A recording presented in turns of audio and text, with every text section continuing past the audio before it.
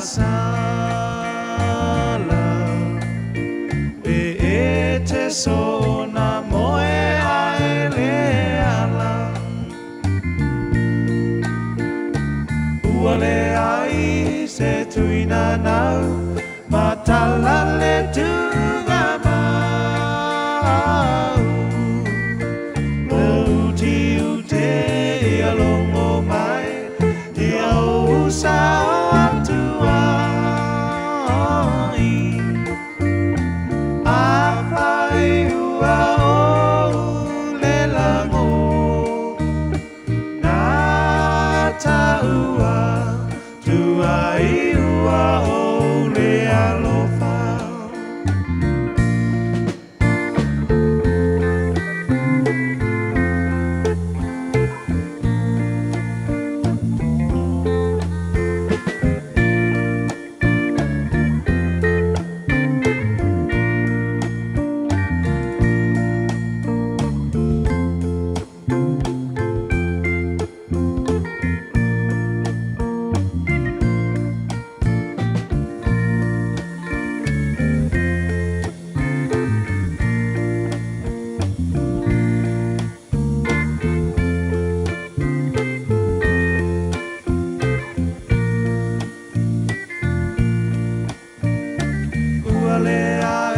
se tuina nau matala le tunga mau Lauti ute alongo mai dia usa tuai apai ua o le lango na taua tuai ua o le alofa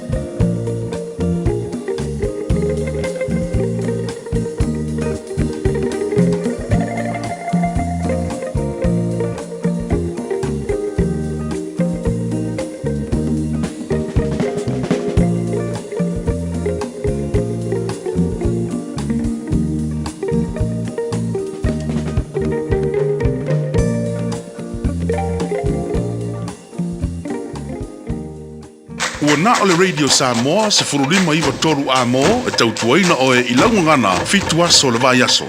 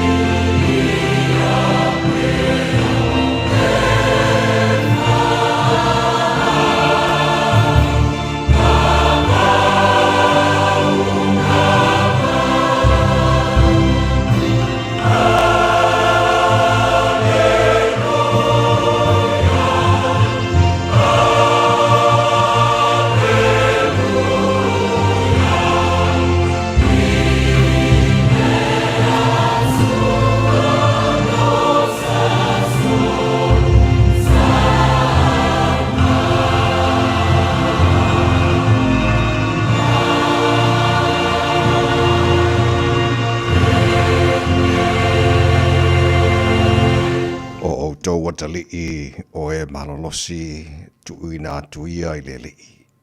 Tuuina atuia i le lii i le vi inga ma le malosi. Tuuina atuia i le lii i le vi inga o lona suafa. Ina aifo i le lii i le mea pa ia e matangofie. Wa mātua lausu le tae au sengsengi. Mātua te ifo i uluma malangi o vi inga lo mātua tua le nei tae au. Ua mātua mole mawina ua telefo i tale manua i titi mala. Ua mātua sapi au whamurianga i le ola wa e amailo mātua tua male asa fau. Ua mātua au lia ono o loa lofa. Ua mātua vii whaftai ia te oe whamanu ma whade ne e nei tae au mātua whapeatu e pa ia. Pa ia lava oe le atua mamalu o le atua mamana pa ia silisili ese mare matautia. O mea umana e whaia e ifo ia te oe. E le ai lava ma se tu sama oe lo mātua tua. O le atua e malia i manao i me le lei umalava. O oe lava o le whaipule o le atua malosi o le tupu o le whaavavau ma le lii o le file mo. O le atua oe soifua ma le vavau e o lava i le whaavavau. E tu mau o lo walofa ma lo wha maoni ma lo wanga le lei. E le liwe o lava le ngata anga o mea umalava. O le atua lava oe la e le vi ingon ma manu le atua oe e pulu le matango fie. Ta maa, whaftai tele lau mea lofa o lo la fau mātua maua. Le nei tai au o lo walofa o e whapopo ade nea su fau le whaita wino aso la sui fura tunu mo le mātua wala. Mātua o lia ade nea su lua o lo su whaia iaso o Februari. O le mātua wholau ngana nei tau sanga. Ia, o le mātua malanga o le nei aso fau lo mātua tua o tu inatu o ao whamore mole se e tau tai mai. I le mātua wholau ngā o whai nei. A wale tia whaiwa le a whengai ma le atino. I le nei aso fau e a mai. A lo whangiana le mātua whanau lo mātua tua. Atu inatu la tau i ao onga nei aso. Le paolo o ao e leo ina ma malu tia i la tau a sa eri le poto. E ala i ao onga. Ta maa whamoni e whaiva, whengai maa lim tamata e whaia onga ngafa mala o oina, wana ia mātou whanau. Mātou te mana tua pēsa mō le atinu pele le mātou te talo, whamanuia le atinu. Manuia ona te tai. Manuia na ia mātou a inga, mana ia mātou tangata umai sa moa, ma le alala ma le pāpa a oiso se vaenga. O le nei, lalo langi. Le mwhai lavo na ngalo le tu mai le mulipanga ma le tāpo inga, na ia mātou mātua tu asin sino le atinu i malu mātou malawara na yaso, te tōru aina lātou le māwhana whana o ao. Whafo isia pelo lātou sui fua laure le tino siri lavo i le nganga. O me umalavo la whara mātou whaira nea so fau e mailo mātou tua, mātou whaia ma le wha maoni ma ia whaia, e fo ia toi le vi inga ia te oe atu maulo mātou wha waa. Ta maa, whamunia mai le tau tua, ale Radio Samoa ni yaso atoa, ua mātou wole, mātou wala au nei mea o malabai ala, sua whamana maro Yesu Kiriso, lo mātou ri mo le mātou whaola. Amen.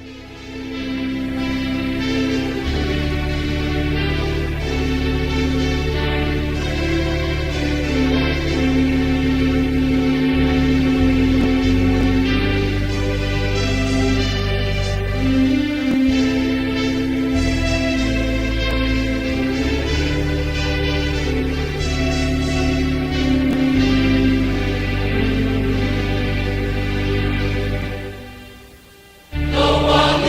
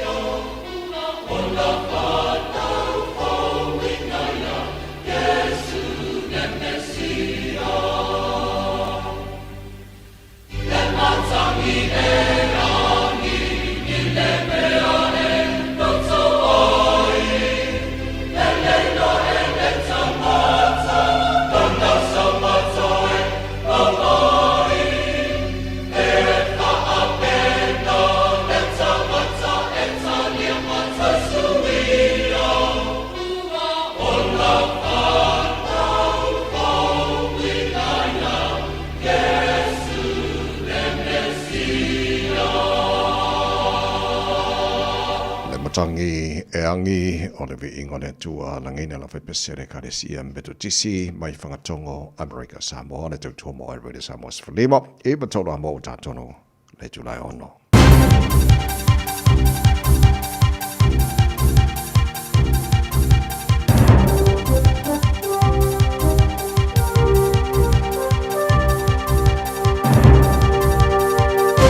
In this update, Health New Zealand steaming ahead with giving free vapes to smokers despite some GP criticism. Our newsroom last year revealed the agency trialled handing them out to quit smoking providers. It's now signed a $500,000 contract with local provider Alt. Political reporter Ethan Griffiths has the story. Since December, 7,290 vapes have been distributed and 67,000 refills, including peach mint and tobacco flavours.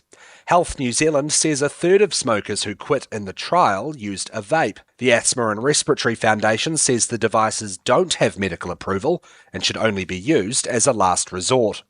It's believed tinkering with dog control laws won't stop attacks, only sweeping reform will. 3 people were injured in an attack by 2 American Bulldog crosses in Christchurch's Bryn Dwar on Saturday, just days after a fatal mauling in Northland. Auckland Law School professor Marcelo Rodriguez Ferrer says dog control laws are often tightened in the wake of high-profile attacks when evidence-based solutions would be far better.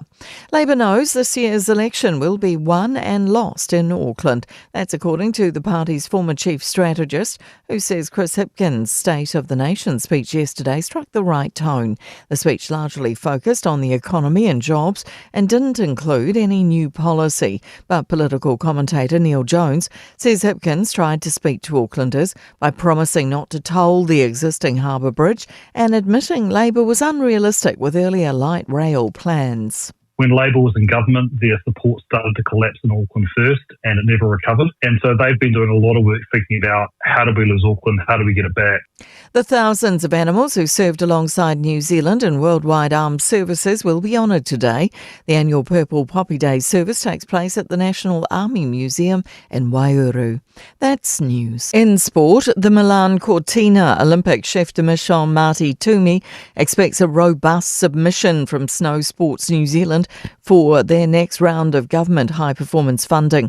That comes after a haul of 2 silvers and 1 bronze medal at the Games, with 10 of the 17 athletes making finals. To NRL League's judiciary, Nathan Cleary is saluting the legal brilliance of his father Ivan after he defended the halfback and had him cleared to play in Penrith's season opener against Brisbane on March 6. The Panthers duo have won 4 premierships together, but have now combined to have a Grade 2 careless high tackle charge against the Tigers, downgraded from a 2-match ban to a $2,100 fine. The panel only deliberated 12 minutes. That's sport. I'm Jodie Gill. Ua na ole Radio Samoa se furulima iwa toru a mo e tautuaina o e ilaungangana fitua so le vai aso. So for malolo tantori follow Yesu Kiriso e mo fo no fa talofa mo fa feloai mo fa tuli mai le mate le lava marminga o te Hawaii sa mo watu no pele e le pa ia marmamalo na fa fonga ne nei tai au fo.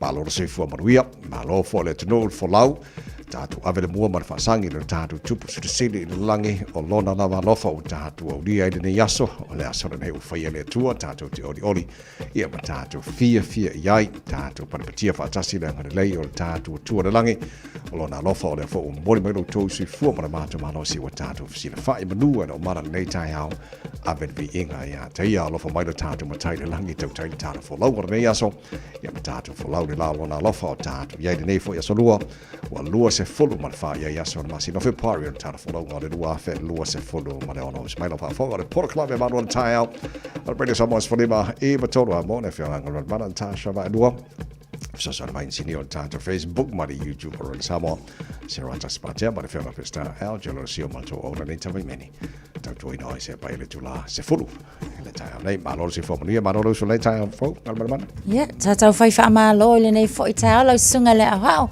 fa malo le langi mama sa mo le tino pele malo le soi fo mani le nei fo es fo nei ala o mai fa fo mo fe puari la ko wi yes le bo jale tula ono la mai bo mana fa fo ngana nei tai au le aso fo ma le lu tau ma le aso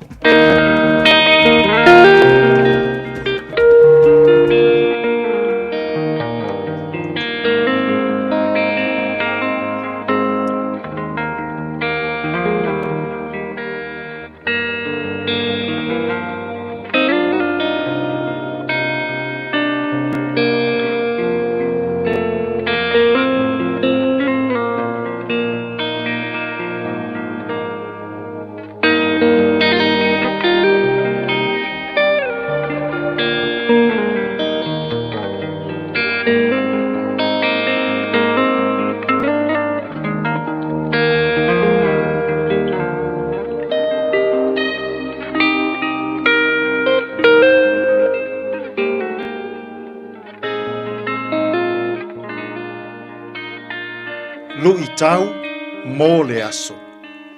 Tupu whaapaupau ma le atua pule ao ao. Foreign kings and the sovereignty of God.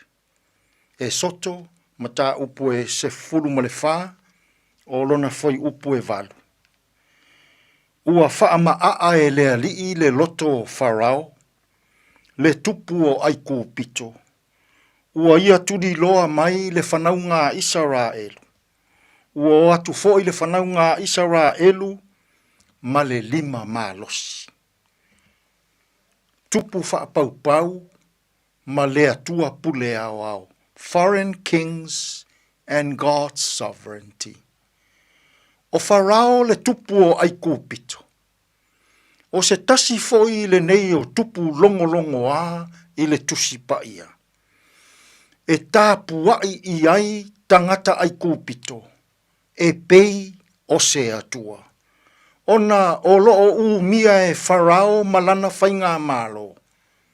Le mālosi whaafita fita, pei o le pule ao ao i le lalolangi, i ia ona po. Aina au maia e le atua, le nuu o Israelu, manonofo i to tonu o aiku pito. Ma whanawhanau, ma ulu ola, ua toa tele na wā le no. O se au wala lea lea tua. E whaalia ai lana pule au au. E sili atu. I le pule male malosi. A tupu whaapaupau o le lalolangi. Ua whaapolonga ina e Farao le nuu o Israelu. I ngā luenga mamafa. O lana au wala lea. E le ngata e vave fasi o tia ai tangata Israelu. Ma vave whaai titia. Le whaitau au whai o tangata o Israelu i totonu o aiku pito. Peitai. Ua vaai atu Farao. Ua atili ai o na whaatupu la ia le whaitau au whai o tangata Israelu. Ua atili ai o na malolosi tangata Israelu. Na tā e lea tua Farao. O mala e se fulu. Na ilonga o na awha aina i le lau ele ele. Awha aina le tamao ainga. Ma feoti ai le toa tele o tangata ai kopito. E le i mawhaia ele malosi o le tupu o ai kopito. Na tatali le pule ao ao a le atua. Samoa e. Na ilonga le sasa le atua i tupu whapaupau. Ona ua manatu i foa Farao. O ia o se atua. Ua nee ma mita mita. Ua whaamaa ua lunga ina ua ifo atu i ai tangata matapua. Pe ia o se atua. Samoa e. Aua e te ola e pei o Farao. Ua nee ma mita mita i le malosi. Ua whaamaa ua lunga i le pule. Ua fia sili ma ola whaamaa ua lunga. I mea ua na maua. Tā e lea tua. I se tā matautia. ngai longa o na feoti ai tangata o lona atonu. A whaina lona lau ele ele. A whaina le si o manga. Ai sili o na a whaina. O na lava tangata. Aua e te whaoa le pule ao a le atua. Tātou te tālu. Le atua ai. A o maia i mātou. O lau pule ao. O le mā losi sili lea. A wā uana o oe le atua moni e to atasi. Fesoasoani mai i a mātou fe au mga luenga o lene iaso. E tonu malele iai mea uma. Lou lava suafa Yesu lo mātou walii, ma lo mātou whaaola. Ua mātou tatalo atua i nei. Amene. Oh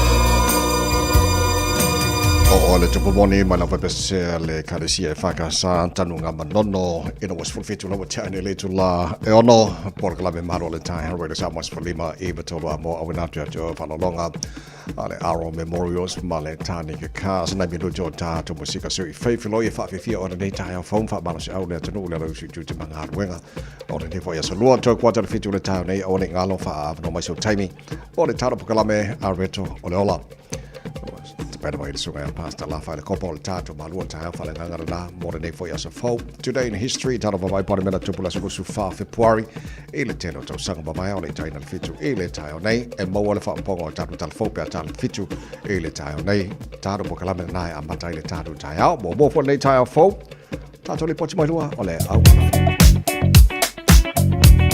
Fatalo fatu apeta avale lungol tato o walo mai ta watu faisi televave o na pisi mai o na isi vaenga lungol tato State Highway suma leono o mai ta watu taimile nei ia o nai vaenga na Auckland Cumeo motorway o lea ua a mata o na mamafa maile traffic ile taimile nei lunga ato tato State Highway 1 o na lave ok kilia lelei a mamale traffic o lo iai na o lunga lava tato State Highway suma leono lea ua mai ta watu ia ua faisi te levave mai o na pisil taimile nei ia e whapena foila i levalea i Conifer Grove i Takanini ia o leisi vaenga le nao le fo ilo mai tau watu faisi pisi mal nei taimile tai au isi o vaenga o nai feo lolo ta vale tau tua na saunga le mul nei fo taimile tai au sfulu ono minute te ele tu lave on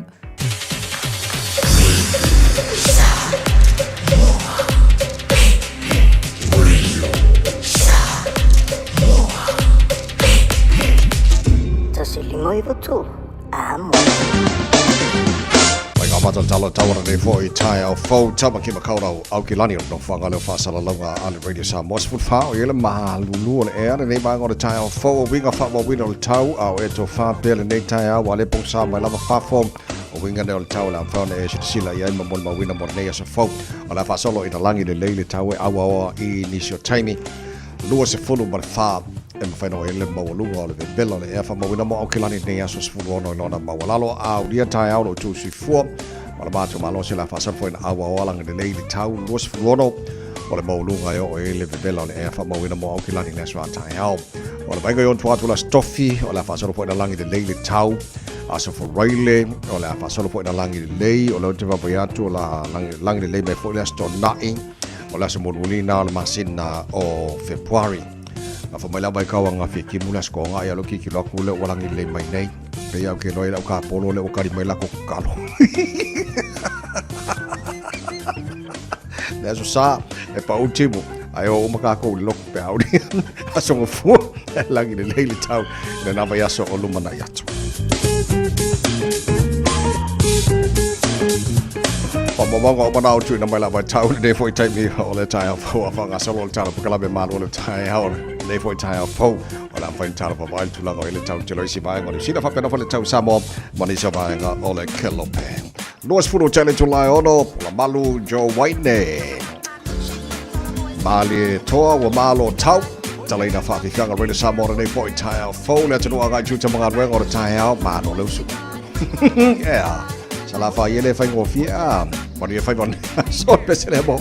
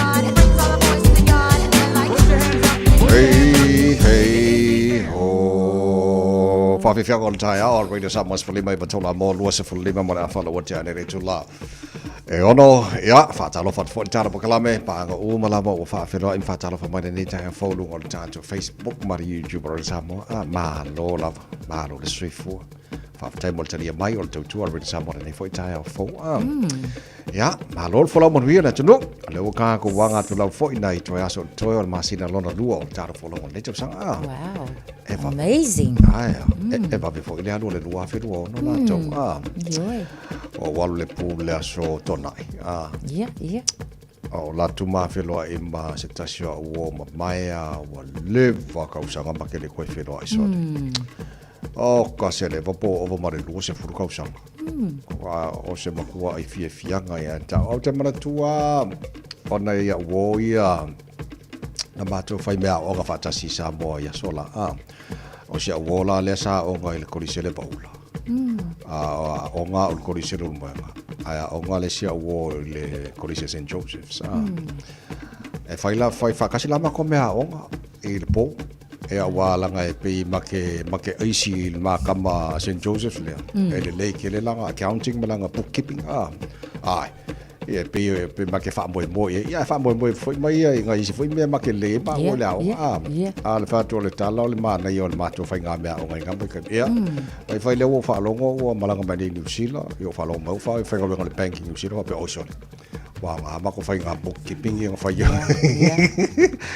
fa o ia fa nga le fa tu pe sa mo ia malanga me foi ma o le sa St. Joseph fa nga le fa ku pengi ia ma ko felo ai la fa ma ko felo ai le la skonga se ba ka ye ma ka o fia so le wole ya au sa pos fulo no neto sanga fa au le fa ka sa Barrasco Dominion Road ya fa ta lo fa je sa wo pele le songa fa fa nga Josefa Tiata ya ma ko fa nga me o nga ya so la ko ma ka ku nga fa ka mission al ma yo le se o nga mo ka o nga ya aya sa bole si des ala fa ya le wo mo wa fa nga ngal we ka ngi ka ni le le on na fio te lo le ta do fa de tani sa peto iva masin il fa nga palota ni sila au te lo na fi le sa fonga dai le state of the nation sa no nga le te tai le Labour Party Chris Hipkins e la nei va nga lo titi lo tu na ye matua e fa matino a special mele o le tama fa ye faini promises ia po oni folanga fo le ele atunu au te pena bol fa nga pa lo tau je lo ba nga sa fa te le ele te fa ta yo le tuanga ia po le Labour Party ia one fa ye ni folanga fo le tanga te to sina ia la to palota ia ai fa me moni ma ngi mele le o la te pena ile le po mo fa nga palota le tau sa mana ia e to tele lava fo inicio la to sa fa yo la to manatu na fitu sai fo yo la na sa noanga ia wai pe o va enga lava fo ia o lo tali le to tele o taimi lava fo ia ta o ai fa pe o le a au mai ia se fina ngalo fa pe o se tasi o party ia o taimi lava fo ina mata itu ina po oania la tu ta ia ia o fo ni vaenga o le a to matau ile fa nga palota mo la to party ata ia I think o le to tele lava fo yo fa la to manatu wa manga ia wa sa o le true ori le vaenga le ua pe wa nga i mai nga ia Chris Hipkins mana to fo le paloka nga se ima vai tu nei le na pa o le ba tu la mai national o le lato targets le sa ia ma o le lato fo ile a fatinonga sai e au mai polo misi fo ia a o le yo o le kai me e fai pa lota but I think the good thing to see is learning from the mistake that had happened o nga le kai milale nei mana tuala o le lava fo ia kuwa ia le national o le Labour wa kele ai talafu o le Labour wa ma still they are not doing anything still as yet ele o ia telefo ni vaenga wa fai le national la to le time so I think o le manga ia kele la o le angle le wa kami mai ai fo Hipkins le nei time e wila vai au mai o mata ia a o lana famtalanga o le tu tau le economy o le tu tau le housing o le health o vaenga lava ia o le lava tuli mata ia which is te au o se tulanga le tele lea pe a fa pe o le ako e fo ile leipa e fa sa o mai ia ma ko e po lesi mai me ana lai fo ia na fa le tonu le isi fa nga palo so avanoi state of the nation so no nga te tai o avanoi tu ia le fa business ia pe la o kilang o le au fai business o mau kilani le sa ia i le fontanga whapitoa. Ia, o mai ei tai nei o pāti a o loma whainga palota. Mai ni ala tu sau noanga, po whea anga e le au fai business. Molo mana e wau te lo, mea umana le titi le lau fai business foi le. Po a ni vaenga i le lei. Le lei pa pāti lato. E whai anto sina i lato palota mo le tau sau fo. Min mo le masino novema. La se fito novema. Ia, la taru titilo, walanga ngā lau fai business ale nga iei i le taimilea. Ia, sau noa le tai o le Labour Party, e le aso nafi. Ia la kako wabai, wale to iwa minute, me ko iwa masinga. Tato o le i le whainga palota New Zealand. Tala noa whainga palota o whainga palota New Zealand i la lo whainga wha temu karasi. Pūrer ka ka ia. Pūrer ka malo pa kua nanga palo ka whainga. Nga paua meo le skala wha mone. Yes. Ia atu whainga palota ua umamunga le skala kako. Telen tala no i tai au te tasi ia fianga o le community i Kaifau. Maile. Vane le whaafonga na tino le nei fo i tai au fo. O lau titi lo te fo. E fo ista mam sona tali i le na whaamunu lia mea nafi. O se wha ia fo i Taifau. A pe au te lola tau titi latu. E friends, ia pe wo mamaya ia le ainga le. Masala po se taimi ua le sero ia Kaifau. Ia wa esele la ko fo ia mionga le taimi na. A pe ia lau titi latu lau whaitau le story.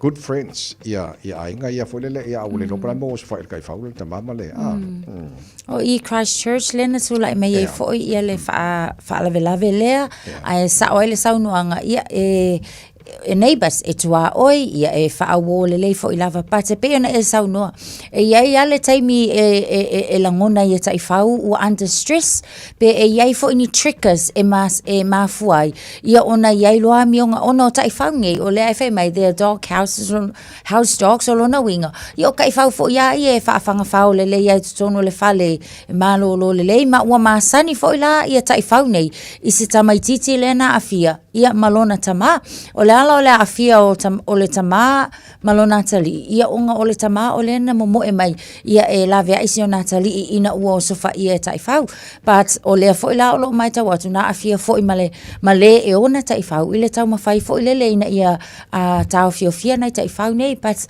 e pe e fōlinga mai e ta tau lava pea ona mautu le leino whanga. Ona o le whai mai ngā loka i le taimina mua ai, ona o sofai, pei tai i a kongu e le lei lava fo i le tilo pe le taimile nei, ini au wala e mauti noa le lei ai, le sefe le lei o tai whau, ina i awalange i kulanga le loka, koe punga mai whafu a o ainga makua i o le tai whau ia i ona a tūlanga i lona nā tūra fo i lea. Ai awala e lua, feo lolo fo i le kasi, ai a wha pe e lua ni tai whau e no nofo whaatasi, o lona winga, ia o le double for the trouble. E ta wala ona mata i tū pats o lea ua matua i longa i fo i le, ia o ngā ave pele ku i kui, o lea lava o tu i tu i awa a fuala i ailo sunga le awao. O lea fo i o lo o tau mawhai ia e sa ilia, ia isi fo i au vaenga ki a wila ia ngau sa whai ia e tai whau mai i le Northland. Lea a olu mana ia ai ke ilo ua mali o isi tina lea fo i nau sa whai i tai whau. So o tūlanga whape, o lea lava ua makua i kui le council, a ngai i le malo, ina ia makua i wha malo sia lava.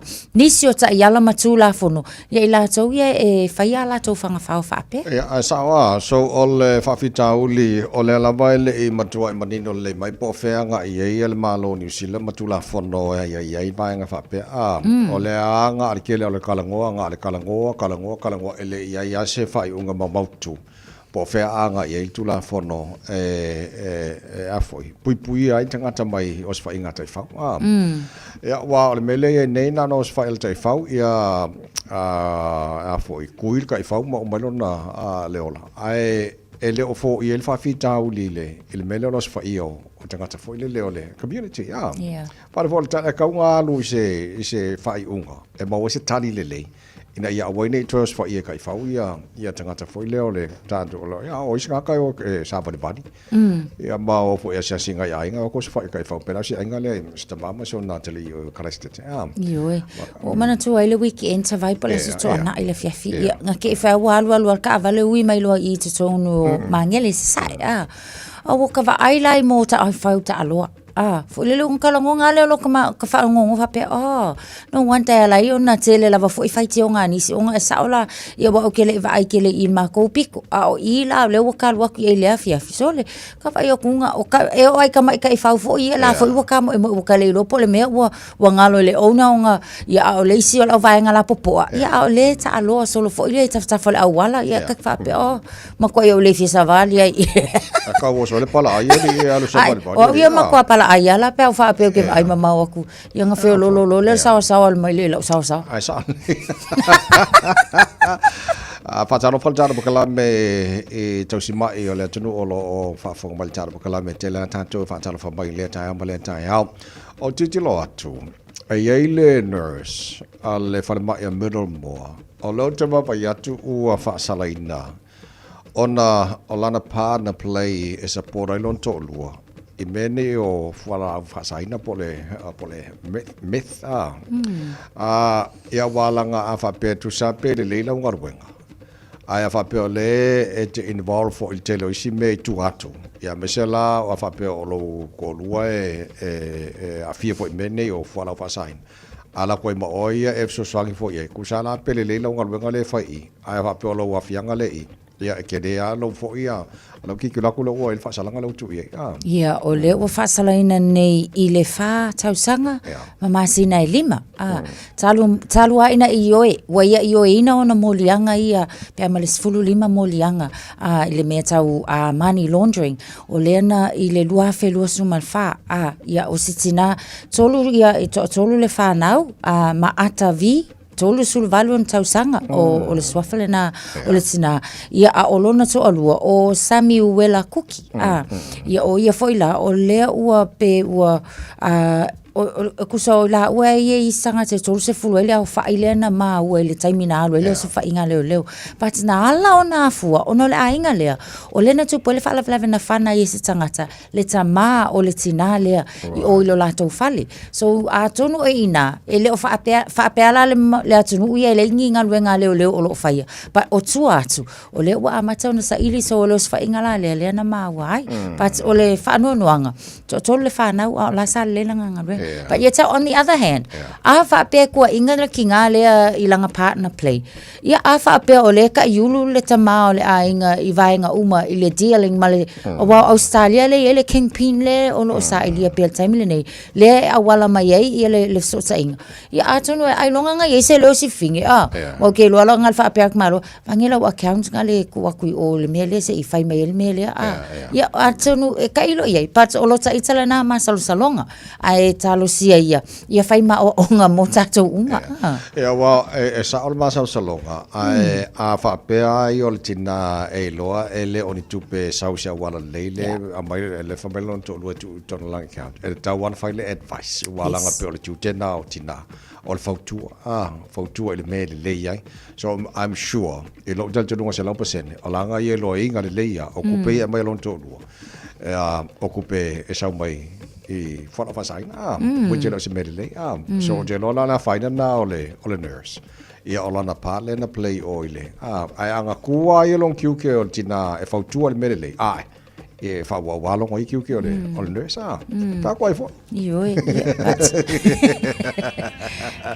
ia la al video ka por mo jo was putasi meno tolo tolo le tola fitu porque la malo taro de samas for mai tolo amo amai fa fianga Benito Jeff Family so taro fa salong fa business ole sini poti lo la walon tu na to lo tatu manual tao areto le olan le foi tao good morning Bueno tao file agimalu Besailo nu Tafaonga atene matama Ilunga ole moli ole avao sole fetua Osamo fo irua Masina e baba aya iluga mama Ano fo awila ulimo uma faufonga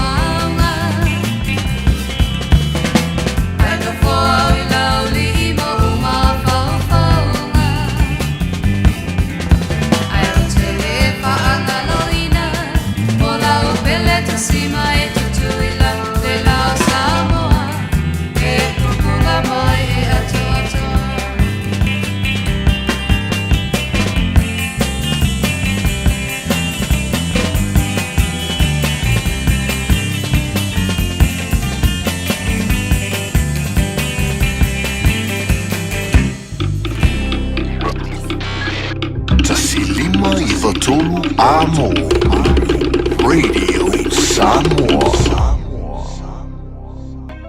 Get ready to feel the beat, taste the authentic flavours of the Pacific, and immerse yourself in 11 vibrant Pacific Island cultures at the Pacifica Festival.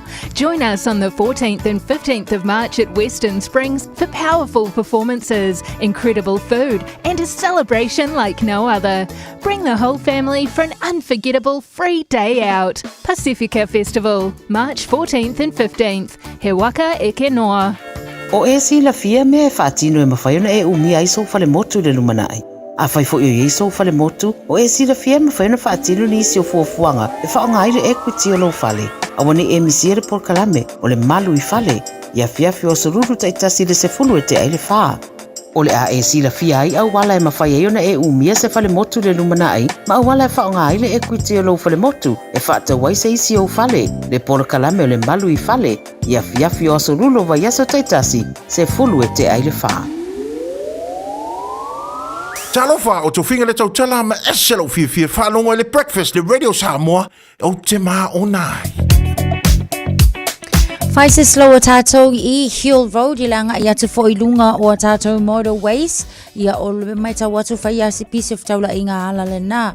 I lava fo I se vaenga manu kau faise pisi o I Everglade e whapena fo I lai Hollyford Drive I langa ia te fo I lea lunga o tātou State Highway 1 I le taimile nei lunga o tātou State Highways fun maleono mai tau watu o leo lo ua whai lava fo I si pisi mai le vaenga le nā le anga iani te aratu whapena fo I Lincoln Road I le taimile nei o le tae au ang ile anga ia tule na ile taulanga ia mai se lava foi o tātou Central Interchange le nei foi taimi State Highway 1 o faisi pisi mai I southbound mai Oteha Valley anga iane le na Constellation Drive ia mawhaasol solo ane lava ngā tātou awala lau papa aveta vale tautu ana tau sia saonga le mumtu la fono o le awala I le nei foi taimi o le tae au o tus fu 5 minute ta leo le tulai fitu Talofa, we're the Katinas, and you're listening to Radio Samoa on 1593 AM.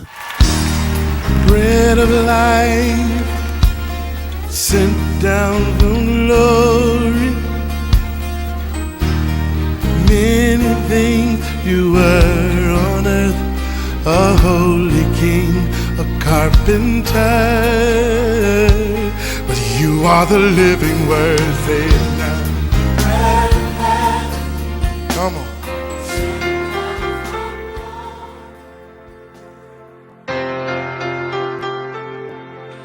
Malo lava le soifua manuia le tatou tunuu ia ile amatanga fo ile ne yaso te fia fa filo ai tatou por kalame o la retole ola ia mo o ile ne yaso o le tusi sakari on tau pe fa upe se fulu e fa pe a wapo ai ea ua ino ile aso o meaiti a le upu mo o ile aso le nei a mata I se mea iti Ile vai tau fatu ato e fo I mai le nu ule o sauta sa fata fea I o le nu ule o Babylonia.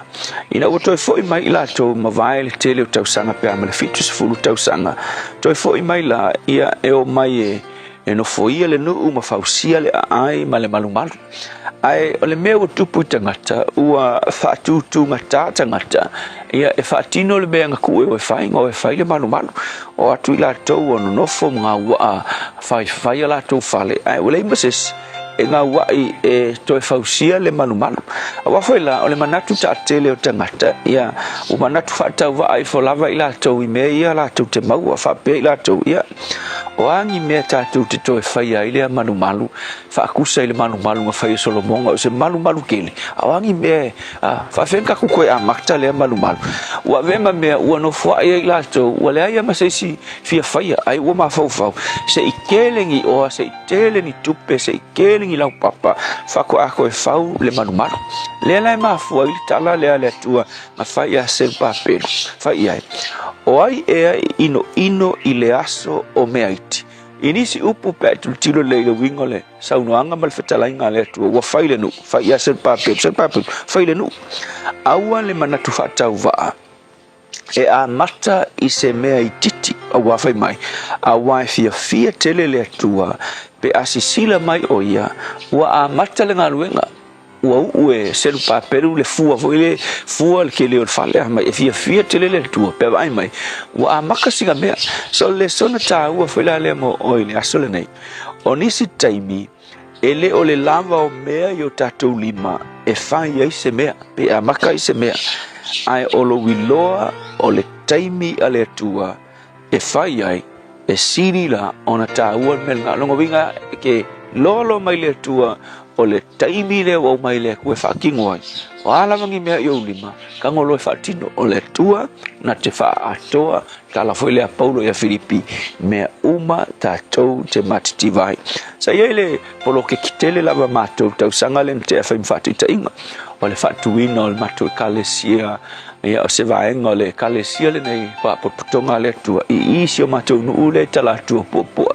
O maki o mai ngea le leva ina fuafua ka fuafua ina vai tau fuafua fo ina au na sai ai tau fila nu ia le sa sai ai ai ke au facing o bitele ia o ngei atau sanga le na te ia au mai pise me au mai le tua o le kai me kaunga koe a mata loma ma a mata ngalu ngai popua ia o fai atu lo si tu la fale le wa mata ile kalesia ele me fai ngaku koe a mata pe me fai ia nga maka wa fai lo talia le no fa u fale lotu ia le uoso le kalesia talia fia sinu o popua mali me sili mana toi fo ai mal fanua te le la ve fa mai mal mele no foi si uso le mato e kalesia e wa au mai le no ul fanua mata ngo fi e fai ai le fale le ngaluenga male e kalesia ale kita wala ele I fa peng fa kalise tele la vangi kupe e mo modi ele no upe fa yengi me fa yengi fale ele ma se tupe ai o tupe la vanga ai na amata mata kasiale me nga pueina le taua o le taimi ale tua fa mai lo le tua mai loa o wi loa o le taimi ale tua fa nga yoi e kwa ki nga le kupe ai fa nga yoi e kwa ya la tu talia le lotu le no fa tu le fale lotu le amata lo amaka nga ngal taimi mai fea ina ua loa ona mai tau le taimi ale tua ona winga pole angi me o yo lima awa ke vai ai va ai totoa I le taimi ale tua awa fai mai kala kuspaia a mata ise mea titi ai a maka ise mea titi fa tasi ma le taimi ale tua I lona finangalo e fa tupu le tua le melna ma avea ma mea tele so le upu mo oe le aso le nei le asa me o kau fuafua ia awe ke so nga vai fu me yo lima ai mai tau le taimi ale tua fa fitai te awa o matou so se mea lave o fo yo matou project matou te fia fai sili na tau pe a matou a mata fa tasima oe tu se lava po ani me iti yo matou lima fa fitai sun a pe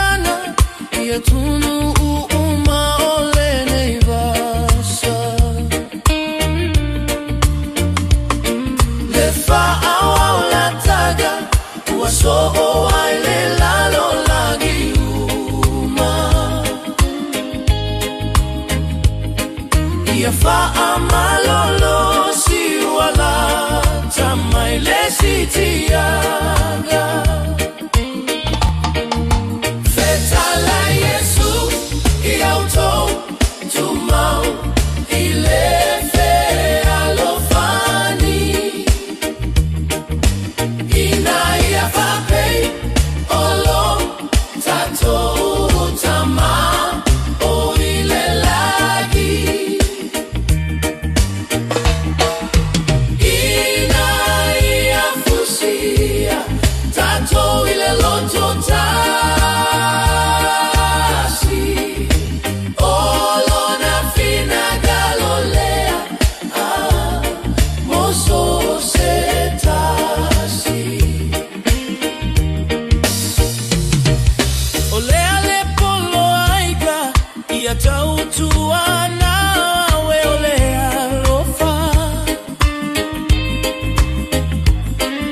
alofa yotuoi fafangatu ye uamatitiva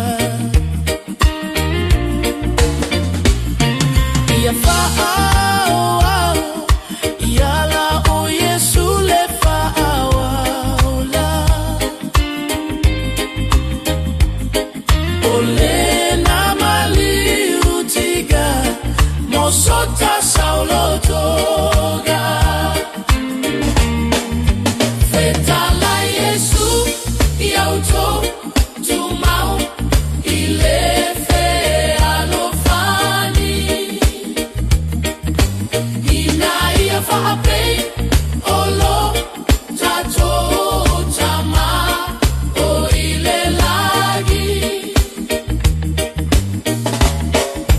ina ia fusia tato ile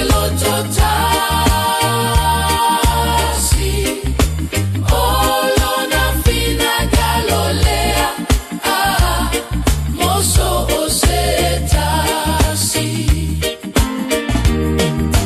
Vetala Yesu yauto tumau ile fe alofani ina ia fape olo tato tama o ile lagi ina ia fusia tato ile lototasi olo na fina galolea moso osetasi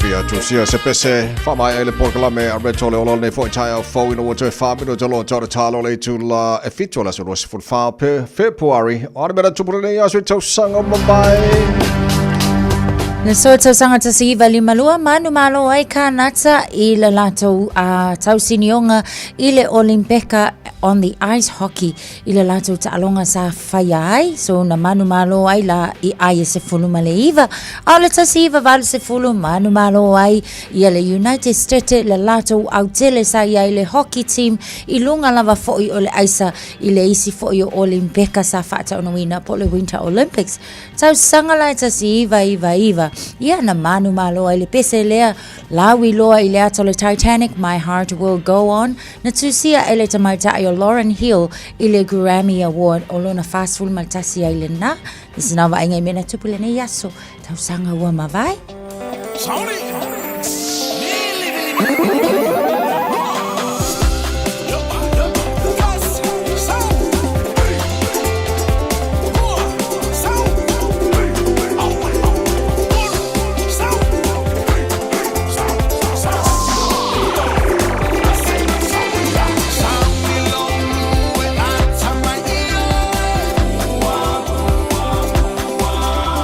Atama isina mai pese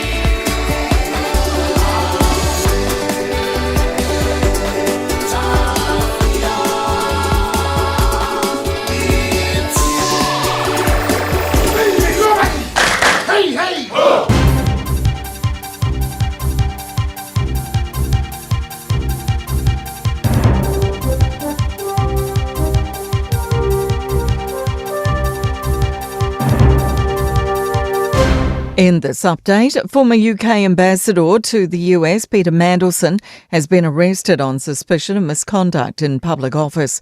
Mandelson was fired and has been under investigation over his alleged ties to Jeffrey Epstein. It comes as Australian Prime Minister Anthony Albanese has written to his UK counterpart, Keir Starmer, calling for Andrew Mountbatten Windsor to be removed from the royal line of succession.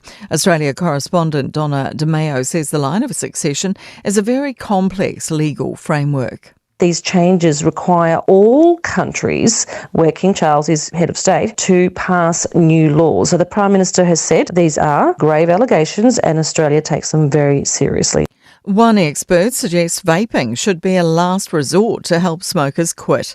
Our newsroom can reveal Health NZ has signed a $500,000 contract to provide free vapes to smokers after it conducted a trial last year. More than 7,000 vapes and 67,000 refills have been distributed in the past 2 months alone. Asthma and Respiratory Foundation boss Letitia Harding says thousands of smokers have quit using nicotine patches and gum, and vapes aren't a proven tool. It seems crazy to be giving $500,000 contract to something which doesn't have any medical approval for use as a quit smoking cessation device for a start. A memorial to the 29 men who died in the Pike River mine disaster is now due to be finished later than expected. The Department of Conservation is proposing to open a memorial at the disaster site a week prior to the November 19 anniversary. It had wanted the memorial done at the end of summer, but has revised the timeline to allow families of the deceased to give input on the design. The Defence Force Military Working Dog Unit set to be in the spotlight for today's annual Purple Poppy Day service. The event at the National Army Museum in Waihuru recognises the many thousands of animals who served alongside New Zealand and worldwide armed forces. That's news. In sport, 2 NRL leagues judiciary, Nation Cleary is saluting the legal brilliance of his father Ivan after he defended the halfback and had him cleared to play in Penrith's season opener against Brisbane on March 6. The Panthers duo have won 4 premierships together, but have now combined to have a Grade 2 careless high tackle charge against the Tigers, downgraded from a 2-match ban to a $2,100 fine. The panel only deliberated 12 minutes.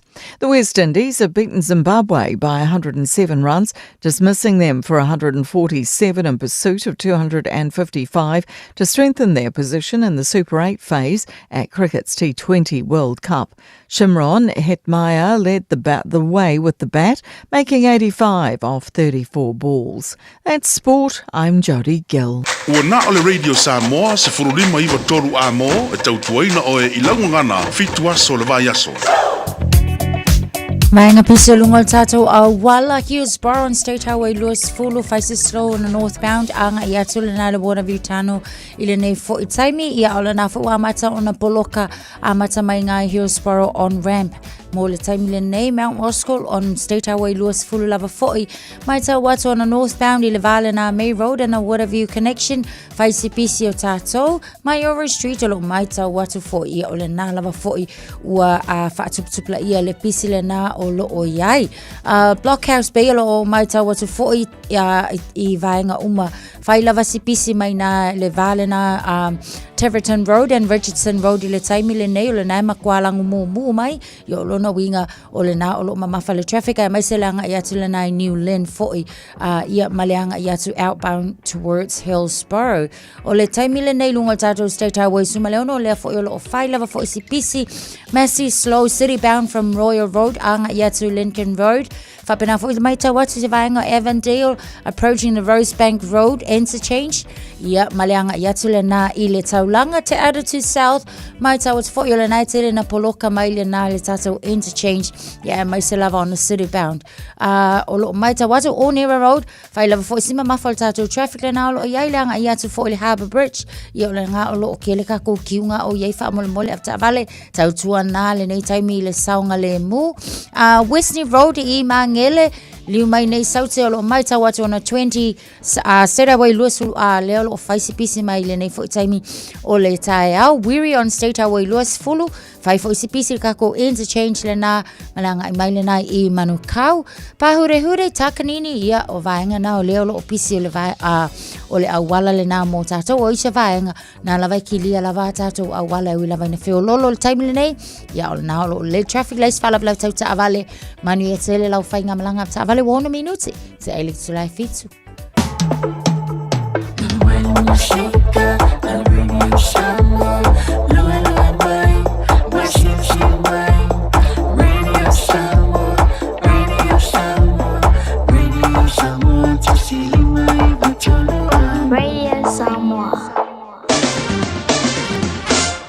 Malo se forma de neva on the tie off after the tunnel to the mail to the radio Samoa mal por kala me maro le tie off ya la boy fa fonga by the neva on the tie off malo la bola street for malo ya vai ngala tama le talo le tau la ta mata mai for Samoa Baba ya tole mana mai le lagi le tau Samoa te fitu Samoa they vai on the tie off o winga fa mo winner tau Samoa la fa solo na awa la so atoa e vai on Samoa pa we timo e le nei fo ya so lua o lau te baba ya te whamaila mai tau e whaina o le tolu se fulu degrees Celsius mo runga le pevela le e Samoa e le nei fo yaso lua se fulu mane ono i lona mawalalo o tātu tala mai Samoa mo le siri whiole tunu o le tāle valu i le tai o nei i o le wano fo e whatalo whatuai pānga malava ale maru o le tai au rei Samoa whafo mai le Facebook mari YouTube o le Samoa whapena foi ia le FM 106.1 i Samoa malo la bola sifu maria nei bango le tai au na tino foi whafo mai America Samoa malo sifu le nei foi tai au fo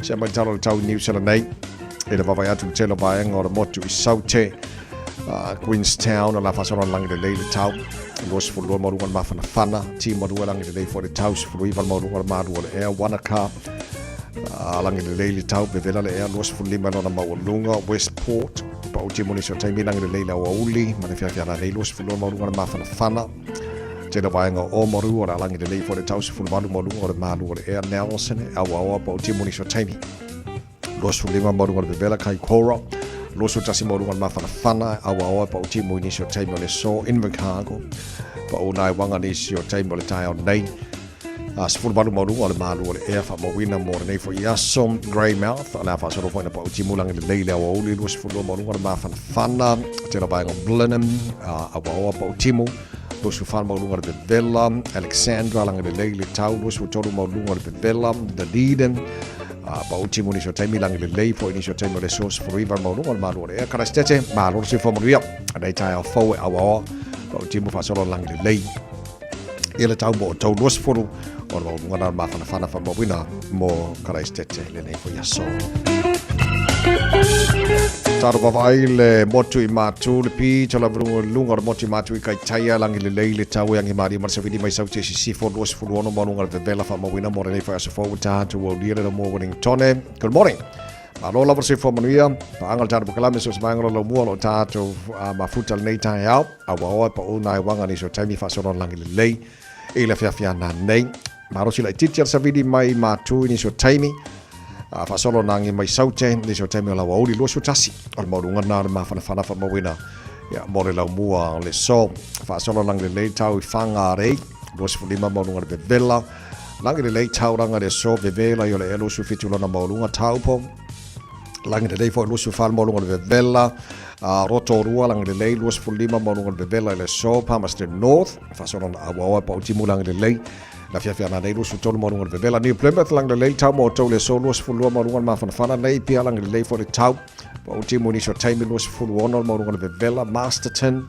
awa pa uti mo le so lang le lei la fia na nei luas fulima marunga le vela Leven luas tolu marunga le vela fa so na awa pa uti mo ni so taimi lang le lei la fia na nei tolo jaba va tu Hastings lang le lei le tau mo tau vela la le luas fulua no ma lunga Gisborne lusu fitu marunga le vela lang le lei for the tau awa ni so taimi kiri ro Hamilton e maro si fu nei tai au langi de leile tau mo tau le so los fu lima mo lunga de vela fa mo wina mo nei fo ya so fo wa tato au lia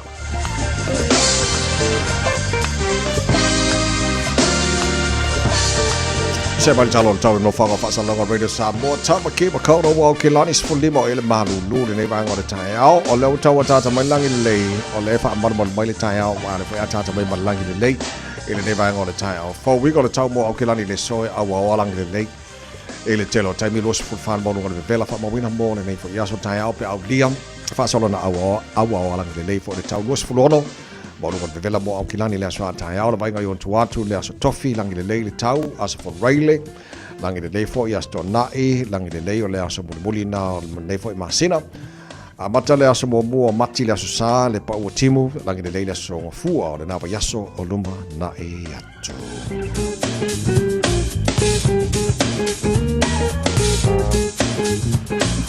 Bongo manau tuna mai lava tau ne foi vanga le tai au le tunu ala papa au di sava ngor kelope manato maria mali tau mo tau e nei tapa ngai sa fa tala fo man na fi mai Italia ya mai se vai ngor langi manato maria mali tau mo tau Italia de host il Winter Olympics le ka umba kungi ya ma lo fa tai le tunu ni se pa anga fa fa na pi ama mai fa tas mal tar pa kala nei tai au ma lo la fa se fu fa tai mo tali ma tau tua nei tai au e le tina o tilo atu le tala le na maua le tāpur kalame. Makua i koa lo pulo le koa ki ngale. O leo te mawa atu stina le na lawe i esta mai titi o le lo po se palangi po se Pasifika. Mai o se whainga esta mai titi alo bau fo i le tu atu le o la wala papai taka puna. O le mea na whai le tina lea. Makua i koa lo pulo ni tina le koa loko wa o i ele na whaasau ina. Malita mai titi lea a fua kupea ke ope ko a ongo ere si vai. Ai ko kasit ko mai kiki lea. O tina la le malana ngaluenga na whai. Makua i whaasau ina sieta mai titi. Mai le mon malo vale. Mon mika vale mo mea ngi o kapaki. Ia langa. Amu ia.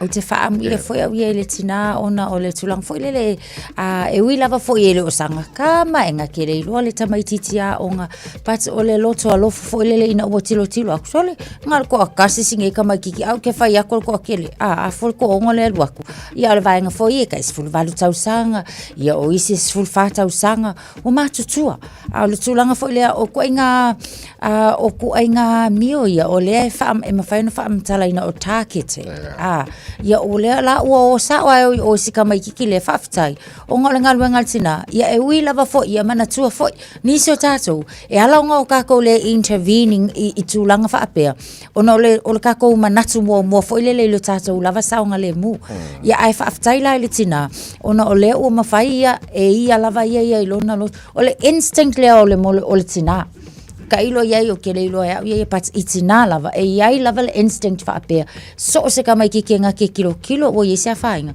e le ma fai nga ngofo pat faftai o le foi na vavelenga luenga fo ia le la to ia ma tili ai ona fa mautuina le saunga le mu tina ka mai ki ia male awali uma ia ko kas fale kong kule o ia onga ngala Aia foi, o le tala malmol mawal tina e leo skinga umi fo e pe anga le lima ia fuku kasi ingisi longo mi. Vaenga e maku. Vaenga le fe po.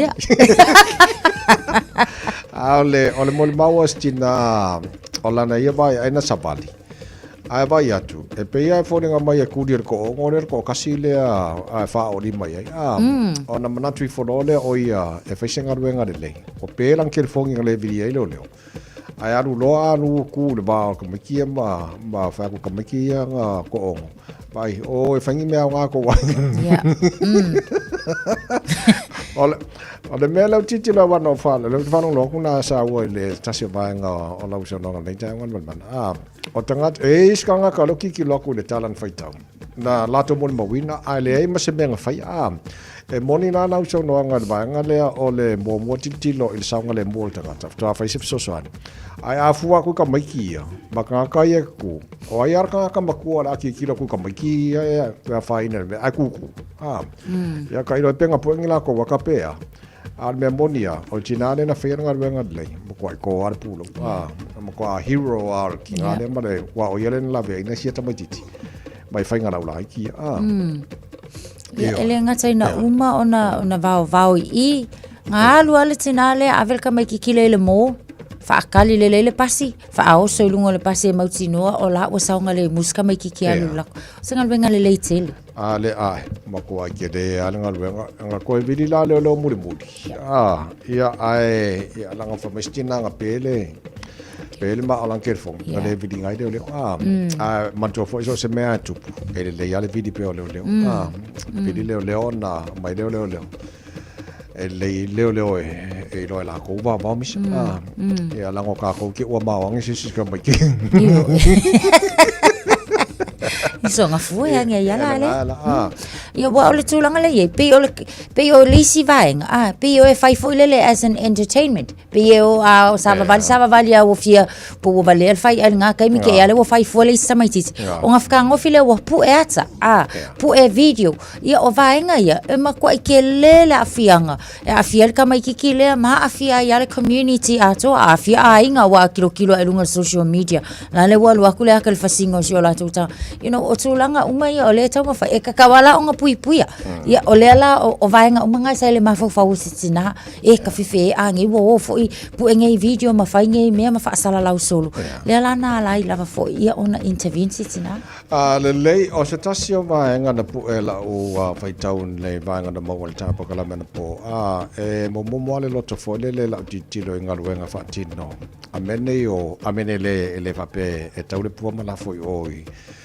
nurses, midwives, malato fudele but ole fa tamala I taimi e fai ngarwenga ole talala ole ma volta po kalame e le pepe to ali mo se fulu I tulalo no matua wa umalona ona fale mai ona ole fa tamala ole porto si mai sa tu iai ole alu langa break e kulale umelo break ai sa ua fa le tonu pepe ana fiso ta I manisi o la tu I lenga luenga le taimi ale falanga break se manue fa sa ina le ola pepe sa pepe fa na le ato toro manos ole pepe fo le preterm or premature ia ole tulanga fa no ai po ala fo inisi fa mtalanga fo ia au mai ia wa ole fo ima fa ina tula I mai le health la to ia ma fa au mai fo la to fighti nga ole ata fa ali ko ngalenga ole le lava le staff short staff be over exhaust for ile staff na lai ona umi ona alu ese mal time lena ole ngalo e falanga break e pe wa faisi over ole umi ole break ia atonula ole fe kawila le foi mai ia e tulanga na ia isi pepe ia fa swa ki le pepe mantu olo inga ia tulanga fa pe ka lava o nga ile tangata monetaina le tulanga fa pe e mai se ole alu toto le lava foi mu mai ole o ile tulanga fo ile fa fai lele ai ina ia mauti no alo na saunga le mu ia ai o tulanga fa manatu fo ia mo tato unga mai fo ini so tato o lo nga lulu e pe ai ave ma fo mai fo ia kakawa ona ave na nei tulanga ma fa manatu ta wa ma fa fangu mo tato conditions al pepe e mol mauma li potina ma wal tampo kala men mai le matanga wenga lo sifo malo loina e te tauna I elisiaki within ele tula ato o le taimi ato la le na le nurse le lana break sa te tauna I si e tu I le ngaluenga e siaki ina le pepe tono le taimi le wa ana siaki tu sa pola ale falanga break le umile na I tula ana I si e tala no I matu ele ngaluenga e siaki ina le pepe I tono le tula le e fa sa ina le ona pepe kan fai I mean po asu suanga wale file investigation taimi nei po la po fe tonu ta oto ye po fele po welu rudo la mal fale ton ai ona ngarwenga ia sa tauna fa tino o le tulanga o ele pepe tauna siaki every hour tauna ele siaki fa pito ine mo tino la le ma to yoi ia ona mai fa pena so se fa te tali po la tulanga ele so ngoro fai il tulanga ole fa tino no fa ngarwenga na tu sanga duele tin lele ma sa ko ki manga yo ka fa mo ole puki fa ko como mo falo ka ma fa mo ka lo ko isi alwa toto le ia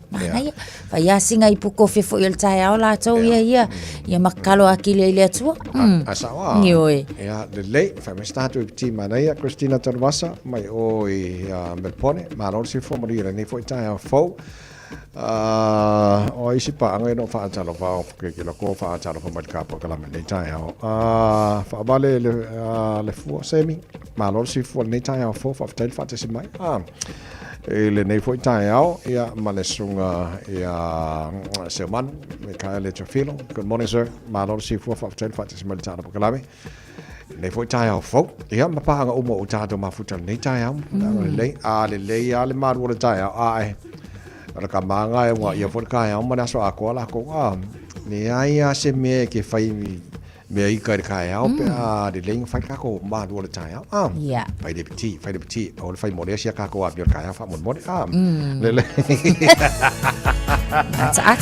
ata mai fia mai le na fa wo cha do fa fia nga RSA e de foi tai a mai fa fia ma RSA so ai mo le fa po on le tai le por ka la nga bon cha ni think about it porque la Manuel Town with us almost for him but told our both take for a long our memorial small tiny cats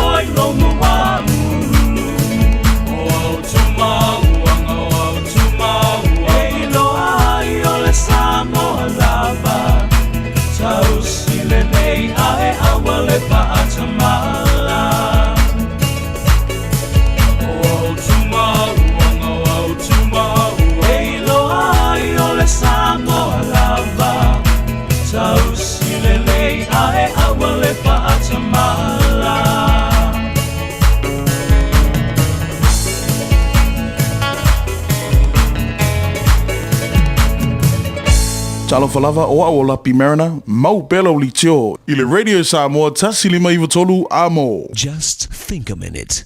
It could change everything.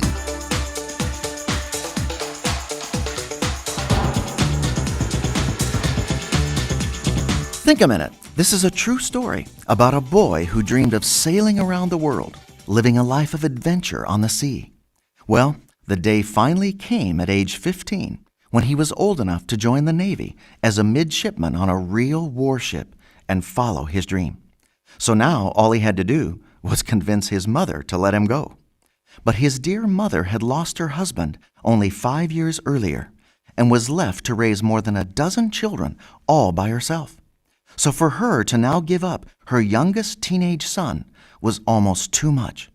But she told him if that's what he really wanted, she would give her approval to let him go. So the day finally came to say goodbye. Her boy was standing in front of her in a dashing Navy uniform, ready to sail away. Then suddenly, his mother became overwhelmed with the pain of letting go of her youngest son. She began to cry uncontrollably and begged him to stay home and help her and the rest of the family. Her 15-year-old son was quiet for a long time. Then finally he spoke. Of course, he wanted with all his heart to become a Navy officer, but not if it was going to break his mother's heart. So as sad and disappointed as he was, he returned home to help his mother take care of the rest of the family. But that's not the end of the story. For this strong young man, who almost became a midshipman, later became the captain of a country. This devoted son who sacrificed everything became known as the father of his nation, George Washington, the first president of the United States. You know, the Son of God himself also sacrificed everything, including his own innocent life, because of his great love for us. Then 3 days later, he was raised back up to rule everything he had created. Yet he still gives us, human beings, the freedom and choice to accept his authority and leadership in our life. But we can trust him because he's already proven he will rule and lead us with his love. So won't you ask and trust him to take control of your life today? Just think a minute. If you'd like a free CD of our top 40 programs, write to us on the internet at www.thinkaminute.com and catch us tomorrow at this same time when we stop and think a minute.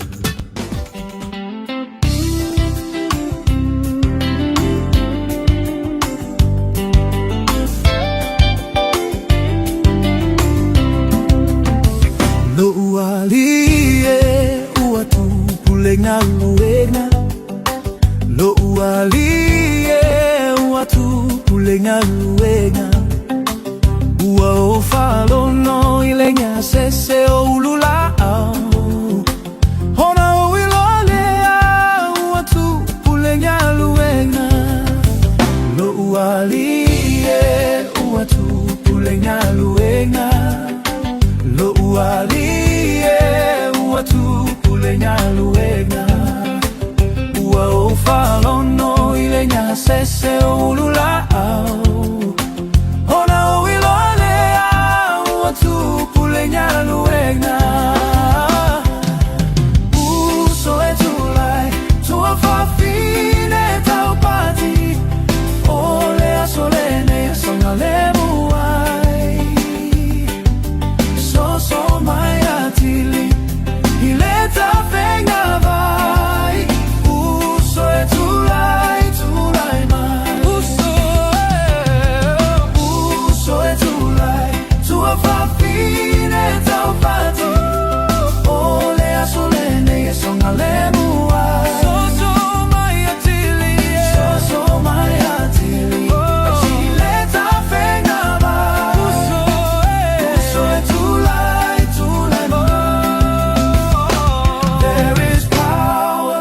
Power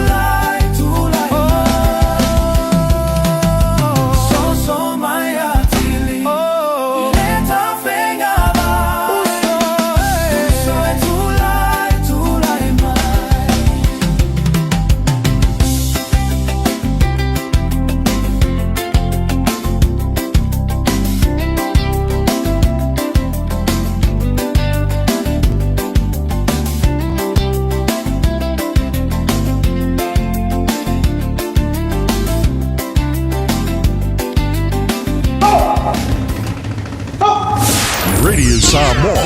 Tasilima iwa tolu amo.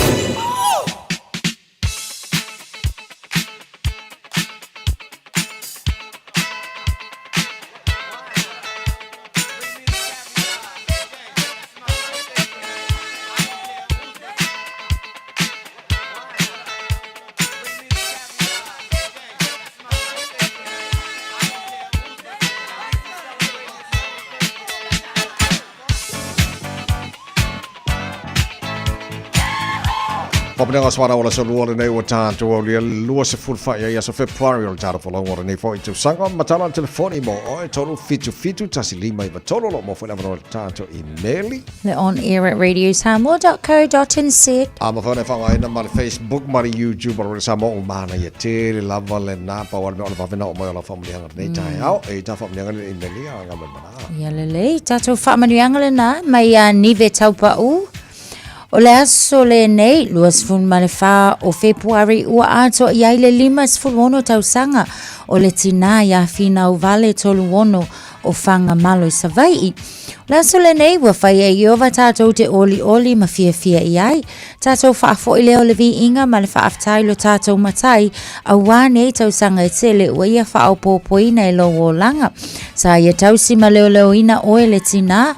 La mātou te talo, ma le whanau ia toi fōa i nisi aso se tele, tātou te mafuta i pēr, ma ia sanga tulu i pēr ni tau sanga se tele, a walo wola foina mō lau e kālesia, no u wha pēr to tono lau ainga, ai maise le ainga o sio to alua. Alo whaanga ma whaamanianga, mai lau number 1 darling husband taupa u mata a wha eneliko a whea tolu wono ma le whanau ngā Israelu. Ai maise ai o alo whaanga ma whaamanianga mai atu lua Mercy, ma whanga Sau Henry tolu wono, ai awhi mawhia whaamanianga mai lau granddaughter o Kania.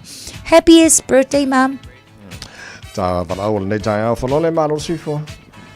Malore langi mama tau tua tunu me tai au malulu tawai, pape tau whala tai au, pamani atula whana ola tali ole li o pio, i ole asore nei wa atoa i aile, me valu tau sanga o lau nā tali, ia whastai le tua nei tau sanga i tele ufo ai a teia, e tupu maora oia avea oia mse au nai aso o luma, ia oru whaangana, ia watu ia wholole matai a i papakura whastai lawa mori a wanota vai martau sara tai au manu ia le luaso.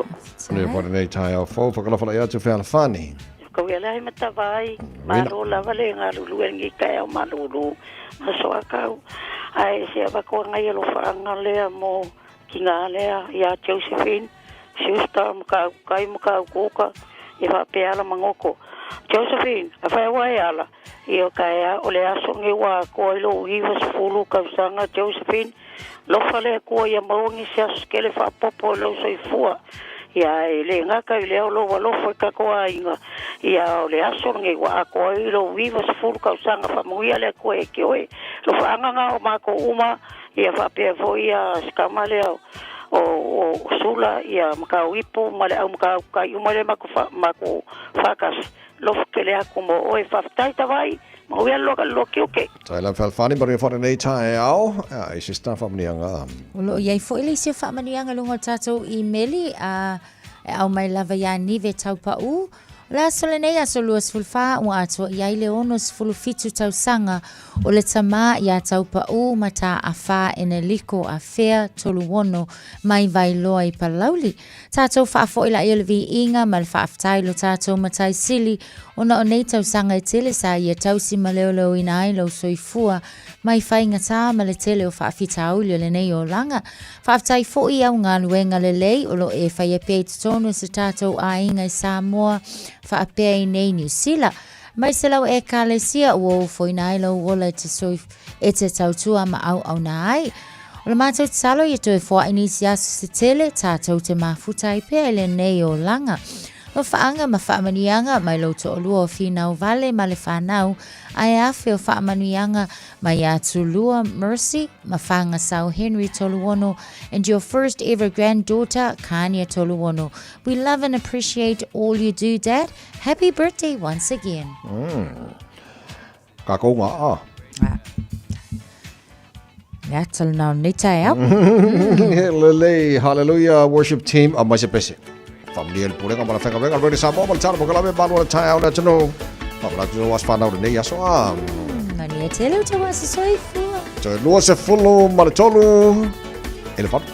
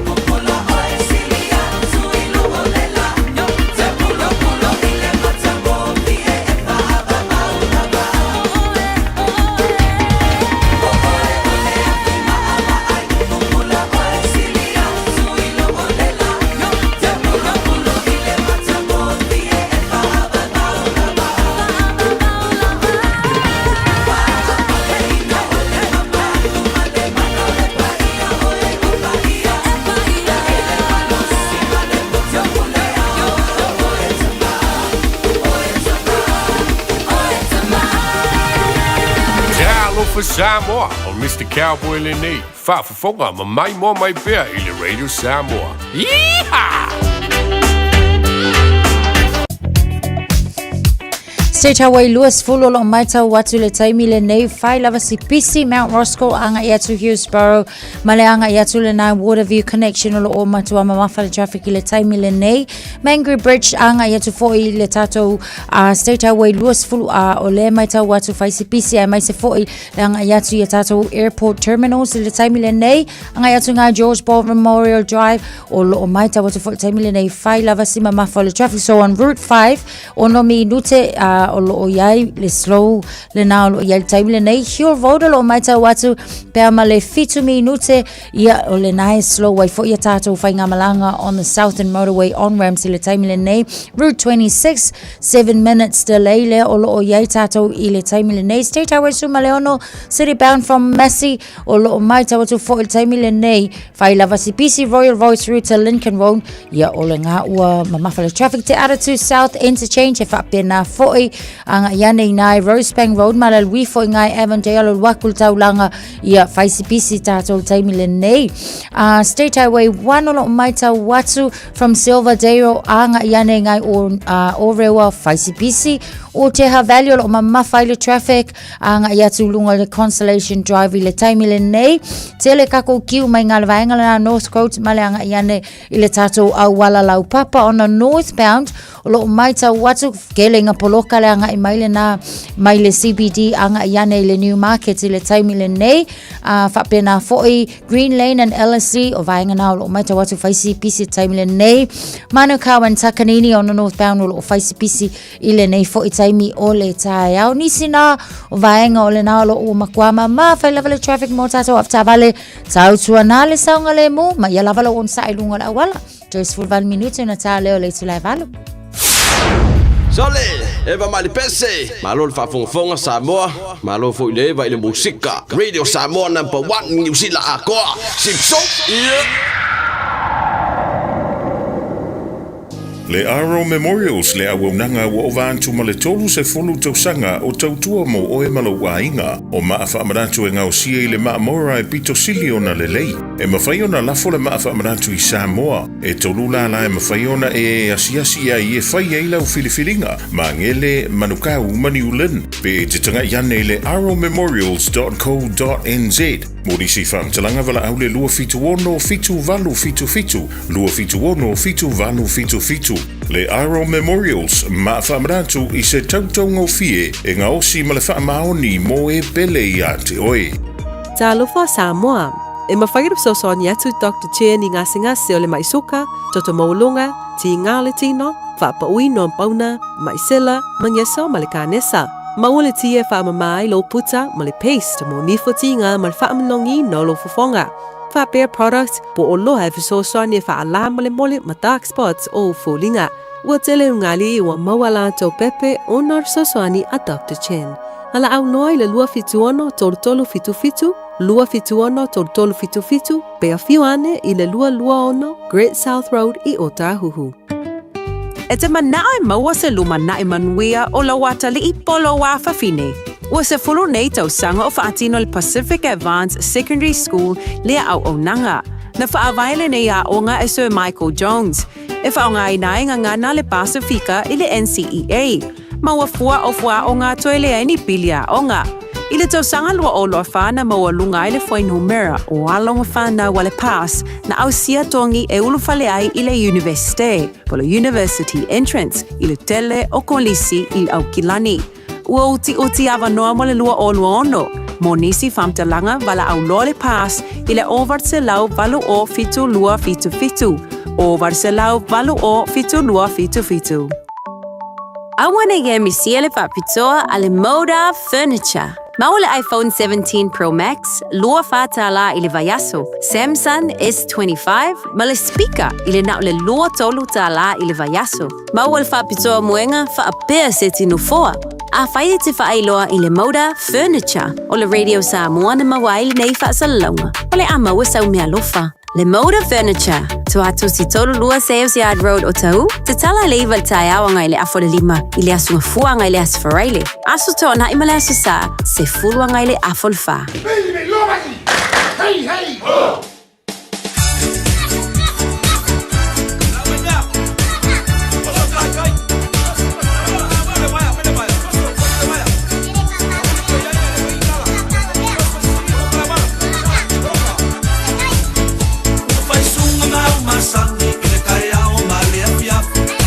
Why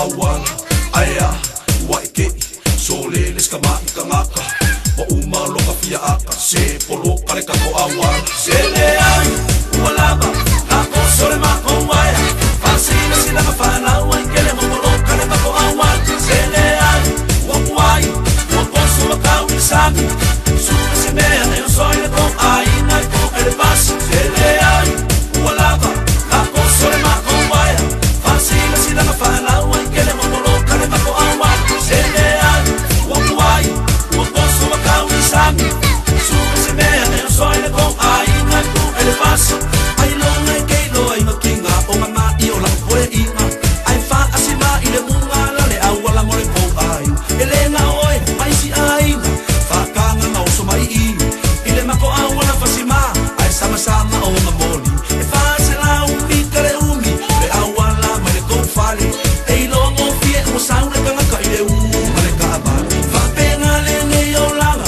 Roko alo fai so se kangaka Maria mai le ngai kulu O le apolo kare mako awala Aue, sole, pe mo i ea o le kala Ele koe sau lau kenge Ai se polo kare kako awala Aea, waike, sole les kama i kangaka Wa uma loka fia aka Se polo kare kako awala Sele ai, ualaba, hako sole mako waya Fasila sila mafana wankele momolo kare mako awala Sele ai, wakuai, wakoso wakawi sami Suka se mea neo soile ko aina ko elebasi Sele ai, ualaba, hako sole mako waya Fasila sila mafana wankele momolo kare mako awala Sele ai, wakuai, wakoso wakawi sami Suka se mea neo soile ko aina ko elebasi Sole le maka ko le awala wapolo ka ila whakaronu Wapolo ka le mea akoa e mai tafuna i whakatoru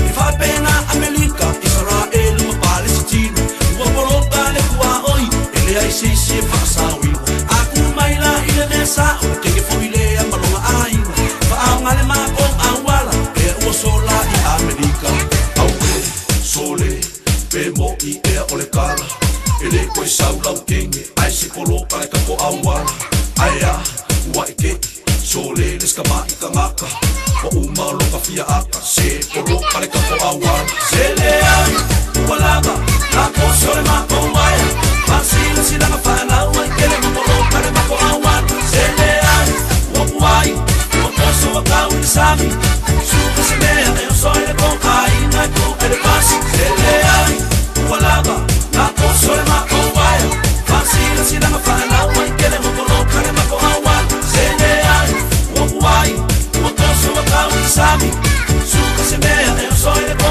aina ko elebasi Sele ai, ualaba, lako sole mako waya Fasila sila mafana wankele mokolo kare mako awala Sele ai, wakuai, wakoso wakawi sami Suka se mea neo soile ko aina ko elebasi Sele ai, ualaba, lako sole mako waya Fasila sila mafana wankele mokolo kare mako awala Sele ai, wakuai, wakoso wakawi sami Suka se mea neo soile ko aina ko elebasi Sele ai, ualaba, lako sole mako waya Fasila sila mafana wankele mokolo kare mako awala Sele ai, wakuai, wakoso wakawi sami Suka se mea neo soile ko aina ko elebasi Leo polo kala wala le ai ngar kai. Sila nga vala wa tele. Polo ka ka ur sami. Vai se pau pau. Esu ang esu awala yo. Pa vi fianga tau no choice for minuto lo chora talo le tu live balu. Talo mai samo pa talo balu e le tau nei matua le lo sue. Tapena tamachi tau malo. Malo. Ia se meo na e fai mea ko mumo re kai au wa lo fa putunga o le o te pena te mai timo tai au e manuia nei fa nau ia ali sa no nga fa malo lo si ale nga o te mai tima tua io e fa tua lava fo ima ai o ya tu matua va ai fo tanga ia nei na yalo mana i fa nau la iti o le vaenga lava le 5 tau sanga nga i lalo o ina lava fo ita tau na matua fa mama fa tatu ko kele ka mai kele o ya onga mai sele ave on nei te mai tina nei fa na witi tina ia o ngā amata e le tā ua e ke le koe polonga ai la tātou mātua toi unga e whaile mea onga pe a māsangi a kulka mai kiki i le vaenga le nawa o ngā amata wailua ua fia i le onga e ai oia i lava fo i mātua uma tautua nā lava nei tamaiti e no fufale fa amole mole va aia o ngā amata e ave i ai tamaiti ai sa le mo tamo matenia o ngā vai o le malosi o nei mātua e whailau mea ai e po lau lunch nai ave whaonga a o le time lunch time whaonga e le whai e mawhailau ako ngā whai e ke kua i e kai me whai lunch Nanga le si au gingi e o whawhanga i le si au gingi ko ja ba ko makuara ka me ai e whai la fia le lei o le ia le si au gingi i lai le lei whamanatu nā mō tātou tamam tēnea onga ai lunch mana ira na ta lunch time le lei o te mama ia tolo o ni poti le Radio New Zealand o lo lapta ira malo New Zealand nisi o tangata New Zealand o tono na tuno o Mexico ina ia usta ia lapta inga ma advisors umolo matu ora puipuinga tono la tunu ulea foringa mai umale ola se tasi o tangata te tai se tasi o vaenga fo ilea Jalisco New Generation Cartel salo por vaenga le tele na sapalai mo falau fasaina ona ole drug lord o se tasi o la tu tai le vaenga le ua i ata ua Mexico ole hot spots le me ole no fanga matua i sili ona malosi ai ia vaenga ia tau i ai sama vaenga se mala fo tau drugs i le maliwa i la ole tai lea ua makua i kele la le vesi ua tula i mai tutono lea lava fo i ai po o lea tau langa i tutono Mexico lea la ua ave ai le faa malosi fo i lele ia male ave ai i tangata nu o New Zealand po i lewa fo i tangata nu o New Zealand o lo ala i vaenga i o Mexico ina ia mauti no le lei ia saunga le mu ai ai ngisi o langa manga o e koe malanga mai pe malanga ese atu fo i nisi atu nu ia tautua na e tau lava o na faa longo mua ia pe ua i fo i company valele po ua saunga le mu le taimi le nei ia ona fai malanga o lo ia fo i numero lo o tu ina i lunga o penga ta fai langi ina ia fa pena ona fa so ta pe a fa pe lava fo e ia lava sina vaenga e mo mi ai le so soani atu New Zealand ia po le fai lo mai fo i ai ngai New Zealand o la e saunga le mu la to ole o tele le fa tengo New Zealand bola do tangata o tono Mexico ona umaloa e apela al maliwo stai fo le vaenga te ielea kengi fo le por vaenga lo sapala iele ia ona no venga te le yo la faina fo i o fe malanga inga ia maono fa le tonu ai balele cavale mo me uma so te lo vanga na le fo tu New Zealand la do tangata uma ia fa te le ia ma ia fa longo e sota inga fa ona mo ina so swan ina ia saunga de mula to o i tono Mexico au te lo na vanga na te lo po ini so ta to sa mo tono le foi vaenga on tu langa na pe ona lapta ia ele pegata New Zealand na to so ko ve fedi sa le ka lo Mexico o ri o mo ko or vaenga sininga be vela ba vela ia fa ko inga mene o fona fasai me venga fai Donald Trump le pa por ko mega ka Mexico e lo ko America o fai king of mo me fa fasai na mai si va le lei o titilo atu inicio vaenga o fai foi se u kio au fenga venga leo New Zealand o le fo titilo atu le va ko fo inga fai fa misinonga o le sa sui komsina e tu langa fa ngai fa sam fa ngai se o ke fongi ma i meli mo me o mo tono taimo ngarwe o le voki ki loko le vo fa maro lo mai nis ia fa iso ngai tono tanga renga le fa si to tele to ono ila to foi por tu fa singa au la velus fulu ia le sa so ina ono le tulanga foi le fa nga se no la to devices ia le ngatele na e ia lava foi ia le tua oi o vaenga ma fa ona tau fia i lunga o la telefone pe lava to tono so singa renga e ia lava ia tua oi o vaenga uma e o ia lea ia le tangata whaingaluenga. Ia mamaenga fo ia pui puia mo le saunga le mu ia mai se lava fo o le ngā lulua i o mtanga luenga leo leo. So pea ma le lua sifuru wha solo le suenga e o maila le taimi le nei o lo o iai pea koe ko sifuru lava la o lo wha wau lea lae under investigation e ono i latou o lea ua stood down mai le vaenga lea ia e 5 cases o la ua mae a lelei ma ua koe kilia lelei to atasi fo i la leisi e i lava la isi ua resign to tolu pea mal to tolu i latou resign ia pe ua step down lava latou ia malikaya a o wha wau ia le suenga leo talo sia ina ia mautinoa o le a wha mautuina ai ia matoe ilo lelei ai ia le wha mautuinga o systems fo i te tono mtanga luenga ia wa pei o i lava fo e pa u lava ia le urulo le la au a le mautu ia male to ang fo male ia ni se la to te ilo ina ma va ai taimi uma monitor taimi uma ia e wha pe lava fo i ona a ia le tulanga e te tau on tula i mai pat ole wha ai te tenga fo i tatou ia manatua la o le kako saunga le mu le ngaka saunga le mu lunga awal kele pat o le saunga le mu i o lava tamali i anga malawa ya tatau i o wa ya uma lava e fa mo le saunga le mu kako la ia inga luenga leo ai atu la i maila tulanga pa fala i fa apel au nanga i o tulanga fo le fa ai tete i tato ai sa le a jolo mala fa minu jolo ta leo le jola valo la fa tara fa manastino fa skako ko vanga di or kai ai ya ngal ko so maila pa ai li ya ku ya le kala e mai alo so mataro tala mai sabora ne foi tai le lei ya ai ya wa ka ko yo alo ngai dunga ya aya pai mela saulina al safa ya sala tua aya dunga alo ya safa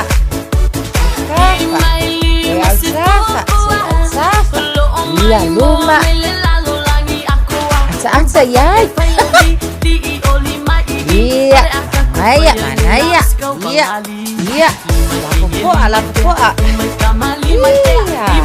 iya alwa ngai kuwa ya sawi luma sami lo mai luma iya luma iya alu fo ngale pela luma mangaya iyo iya ile mangaya iya ule moko ai alu luma ai mangaya pila alu ba iya alu ngai kafa iyo mangaya iya alu le pizza iya sawi lunga koso mai lunga iya kaya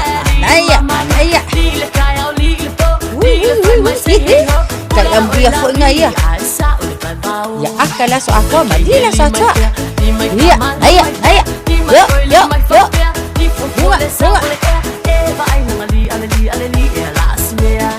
iha luma tolu malafa kas lua tolu bunga lua tolu ai mangaya Savalvadi Aya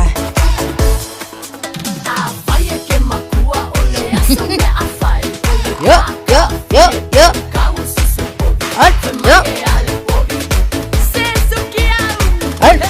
yes iya male Sepuluh sekunde. Ay mangaya iya suki ane suki aku iya malo fa malo sinea sumana vai tsono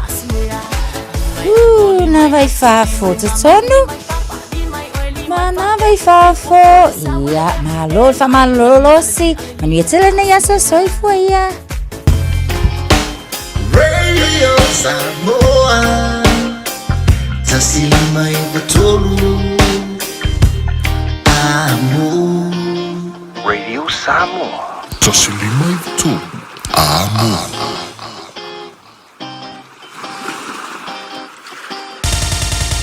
Usimaya lau whaafofonga o le whaapoponga fo ele nei o talafau mai Samoa. Awina sa mai mo oe e lau leiti o whalongolongo le Radio Samoa Tasilima iwa tolu Amo.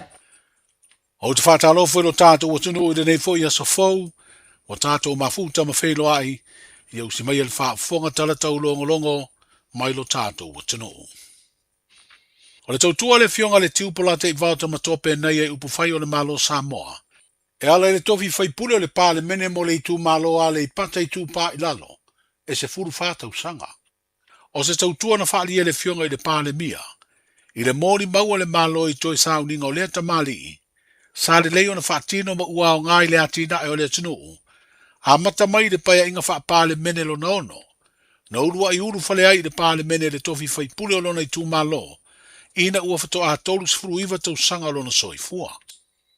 E whapaya inga le pā le mene na se e iei le tiu le tofi whai pule. Ma sa ave ai ma min star le kāpeneta. I le mta ngā ruenga o ngā ruenga te tele le malo i le tau sanga i awhi iwa se lau fitu ono. I le awhi iwa se lau fitu iwa. Na to e whiriwhiria lona i tu malo i le paya inga na so ai. Ma ia tau ave ai pēr le tofi min star le kāpeneta. A o pā le mia le tō whātu puola efi.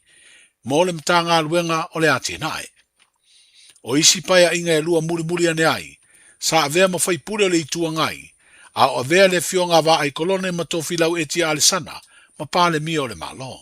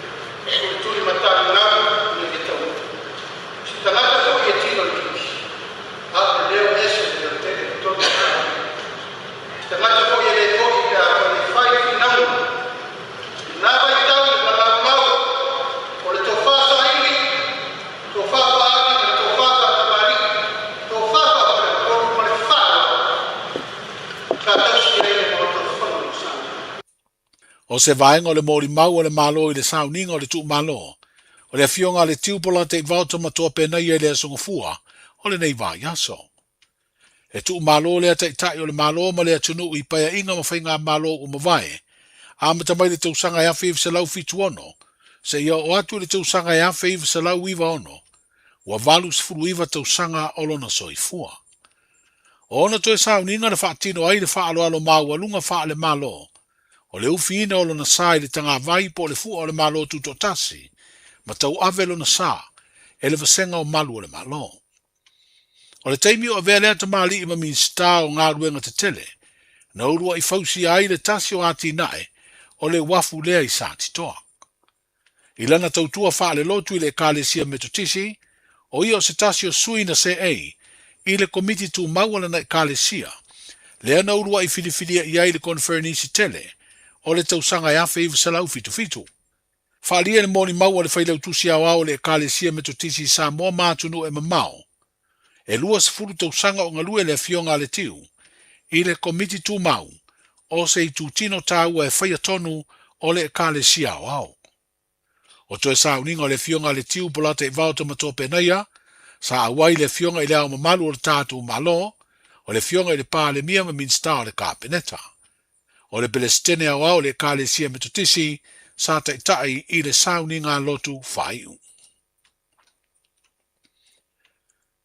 E mai aso le masina le neo whea puali le stona i o le vaya sonei.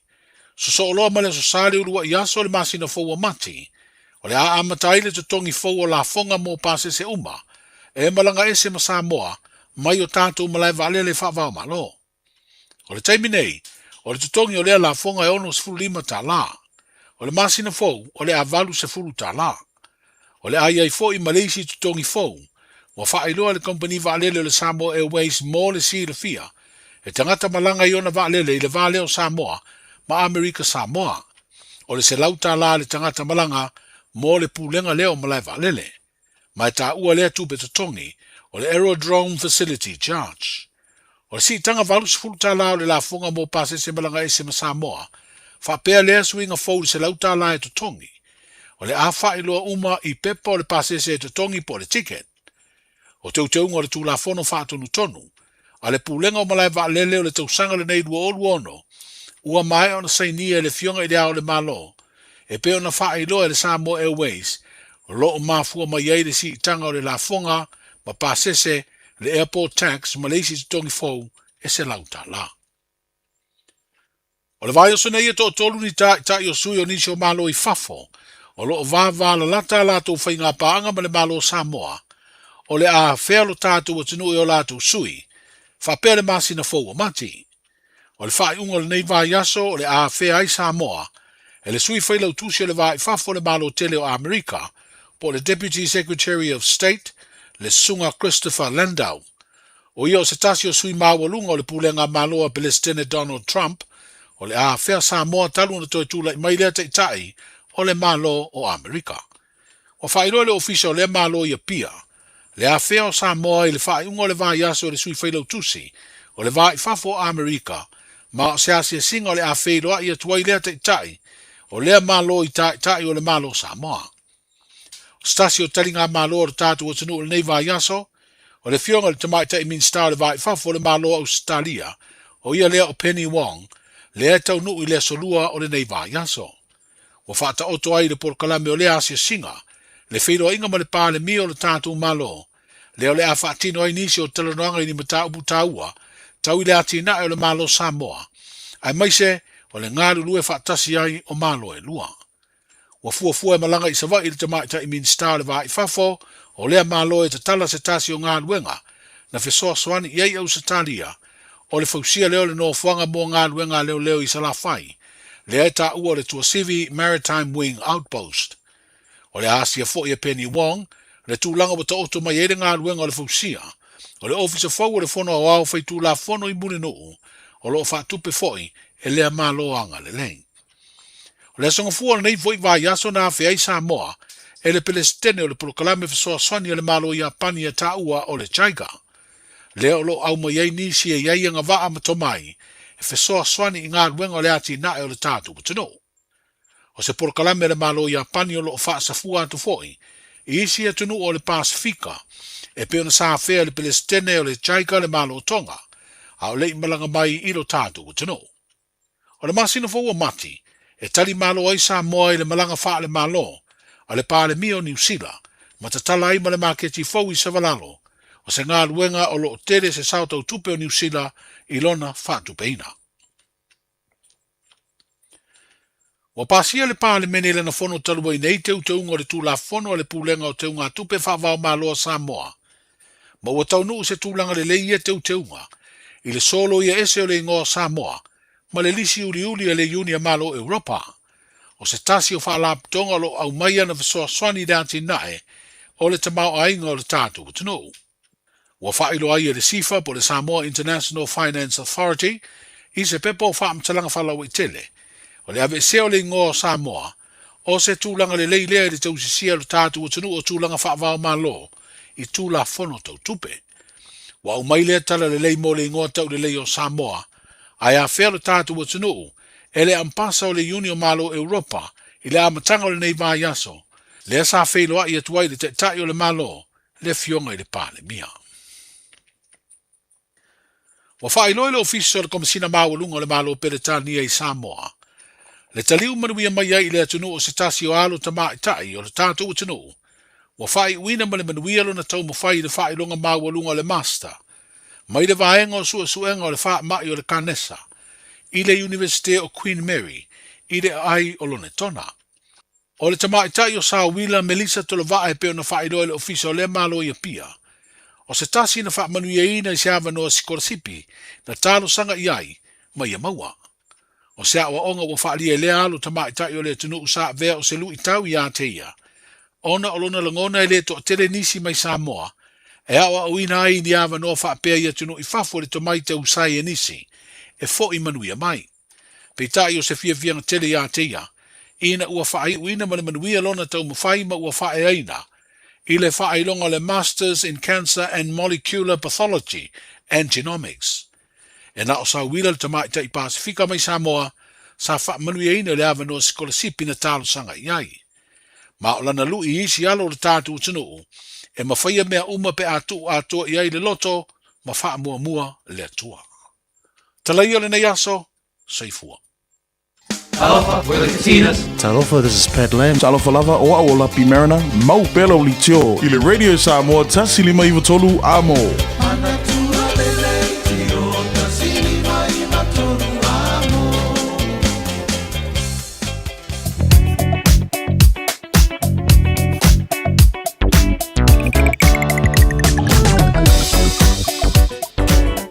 Tātou tala mai Samoa pēra whaafonga le tunu le nei fwoi taimi o le tai ao. Ai o se whainga la tamai lunga la wala whatalo whai amatawale. Malapara nei wanga le tai ao. Le ngata i amatawale New Zealand nei.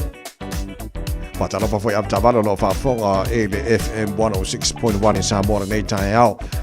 Whamoe le opisina makeki.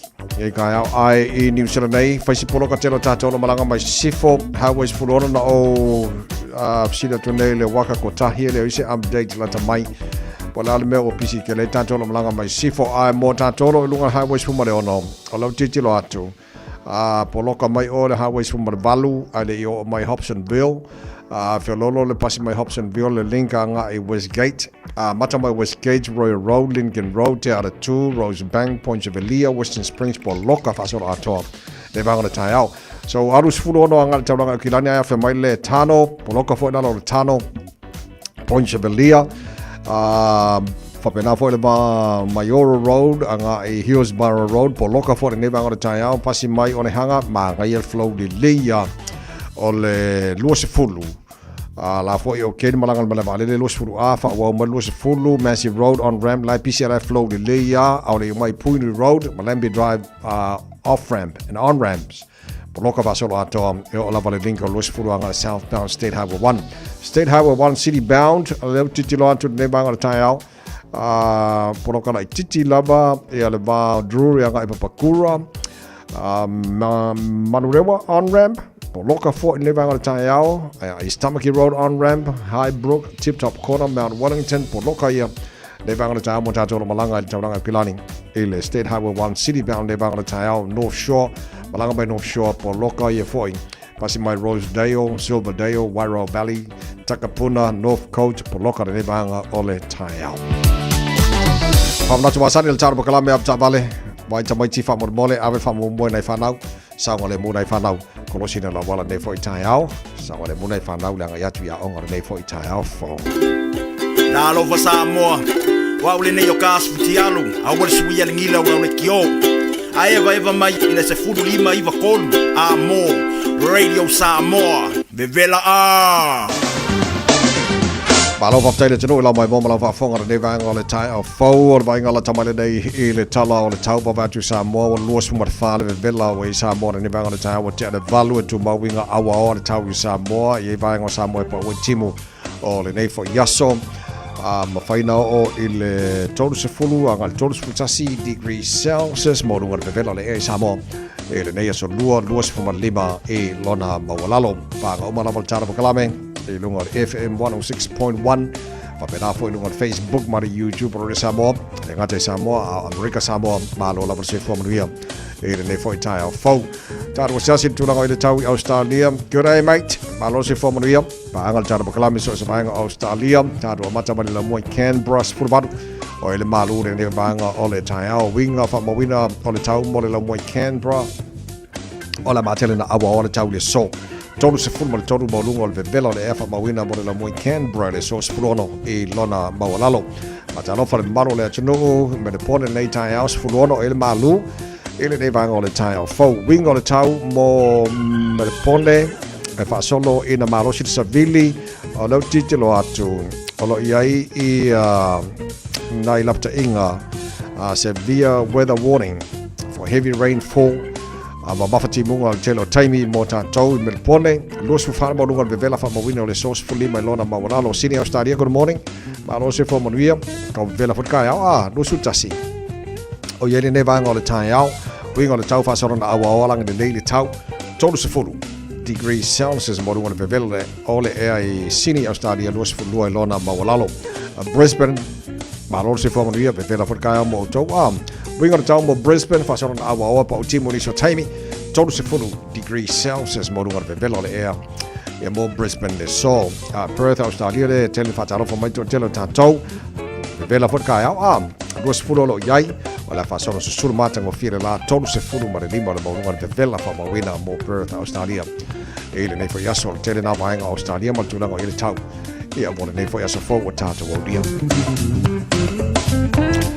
Semal talo talo no fanga fasa longa radio Samoa ne foi time le tai au tama ki makaro wa kilani spulimo ye le malu lu ne va le tai ba tu fa fo ma le sul mai le la ele ne va nga o le tai au o winga na le tau le so tu mau na langi le le awa o ni so time tu ba lu su fa na mo lu le vevela le efa ma wina mo o kilani ne yaso spulono lona ma wala lo tai au pe audio la fa so foi na awa o langi le le tau tele va nga o kilani fa si vevela tai au Luas fu maleono lona mawalunga o vainga yo tua tu la stofio la fa solo ina langi le leile tau le tele vainga o kilani as for raile fa solo foi awa lang le leile as tona yo las mulmuli le ne masina la fa solo foi lang le leile tau amata mati la so sa pa ultimo lang le leile so fu o la yaso o lo manaya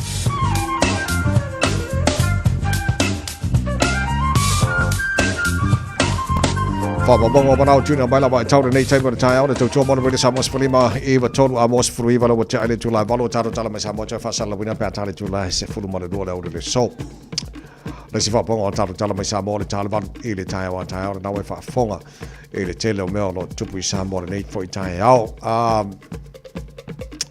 fa longa tu ile la fonga foringa mai o le lasi tia la fonga mo le tuua mana va le fa le olo ia mo le malanga mai e New Zealand nei ia mai se foi vaanga lo lang so fa pe ono se lima la ia pero venga la e o la tike de tong ona wa fi o mai malau la fonga no venga le si vaanga na o la tike e tong ia nge ke o ka ku fa pe o kong ka ke le pases ia nga wa fi malau la fonga la tong i pe afu atu e le tulanga wa mai fo ia taro tala mai Samoa ole nei foi tai ya tele ia ni so te tai ni se malo ma uolo o malanga Samoa ia tele au vainga ia fa tara no foi mal te tai o tatu tu no ya nei vainga le mo tatou fi fa no no atu a bese mai le tatu no mai ni se o lisi sa le yai fa mo mo no nga tupe ma tong nga tupe ia tu fa ya no ma ngai o se lau puseng le fo ta le o tatou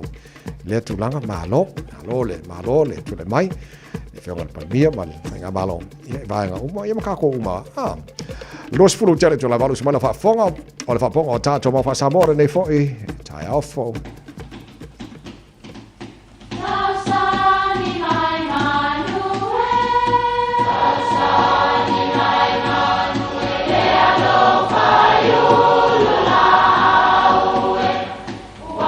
E o fanga manu i ululu o la au, awa e fafanga i funga o la au. A o le tangata, e fafanga i upu matala. O le mafileo o alanga upu mamuanga ngana Samoa maona whaapongai e a fua ilo na sio mianga. O lona lea sao i le whaatufunganga o le iloa whaale aso mai le tautua se ia o ina pule. O alanga upu mamuanga ngana ua lanto mamanuina le tō whamanino a Samoa mana tua foi e tāo fitau muli le atunu. O le waa ua mafa tautai. O le upo e maua i whaangatai a Samoa. O le tele o waa e taualo e tautai e sili atu ma le tasi pe lua pe to tele tautai. E tasi lava le ta ua o le tautai se malanga po se whangotanga a oisi. Ia e ta ua o le au taualo, peitai. O nei au taualo o isi foi tautai mata pala pala. O ina e maua mai ai le upu. Anto a tele ni tautai i lunga o se alofanga o na whaapelea ua mamafa pe mafa tautai le waa. O lono winga a whaale tonu se finangalo le tautai o lo taitaia le malanga. O na tuulalo le iai o fautuanga mai isi tautai o lo ilunga o le waa. O upo e winga i se mea ua tāpena leima mautu. E mai tawantu o lea tāpena le tātou au kilikiti le tāmilusanga. Ia ale ai foi se mea e popole ai le tāpua inga ia ma le tātou nuu. O le nā ua mafa tautai lo tau, le tātou au. Lau sunga il presidente ma le kapiteni.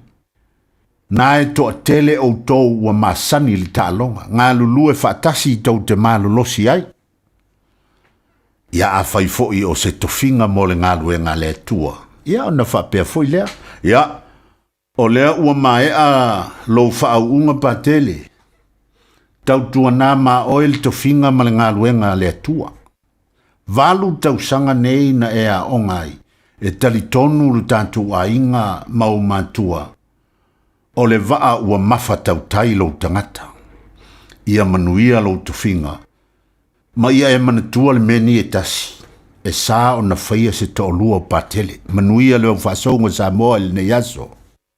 Radio Samoa's whanima e watolo a mo male tau tua le nei vaenga o le tae ao e na ua lua se fulu male tolu ua te ai nei i a le tu lai van. Taruai o nei vaenga o le nei tae ao ua mo mai lewa noa le whionga le sa usoli le whionga pito totu sulu to whaesu o William Seal. O nei fwoi nei nisa whontanga o fufua mo le te masani o le tala pakalame le awhana varu manatuai ia le leile mo fo lewa noa taru tala noa tuai le whionga le sa usoli nei tae ao whio mai le tala pakalame nei tae ao le whionga pito malole se fo maria. Good morning, Tawai. Morning. So, manuia po lau sunga ma lau fisa malu e tēnane po ile a whongwhonga mai fo le tātou atinu i ona tūlanga maulunga mo tūlanga whaalup le peina i le pai e lau whenga ruenga le atua tupu mai e le tātou atinu i e whapea fo i mo masat. Malo se fo manuia. Ma alo whapte tele mo le whapno mai o le taimi mo le ne fo i tae ao le tāpur kalame o te lo le whaisi o pisi ono lai en lai whontanga fo le awhana valu ai o le ano sile fia o le na whaile state of the nation. Sa noanga whapto fo i le whionga il te dai o le tuangai, Chris Hipkins, ma la whai bisinisi au ki lani ana nafi o titilo atu. O lona whina ngalo, e le mana o whaini promises ke kele, mo le taimine nei. Ia, au te lona i vaianga ala titilo fo i e pe tau lata whainga palota, i afta a whailo fo i nei vaianga campaign anga i le Labour Party, a mai lo silifia o stulanga le deile, mo la whai bisinisi, e le ngata au ki lani au ni sila fo i lato. E mankua o le uanga i ka kou le i le porkausanga whainga pāloka ngei, so fiku November. Ia, ma o le ua campaign lava ia vāenga whauwhai e se la kou ia. Ia, o le mele ua leanga whailanga State of the Nation, ua inga whaile State of the Nation a le malola kou ia. O e pule lava le pāki ia po le alkai me whai ai. La ka whanonga pula i le State of the Nation le a Chris Hipkins. E le o whape o ingi me fōu whai roa mai. O kongo le wakangonga i a sekim whaabae le whaabae. E le o a whai e vela kumwhinga malo. E le se mea o ngā le whaponga mea ngu unga ngā whaamalaua ko le mea ma le mea o le a whai. Muri muri angi. O le whaia. E pei o le ua kam whai fo le kuskusini maa i le meneng sa whai fo le malore e ngei. ia mai le ngaka le I ko kongu lava o le loko I fale o le leipana kou ia o ngei mea o ngā wakau o whai ngā whaavae po policy e leo se mea whai kukasi e whai pule po le kaikai e involve vai le paki mai e umila le process la ngala ko e lava le komiki whapikoa ia a kongula o le ngalongo mai fo po me I le kausanga ngei o le a whalau I loa ai la policy a le leipana ko ia a kongu sa I e mawaile avangua e whaalau I loa I fo ingisi policy al malo po isi vaenga whauwhaia Measure New Zealand First ia o ngā mawhaila I o ngā whalau I loa la ko ia mawhaia I loa au whai ngā pāloka o ngā whaile whiriwhiringa o wheo ngai whai ngā whaavae o le a mangui ai le kanga ka pāloka pe o ai o le a mangui ai lau whai pisingisi e mawhaia ai o ngā whiriwhiri lau pāloka o wheo ngai whai ngā whaavae o mea e langonga le kanga ia o le au ngā mo ia mlo ngā inga ma le akungu so o le la wala kele le kaimi ia mangkua sau mai a me o November le la fail paloka o le foi la ka penga la kovia ia awange I o aku la kala ka mi fa inga paloka ele mamla mala ko po le ko me ava be fa ilo poila ia le kai la mo o piano we ma ia akomula ila mai kau akomul me nga ele o fa la ilo ingi me fo paule me o seki de fa vai o le mafu anga e kakau wai on kako siringi a pe mongi whainga whaavai o la wha o lau iloa mai le pāki ma le pāki o mea o le ala ko whaia o mea la wanganga wha leo mai wha se e aida au whai pāloka. A pito wha mon mone wha soa mai so whiri ngalo one of the things no tau māua o mana wha e le Labour Party capital gain tax o te rei lava lau siri fia il tūlanga lea ia pēlau na e siri fia msarpo e stemi tau lata whainga pālon tafta whairo mai e maenga se mea leilea I le campaign anga I le Labour Party mo whainga pālon tane tūsanga o e alanga ka ua le karukalangoa e ma ka upu I o la fonga langa ai sila I sia kungu mea ma mau oa peila I Europa e ese le mau lunga na ko la fonga o la ngā fo I la fonga o e kele la fonga la ufai pisingi se kongi kele la fonga I lunga mea o le ava malo simsika o kako wa ngai I se kulanga fo le ese le pa u o la fonga ai meise la fonga mo la ufai pisingi o le mafu anga la nga le kalango so le capital gains tax langa I le au mau mea lava mana au pisika ke pisingi laiki a pisingi ke kele o pisingi nga e yai au wala no fai ai o nga le koko ngiangi la fonga pe o le au whainga luenga pisingi laiki o le mafu anga langa e kalongo so ai ai se kako karikali e langa e yai lo lava mangaku e kakau o nga kulanga ku kusa le la fonga ko kongi va o pau leo le awana e maua mai e kupe la malo e mawhai e o nga whaakingo au nganga mo le mangui o kākalau kele a pa la fonga mo le lava fo le whaso so ala malo e me ka ua peo o maka o kauso e fua malo inga I o wawai o le mera o kupunga le malo wa le aise so soangi wa kele nga ka ofi pe wa ese kupe mai le mea sa so soangi I kangaka e le lava le whaso soa ia ma ufa pe mai e le o lava kupe al malo wa kele la I ka la fuma le ai ma fuam kele nga mea o le lava kupe maua mai la fonga I le aku ngula o kere malo a beto la lau si le fia o le si vaenga lau titilo dia David Seymour e vea masatasa vaenga campaign e morwhainga pala te tusanga nei o le tau whai titia minister le palemene whai titia ia matanga ruenga le malo peona iai o se mele lei po o se mele lei I lau e sili o le mau lea kangaka e la kōkari konga kūsa o le konga I le akungu akoa a mangkua foi e ala nga whainga I mea o whainga malo ma iei makanga luenga le malo inga ia whaakingo au nganga mo le mangui a le akungu lau kele o langa maula le a mai o pe o le a makaku I e whailoa mai whailonga lamu man whailonga kangaka ava ese le makanga luenga o Maori ava ese le makanga luenga o Pasifika ava ese le makanga luenga o Ethnic Affairs man au kalavou makamaika I whamai ku whakashi ngā la foi ngā whaingi makanga luenga I sese I ngā I mawhai o ngā whaukua I ngā I whainga malo I mea kakau o ngā sosoangi I vaenga ese ngei a wā a ku whakashi e sili lava e malosi maua la sosoangi mau oa a le lau kele ia e le mau se sosoangi ia o le mau lea e le o se mau fou o le mau masangi lava akangaka e whapea mai e le kakauanga ke le ia makanga luenga le whainga malo e se where kupe ai ala fo i onga iei makanga luenga le malo pe o makanga luenga o leo pe o makanga luenga e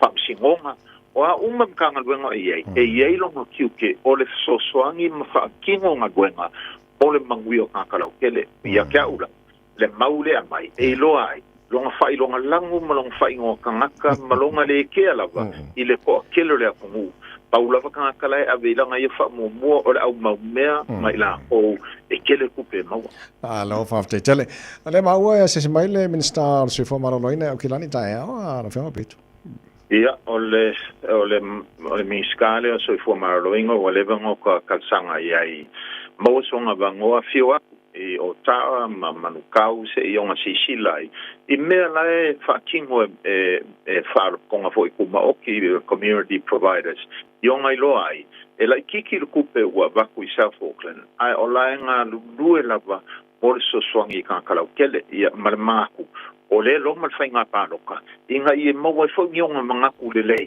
e whau wai a ngā wakau a le whainga malo i mo le anga i luma o la unga luenga la kou ia o ke kaua ngau ma whakosinga so se ming skala pa ia wako i kikilo mako ngā luenga le ngaka South Seas o whala po konga fo e la vea le afio anga o Aotearoa i ngā i lako i loa i le ka ua ngā luenga lai whakingo on the ground no whafte tele lau whianga pito ona o malte mana whono moria naso ia le whianga sa o sori o pito to susuru to whaesu o William Sio tatu noanga nei fo i tae o fōru tau tua mo le Samos for Lima Eva tolu amo e na o te luasi fulvanu bino tolo to tale o le tula Eva mana to moria mai ore nei tae au nei matua tatu umalava morina tamai tila o nei tae au ma lo lava lon sai pese la boy mai le puni ala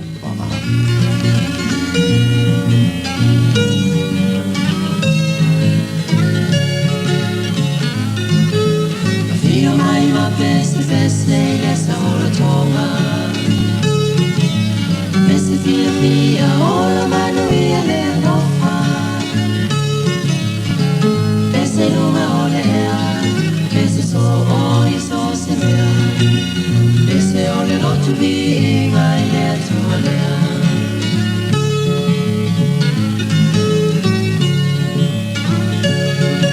ole best ospitale di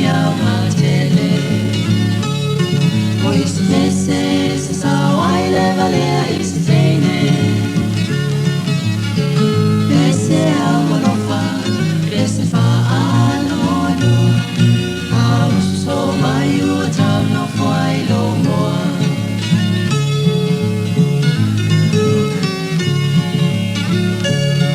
Hafia hai se asafai na posafai koi ponga se pese mali e pese ta alona Tata uma fia se siva uma lauria Ai pati ma uma ole au le tavia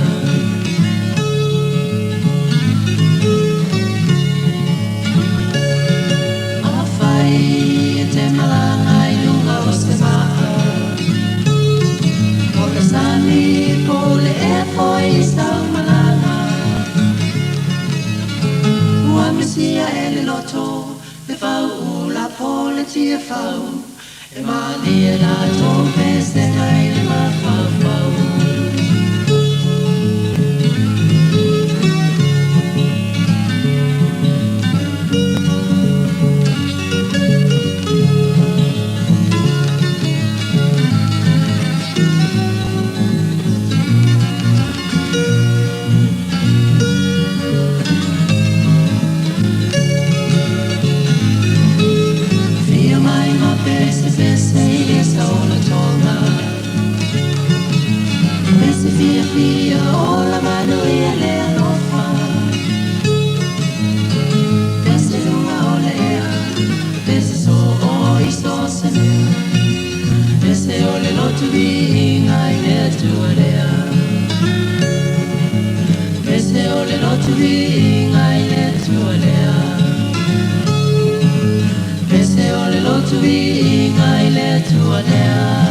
Tala falava o le siufonga le neo Samoa, le Radio Samoa. Ua whaatonu lau whanau sia o ngā amata. A whaie te alala I mangele sa sae po o nuu tūtua oi, whaafafonga le lei mai. O lea wau whaantu le whetūta I ala o ngā amata, le tolu se fulu I tūla e a o ngā fuai whanau, mai le tasi o I le 5 tausanga le mātutua I le vaiaso. I oe, maua fua fo I tau mawha, walau lo le whetūta I ala o ngā amata, I le olua tasi tolu 5, fitu valu iwa fitu. Olua tasi tolu 5, fitu valu iwa fitu, mo se avanoa o lo walo. Talofa, mai le tanika kas. A fio mai e filifili sau piki apu, taporke, o komeki, pe suikia, to e leta ono foa. E lua se furu lea e mawa I le teminei, mai le lua se furu afe tala, iwa se lau iwa se furu mali, mai le tausanga lua afe se furu mali iwa, e o I le lua o lua tolu. Bahala au mai misa I le lua fitu o, pe fio mai I le tanika kas, I le fitu tasi fitu, Great South Road I Papa Toitoi. Wala au mai misa I le lua fitu o, fa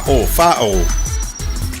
Mo tupe wha moni Samoa, mana tua loa le Pacific Easy. O loo wha wau pia le tātou whapitoa nao le 5 tala, tutongi pia whaunga ina le Pacific Easy app e whaatino ai au tupe wha moni, mai lau telefoni whewe ai. O loo hawanofo le tātou direct transfer, ti posi mai ai au tupe le tātou account, ma whamani aina fasili lupa le telefoni, ma whaatino la foino lau tupe ai ngā whapitoa. Mo le tutongi ina o pido le mai, mo li te ngā tupe so se whare tupe Samoa, pe tutongi I nino no ngā tupe le numpi wha, Samoa Housing Corporation, UTOS, Samoa Land, ma so se au nanga Samoa, o lo mawhai na whaatino umai ni tātou au nanga o le isi pay. Mo le silafia, o whaasuponia so se vahenga ni usila I o tātou la, o lo apano fo I o tātou ofisa I o tara mamangele, pe whaunga le Pacific Easy Mobile app, bo le direct transfer, whaasawa I lo taimi, ai siri ato na whaasawa ina au tupe wa taunga tāle penisini. Mo nisi whamtalanga wala au le telefoni o varse lau, o tasi ono, po numero masani au kilani o le lua fitu ono fitu iwa fitu wha, ma le lua fitu ono fitu iwa baru wha, Pacific Easy o lau paanga mo tupe wha mo boli Samoa. Matau te whaia ni fo aroi le aso lava e te whio mai ai I le Shine Dental, ai e iai inga whaapitoa. Matau te salia le Afterpay, Zip, Q Cards, whaapea Wins Quotes I le Shine Dental. E whaia fua whaatalanoanga ma le ACC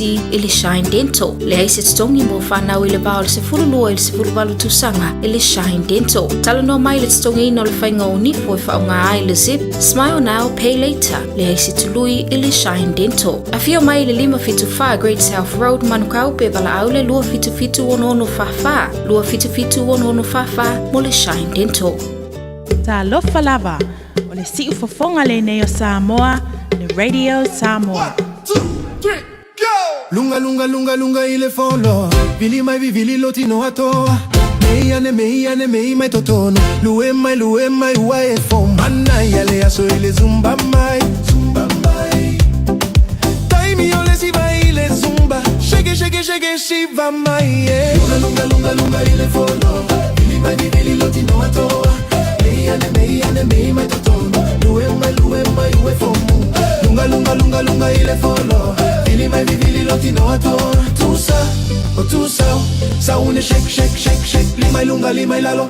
Kope mai, siva mai, kope mai, siva mai. Mangai apea siva mai, fangai oia elotino. Awa ete fa vai, lue mai malalo mai, falalo ayolo toto. Awale so na vai, fala vai lo malo sile aso aseki mai.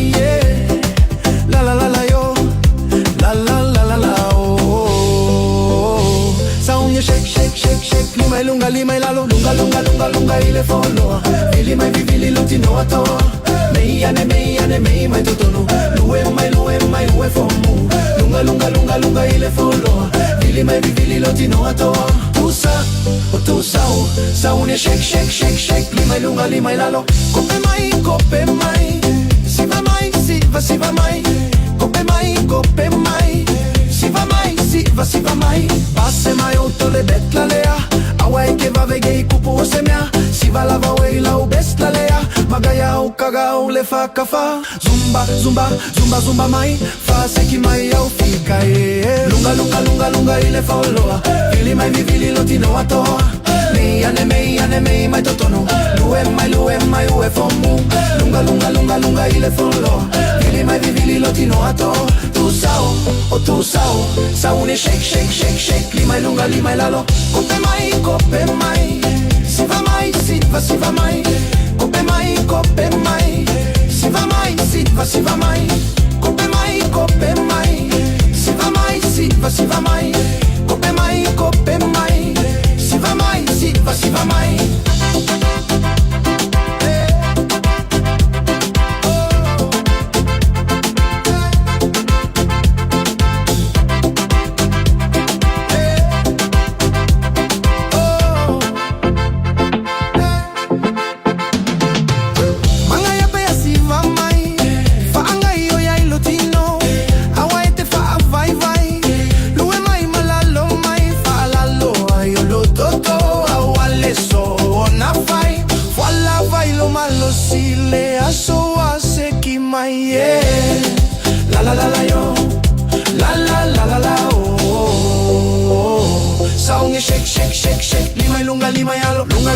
Lunga ile fola Vili mai vili lotino atoa Mei mei mai totono Lue mai ue fomu Lunga ile fola Vili mai vili lotino atoa Tu sao Saune shake Limai lunga lalo Kope mai Siva mai Kope mai Siva mai Siva mai Kope mai Siva mai Siva mai Kope mai Siva mai Radio Samoa, Tasilima Ivatolu Amo.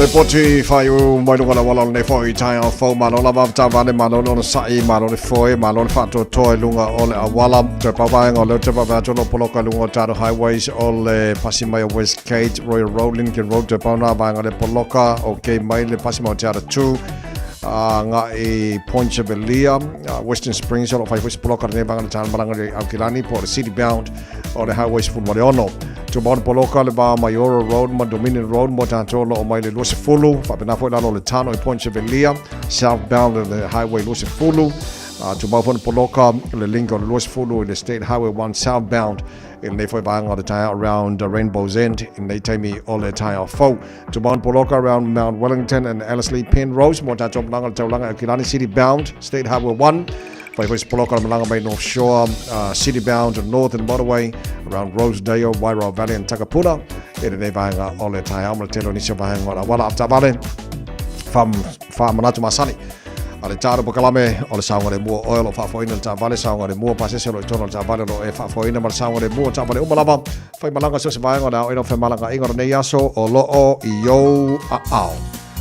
Joyce Fulma Fitu Minuto lo talo le tula Eva le tau mo le samos foli mai batola mo mal talo pokalame malo le taiao lona lusu fani yaso fe par talo fola le lua fe lua se folo male ono fa wa fa fianga taiao poni ala bar ko richo samo.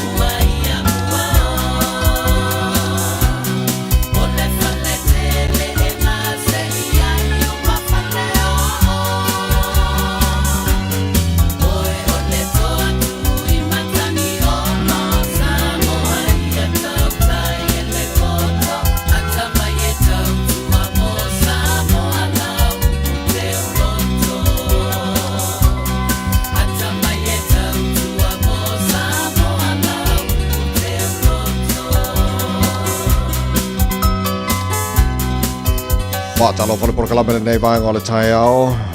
Ma malo le tino fi te tunga jute mga wenga e le nei vai ngole tai au fo. Ma lo lava le on sa. Ma lo fa malo lo si tu ma faiva. Tono fa fenga wenga lo tu fa fonga ma nei tai au. No ko ma fon morning tea time ma to pese la mo ai mau jo tasi tu e pea nei ala pea.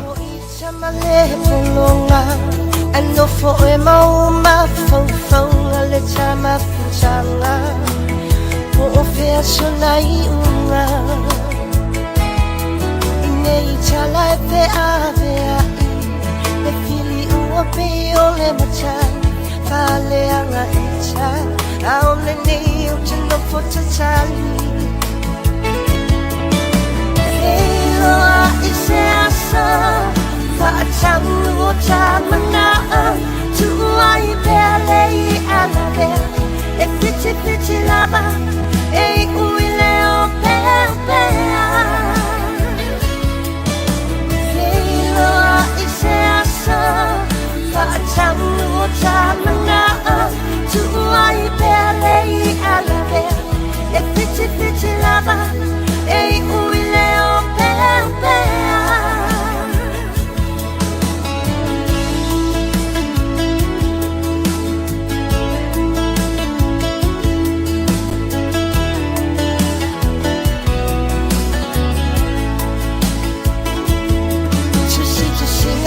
Telefone Fasilingia iti sofa amau Tatunga tala Se ia bangana leoti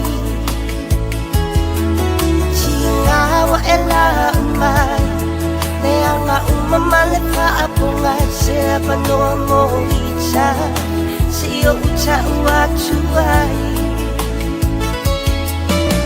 Helo a ise asa Fatang nuo chamana tuai bele alabe e pichi lava e uile o pepe Helo a ise asa Fatang nuo chamana tuai bele alabe e pichi lava e uile o pepe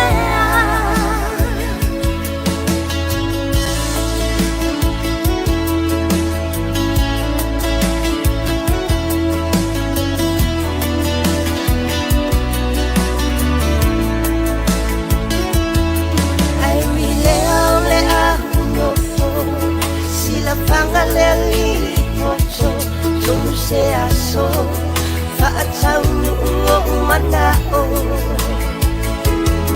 Resilingi amata Tangi Isanga e apone lai Se ita umaya Ya ita uchino potatali Helo a ise asa Faatau nuo tamana Tuai bele alabe E pichi lava E uile o pepe Helo a ise asa Fatang nuo tamana Tuai bele alabe E pichi lava E uile o pepe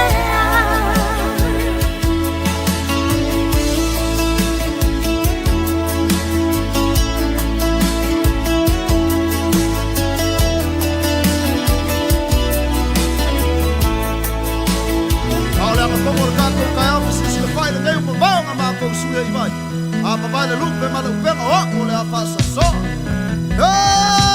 wa usi la wa fa so so Kulai se Samoa la uala nga upu E mama ele taba e yona fulu E avantu ai se pautu anga Tau fi maulau anga nuu A tau nuu ni malo Le au manga wa tau fai mio Ali itaya ole nuu e top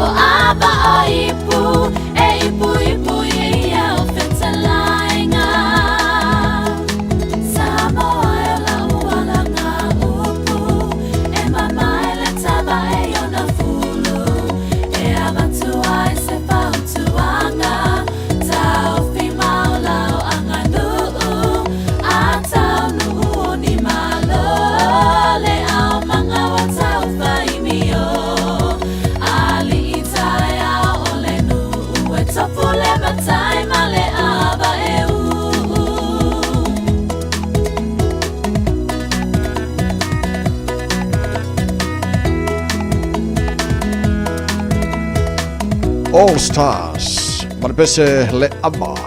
E na ua toe whameno tolo tōre tāno nei tū la eiva. A tāro telefon te pena mani sunga se iuri malau. Pea mai a le pese. Ta ina mo oe whalama e whafonga ma newa ona tai o tono la maota tono ta vale tono whawhai ngā ruenga. No on Facebook, mari YouTube, or Radio Samoa. Pese le mo nei tai au wha. Alo se fua. Lauma fau fau Mea sa ta whaia loa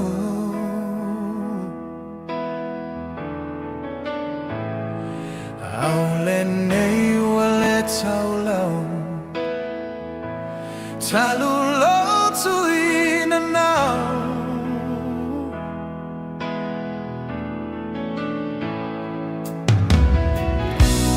Au fea foi o le mau loto e Se manu e taunu ta wha moe moe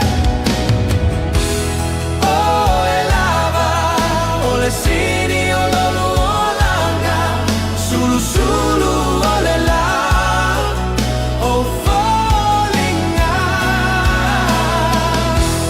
O e lava o le sini o lolu o langa Tu mau pe amo o alo fanga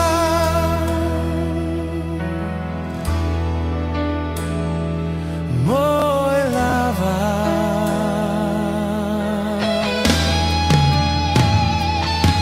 Aisa e ale pongai Uala e ona e le whainai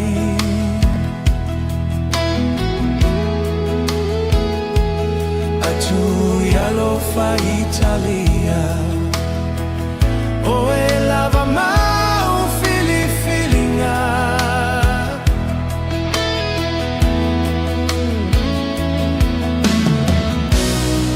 Au i le awa uma foi so manatu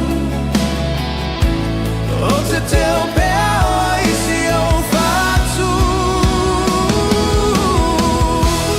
O e lava o le sini o lo o langa Sulu sulu o le la o fallinga O e lava o le sini o lo o langa Tu mau pe amo o alo fanga Mo e lava Mo e lava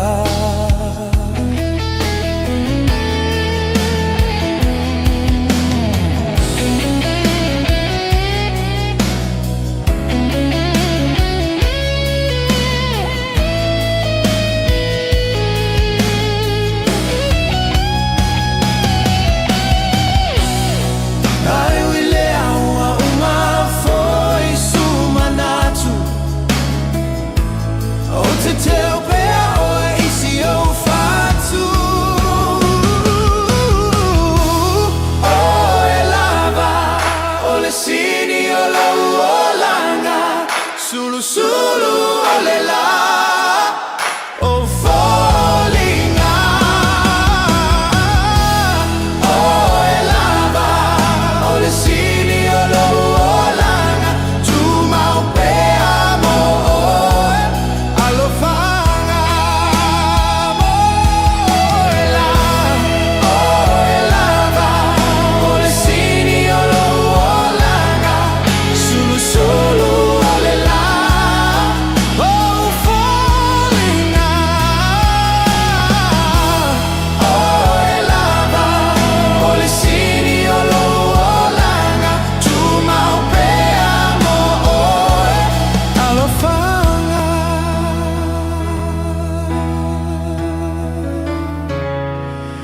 Mo e lava Ta alofa lava o le si'u fofonga le nei o Samoa le Radio Samoa.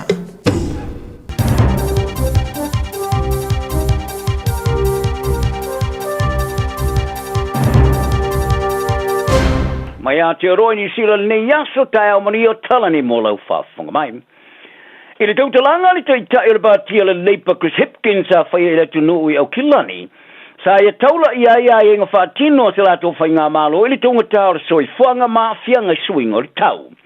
Sa le fōlfola ina Hipkins ia se ia ngā whaatino fōilan tau talanga le aso rafi. A sa whai mai polo misi e whapea. O le awa aia tanga te lau tele se sengo le leipa o le ai mai le lua whemare lo fotolu. Mai alongo ai lau whaalongolongo le pūlengo business i au kilani le Auckland Business Chambers. Sa le sao ia mea sa whai le leipa talwai nei. Manisi o tangata lau tele sa le tau fio latu la ngona malongo ina o ia ile whaale tono. Sa latu taumo whai e tele mea fia whaatino stimi vave malusi ai le latu tau la inga. Habitat. O le mea sa o iai New Zealand o le CET o le tau o le soifuanga lusi o ngā luega ma le mau iatu o le tamau ainga. Mai a polomi si ai le ave o se wha mua sana whai ngā malo i le taunga tā o le soifuanga. Whai ngā pāanga ma business e whai e wha vai ai ngā luega ma CET e te tongi. Alo mai polomisi mua le leipa le tūlanga le sa ai le tele o latu polomisi. Sa whaari ai Hipkins o le ai tuina i le ngawhati ai na tangata o le tau o le soifuanga i le whato whai unga umai na te whaia. Ma ua iai whalona wha mo i minister e latu te whaia whoi. Mai e tā wai e lua awhe tangata kiwis e tu uale tunu i vasta i tasi. Toro ai, ua wa ai e le aiso latu lumana i New Zealand nei. Tu pulanga te lavo i latu e ata mamai mangaru lue maa losi. Se tūlanga e piona i e tā ua, e tā eilo na whatu o na ua ilo nei e leo whaia New Zealand le latu tiute. Wari e tā pā fōi ia ni ngai o ngā malolo se whaia ia fianga o le tau. O le rea Maximil Magza Ali sa le ai masona mana o e whaisana tamaititi. Ina ua ia ilo ina e le whaapa uina lana pāanga ta maatai lo na maatanga tau kina. Ma ia tū lea ilo i lungo le moenga ma tu waso i lungo le manava e whao ngai o na turi vai. Na betai, iwa ma le awha masina mulmulane talo na whanau le tamaititi. Ma whasi o tia e ali lona la vatari. I se i tu ai ngō malosi sa e whao ngai ina sa mafuai o na masae le ate o le tamaititi. Mani vaenga se lua o lona tau fale. O le ata mai lusu whatau sanga sa tula i lumon whamasnonga maulunga Hamilton e le asona nafi. Le sa e tau tino aino na whasi o tia lo natali i te kuiti la so valu o yuni lua fe marilu forfan. Sa whata o tio tula i lumon whamasnonga morfina wino o na morianga i le whasi o tia lo natali ia Mustafa Ali. Ma morianga i lua i le whao lima i lana pa anga teine le tina o lo natali. Ai petai. O le aso na nafi sa e tau tino i le monio morianga ina o whai kitea i le whasio tangata pai valea. Whao lima, ma le wha moe whao ni manoa i le aso mua Februari ma le aso tosu tasio me i le ruafe ma le lufu tolu. Ma le whao lima i seise i eso tanga whare ainga le vao yuni luafe lufu tolu ma yuni luafe ma le lufu wha. O le aso na nafi sa wha maoni ai le wha masino judge Laini Havi ia morianga o avi, le sa le imana o e turi-turia le tau fia o le wha ilo alo na ngoa. O le a whata o toina se aso e lau inano na whasalanga i staimile o mamao. A e tu sa ime wha maunga na wha masnonga sa whailo ai. Sa le tai o na manao ia ali, ilo na tali e whanau mai. A petai, sa manao na paanga teini le pepe, ma ia urua i lima taita i se ina ia ali, i le wha tali tonu ina ua whawhano no na maitanga. Muli-muliane ina e masina i loa e adiolo o mawalawa le maitanga na paanga, ina o ia mawina se ata o na maitanga mai se whaata sa po ina le whalemai, e peona sa ia na aina mai iloina. Ta mafua i loa se whinaunga ma whaawawai o na poina e ali fōringa o na paanga, ai le i tūle i lunga o moenga, mai e te tau i lalo i o na lima, i a whatawhata ma le ua, e tu oso ai mo na tule vai, manava. O te mawhine e whāsu kausanga sa mani a ina e tula i lumor whamasnonga i lalo le tula whono le wawai o te whaupole Dog Control Act. I le mai ai oso whainga a tai whau kalestete. Sa tāpā i nātula au whaingaruenga o tau tuala vea i se whale i Bevan Place i Brindor i le aso tonai ina ua mea whaamanu o lia ni tangata to tolu ina ua whai e te whau e lua. O lea whaalavlave ua mafua e na tau whaaola le tangata to tasir whalemai e whaamanu o lia i le stolua. Sa mua moatu whailo e le whona whaatono le taulanga o Kilani, e la tu te leima o ini ni whaitonga mua moatu e winga i nei te whau. O le aso sa ave se ai matau fia nei te whau au whau au so e ngā reo. Ai o se isi whaalablame tau te whau le voi sa whanoi soi fostina e ono sumalilo tau sanga, i le tau whasi usi ungo le motu nei i matu i Northland i le vai aso uma vai. Ua whaamaoni ai leo, le whaalaloino nei te whawe tolu ina ua tui ina vai lau whaamoe. O le tolu iai leo te ngata ua whanasoi fue mafu, ma i os whai ngata ai whau in Northland, he tu tonu o le whātau sanga ua tonai. Ua whaari e se whai aunga senior mo leo la malolo ina te ngata Pasifika, o whaamai ele pipisi po non-communicable diseases, e ma whai o na utia ai inga le whaata amarasanga o le mātitiwa. I le sa i linga o la ngona sa mawai, e toi titi lavo tangata mātua o mai fiti i le mātua i le virus for valu ma le onos for le sanga. Tu sa le ma le iwa valu tis ma le 5%. E leilo lo ifo ma le tasi se mea moni o a fianga i ei sao i wha mai le ele pipisi. Ai o le lata i le afo le numera e feola ma le tolu a e pesiliat fo i o nei mafo anga moni o ia ma a wha mai le pipisi. Sa mawai fo i silia ma le tasi vai tolu tangata mātua e maua le ngase o le toto mawalunga. Ai lai kitiane ma le to tasi mai le to whao tangata, e mawhai ona lato wa aia lea ngase, ma le telo na masima e tau mawhaina, wa whaarua ina mai lea whainga e whautua ina e tau mawhaina. E siri atu ma le lua vai tolu tu sale ma le ono valu tisima tesipasene, o te ngana mātua e o vatu le mamafa, to e a fia so onga papoka, ai mafuli le li tupa o tamatai, matina. O tuala Dr. Ali Tasi Soa Tavila, mai le University of Victoria Wellington is ai whalia. O whaamai ele pipisi ele nao ni tūlanga o ngase. Ai o ni lui taui au ngā tūpulanga i vai ngalo tele, i te mau ai inga whape matumanga nu. Whaali ele te matai professor o ngase tū mau, e mawhai e o na lima te ina i ato le mafau fau, ma le pole vale. A whianga i tūtau tupe ma i tau o tong whitinga mwai la au, e mawhai e fo na mafo ai mawhatianga o whalongona.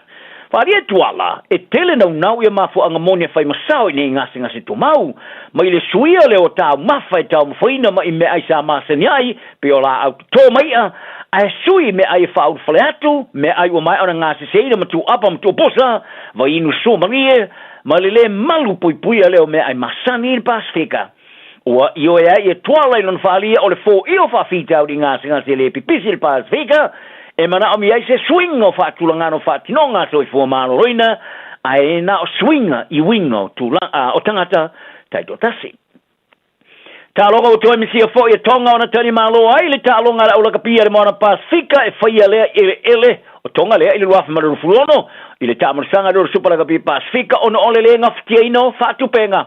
O tonga sa whaata oto e tani malo ili chiefs i la sutasi o Aprila, ai o le temine wasa ilia sisi malaya ta alo ini sila ne ona o lea whawhitauri. E na o le wha alua lawa na ta alo le moana Pasifika, le mafuli i tama i etupa anga sa mo matonga i moto le Pasifika. Talo mai ona whaavaina, i le tālonga le sa whaia pia i sa mo le ruafi maru futolu, manuka alofa i tonga i ruafi maru fufa. O le tusanga toruai, sa wha maalo sia na solo i le tālonga sa fufu e whaia i tonga, ma tā uai ia nilu i tau i wheu ia inga mawaenga whaonga ina i tālonga. Whaari ele tamatai o visilo le moana Pasifika Debbie Sorensen. O le whai unga sa whai ono le lava o whaatupenga money company ng lango e lava. I tau mawhainga Peter Silio na le le au sa iai, ina ia whaia lava le tālonga na motu. O le vastoluai sa wha leo ai se le mautonu o le whaia onga whaarulo le moana Pasifika, whaalongo tana umanga i le ai ni tupe investmenti le au. O le moana Pasifika o se au sa whaavaina more o foina ai. I le tō tele atu tanga tāro Pasifika o se isi au wala i tāro wha professor. E le o toe mau ai se isi whaatu penga ma le raka pia rangi. Se ngā yoinga sa anu numi ana mawhauwhau o umanga. Ma ua ia toe whaua i lawa na le mau tono na mawhauwhau ma i tari tonu ai. E te tau lawa i le raka pia rangi o no foina. Le tele atu o fisosoani tau tupe na moana Pasifika ma le raka pia le Fijian Drua o whaamautu i Nandi. Tana noi na mai ai fai ina tele le Hurricane Gilporas Freud til Wai Wellington fali umanga a o fa peona mana a mia i au lua na fa tu langa le le fa tinonga ai e yese mana onga mani tele atu se sosani e mo mia mai le kapia le rangi ila nga i luma o le tele atu investmenti le ola malo ina malo mnuia fa pe mali taui mo le umio tautua wa fi ai swinga i mali nga tau fa ile va tanga ta alo kapini sila mali uni la kapi ani sila o tau whai maari lia ia le asosi tangata alo raka pia ni sila mara raka pia ni sila lea i se maari anga fōmo le tōtou sanga mo le raka pia wha professor ni tunu o le maari anga kawa i le aso mō Januari o le tō sanga nei se i au lia le aso tōsutasi o te se marua whi marero forvalu e au fia ai le wha alau tele ina le insure mo vaenga yeso tanga mar soi fo malo loina po medical insure oa ma fatianga mai fa lame po trauma le wa fi ai fo mi tama ta alo li tamar sanga au tama ta ya le piki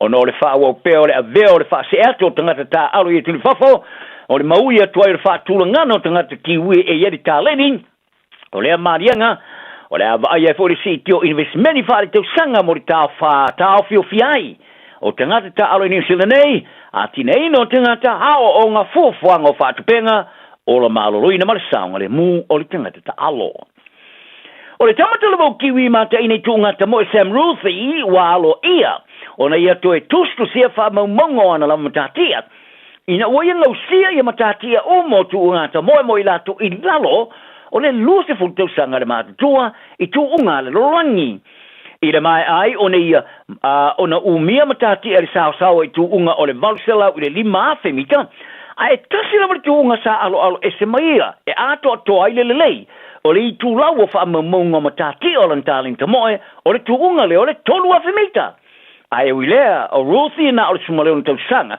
sa ia ngau sia le matati ai lau au le na nafi te minisila ina ua ia ngau sia sa au sia le sao pone ngau sia sao e fitu minute lima su fate si maltonu o sekone sa e fata o toina le Liam Black i le lua fema le lufutasi i le avesea le oriside ma le se fulu sekone o le timing i le tuunga i sao Coney Battle i Boston, Amerika e fitu minute fasu tolu te si maltasi ono sekone le temi sa kolose e Ruthi le timin i tua Mayo Ernest Chariot o Amerika tala na le yaso ia ile lofo maleanga le leitu tauma mato anga ata Radio Samoa taslima ivatolu amo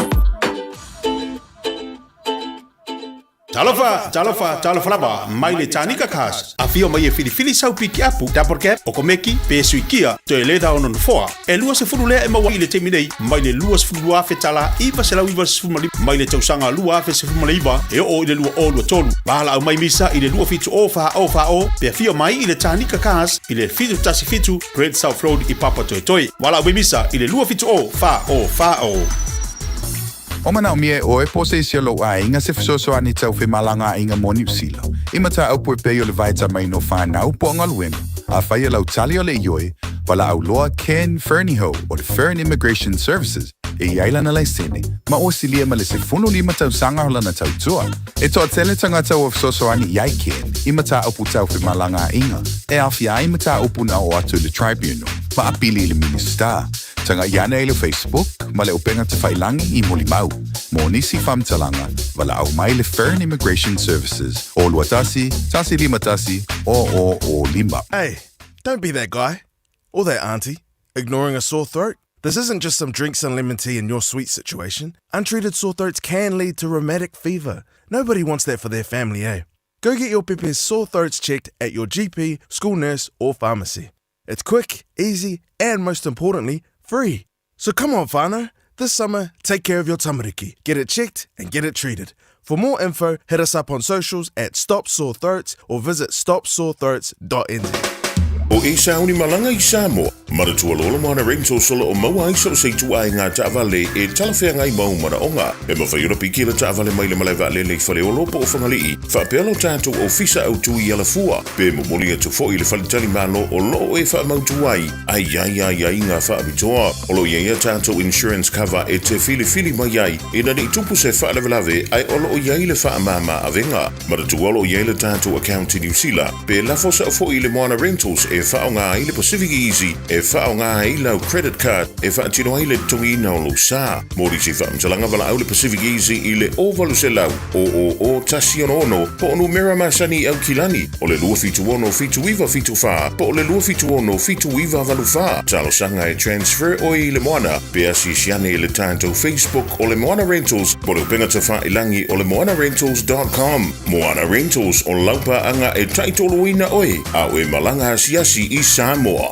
Aloha, we're the Katinas, and you're listening to Radio Samoa on 1593 AM.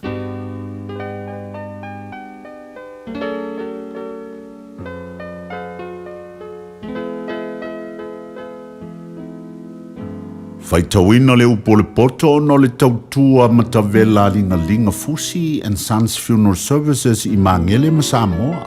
I taimi o mawhatianga ma whaanoanoanga ona o le maliu. Mana tualinga Fusi and Sons malana au nanga o le a whaamama avenga atu mo oe ma le ainga. Wala au I le telefoni lua fitu lima tolu o fitu.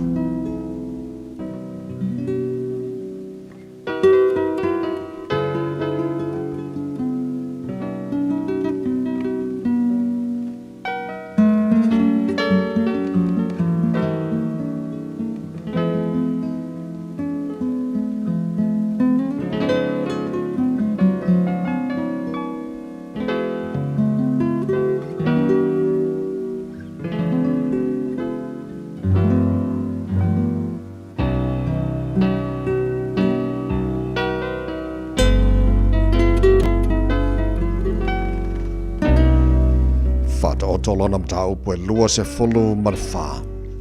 Faita wina ile upol potol ne foi. Tae au. Awa losi I tangata miole anga. Awa foi te fiato anga ya ilantou. Awa mafau fau o lantu loto ili sawanga. Patau taltalao lantu le ngutu I mea fatingai. Watina ele fale I le poto. Ai fa mauseli ina ili fa utauta. O le poto fo'i e tutu mua ia whiawhi o loa malawa e tā ua ma le matango fie. O le tangata poto ua malosi ia, ma le tangata ata mai e tupu lona malosi. A wā o le whidiwhidi le lei e te whai ei lau taua. O le to tele fo'i o whai pule e saunga le muwai. Ua maua le poto I le vale. Na te le tau tala lava I le whai te toa. O leo ua mafau e whai meleanga, ta ua o ia o le tangata whai tonga fiti leanga. O le manatu o le vale, o le anga sala lea, e ino sia fo e tangata le ua whata wemu. A whai e te whaavai lea so vale, o iti lava lo manosi. Ia e la vea I ie ua puea I oti, mai a ho ina fasia. A whai e te whaapea whauta, mātou te le I lora nei tangata. O leo ua fuatia loto na te le langona ea. O leo tau sialo wanganga na te le silafia ea. Na te le tau ia tu le tangata e tusa malana ngaruenga. O lo watali ia e aile meli, a waile lei, a toa mali meli sisina e sua malie I lo ngutu.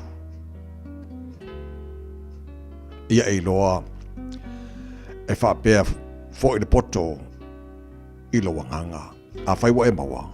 Ona iei leo le iunga. E le wale fo I lo wha mai moi. Le tangata mi o le hangai. A ue te lama ni mea no fo I le tangata mi o tonu. A ue te whaantafuna ina le mea e te oto ai o ia. A wai atu fitu ona pa u lea mi o tonu. A e toi tu o ia. A oea mi o le hanga.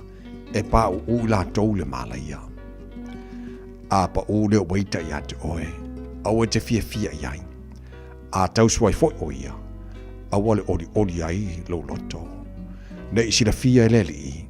Ona lea ngai lea iona luma. Mana whaari liu mai lona to saa ia te ia. A oe te wha meo I e ua whai me leanga. A oe foi te losi I e a meo leanga. A wae le I se le wa meo leanga. E ti nei le la mepa. A e a mio leanga. Lo watali I e matau le I a toa matatupu. Awa e te whaua I mai e whiliuliwa ai. Awa e whapua se I ona tula e mai o lo la tau mala. O hai fo I se na te loa le malaia mai a te ila ua uma. E iei fo I nei mea I e mapoto. O le whailonga ina o tangata I le whamesinonga e le lea. O leo whai atu I lea mio leanga o oe lea mio tonu. E fitu uina o ia le nuku. E whaafano ina o ia e tangata. A oe wao I atu I ante ia. La tau te fia. E o ia I la tau le whaamanuia e le iai. E tau fia songi tangata oma ma leo o tali atu I uputonu. Ia sao niuni whafolau ngā ruenga. Ma e tau wai le bao. Mulimuli ane. Ona e whaia lea o lo fale. Awane fai fua oe mamori mau I le lua te tua oi. E te pepelo ea I ula utu. Awane e whapeane e pei ona whaia le tangata ia te au. E whapea lava ona o whaia ia te ia. O te tau iatu ia te ia e tusa. Malana mea ua whai. Na o alwane le whanua o le tangata pa ye. Ma le tōwine o le tangata o le se mawhau. Whau te foi. Wa te tupu a e wa so o lava I la au tui tui. Wa ufitia u ma lava I le maongongo. Malana pa ma au solo. Ona o wawa aila malea. Ma o matua mana tunatu. Wa o loa. Ma u hawa o ina ai au. Se I toi titi sina moe. Toi titi se mata moe. Toi titi se pe lima e ta oto ai. Ai o mailo mativa e pei o le malanga. Malo le tango lima. Pei o le tangata o sauni. Lana o penga. Ua awina atu le upu o le poto I le nei aso o no le langolango mai a linga Fusi and Sons Funeral Services. Ua mawhai o na tu whatasia o au nanga tala whea ngai I ni tau ngofia tele. E fsosoni atu ai, a o whea ngai oe ma le popole ma le whememea. E mori whatasia atu ai ma wha mai senga, ma wha mawhana whananga mai a linga Fusi and Sons mo a inga uma o Samoa ua whea le maliu ma le oti. Malau mai loa ia lingalinga Philip Fusi lingalinga, to ia whaapo lingalinga, to ngia si ulavea, pesusu mai I le luas fulwalu Canning Crescent I Mangele.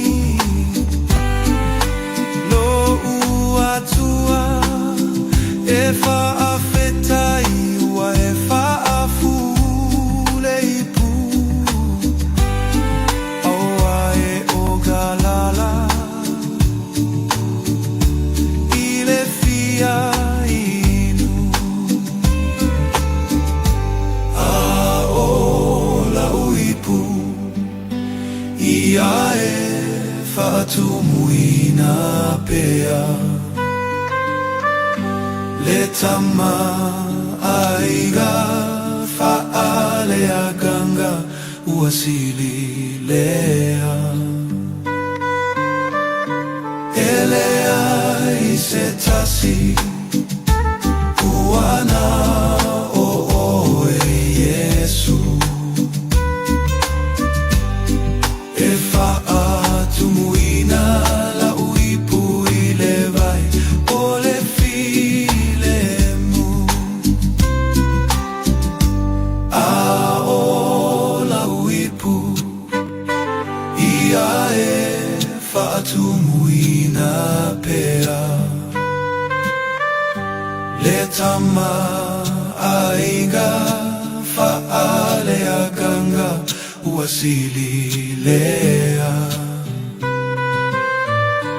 Ele ai se tasi Uana o e Yesu E whaatumuina la uipu I le vai O le file mu A o la wipu o le pese tu sia surveta kurene. Fa mai ai le faita wina no o poto ele nei foi tai o fou. Ma lo fa tele tino le fa fonga ele tu tu ala sa mo nei foi tai ao ma le manatu lo manuia le fa fonga ta poa I Samoa. Iso se bainga o kilani fa pena fo iso se tafa o le nei foi kilope o aso lua vai aste tasi. O lo mo no taru tal noai. E le sui o le tātou Radio Samoa I Hawaii, le sunga ia kena I ono o awa noi o longo pui ali I Samoa I Aotearoa nei maso stafora nei ke lope. Tele o audanga o whapenao na tautu ai tupu mtamali I o alo Samoa e mea tautu alonga. Ia ma telefo o mea lo tupu le malo tele o Amerika.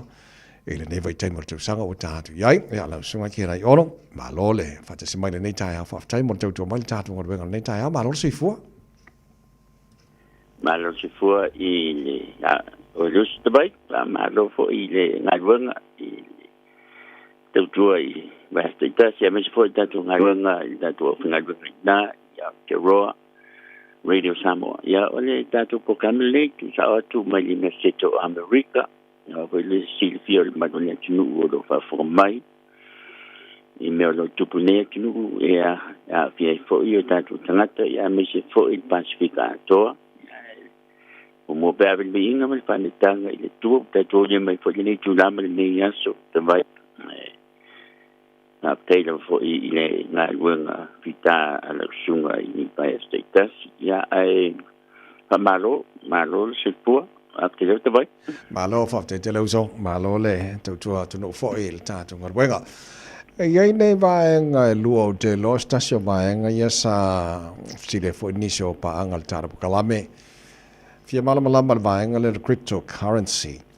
Te lo lavalo si le fia wai le ngata I tono Amerika fa pena fo lo langi ato. Te lo fo yo la fo ua o I Samoa le fo yo nanga.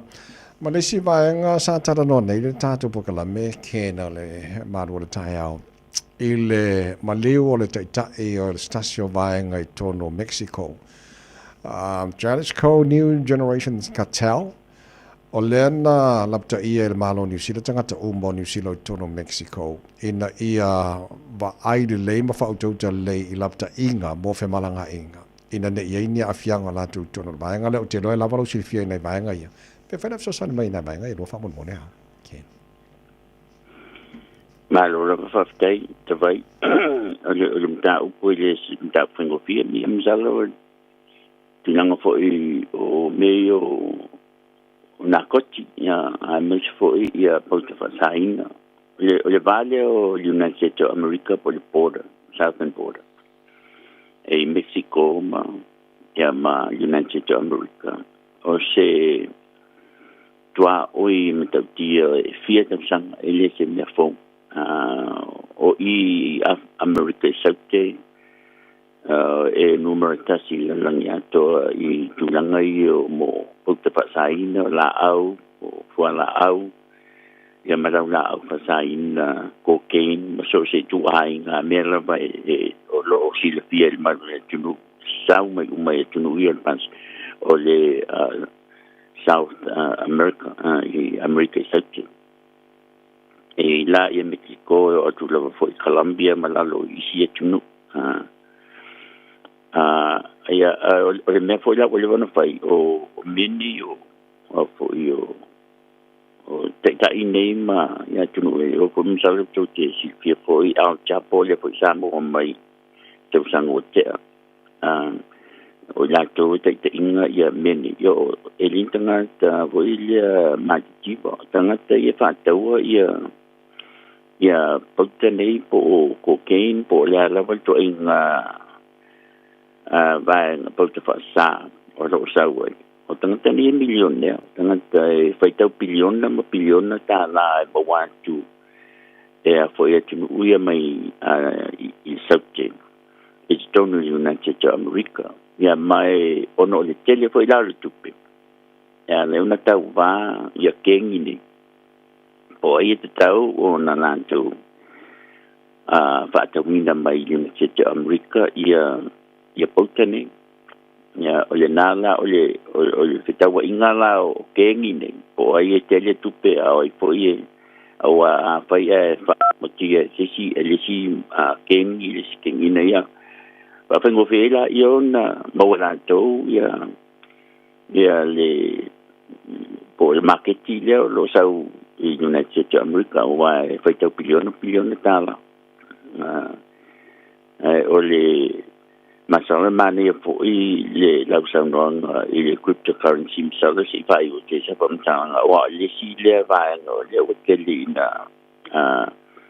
ona se ia tupe tanga tene ia o le melalen tupu nei o se whainga fantasi a leo a Mexico ma United to America le DEA foi samo o le whainga runga tonu o le Drug Enforcement Agency pa pena po ima banga se sa le malo ai o le whainga whapitola o le sivolia kengi o leo lola tu whatawina ia potene ia le ngatena a fia uma ia misi mo me se fan tapo i va to to mala tinu na ta wa tu no le ia ona mawa matanga po i tu langa pa ia ma le sila ma na yo bo le la wa va un tie lo ta ile ia ai o le kengi po ia mo sabe le ko se fi kengi ia ai pe o mele tawa pia ko le Mexico ne le vivi stanga te po le luatu o le sia tunu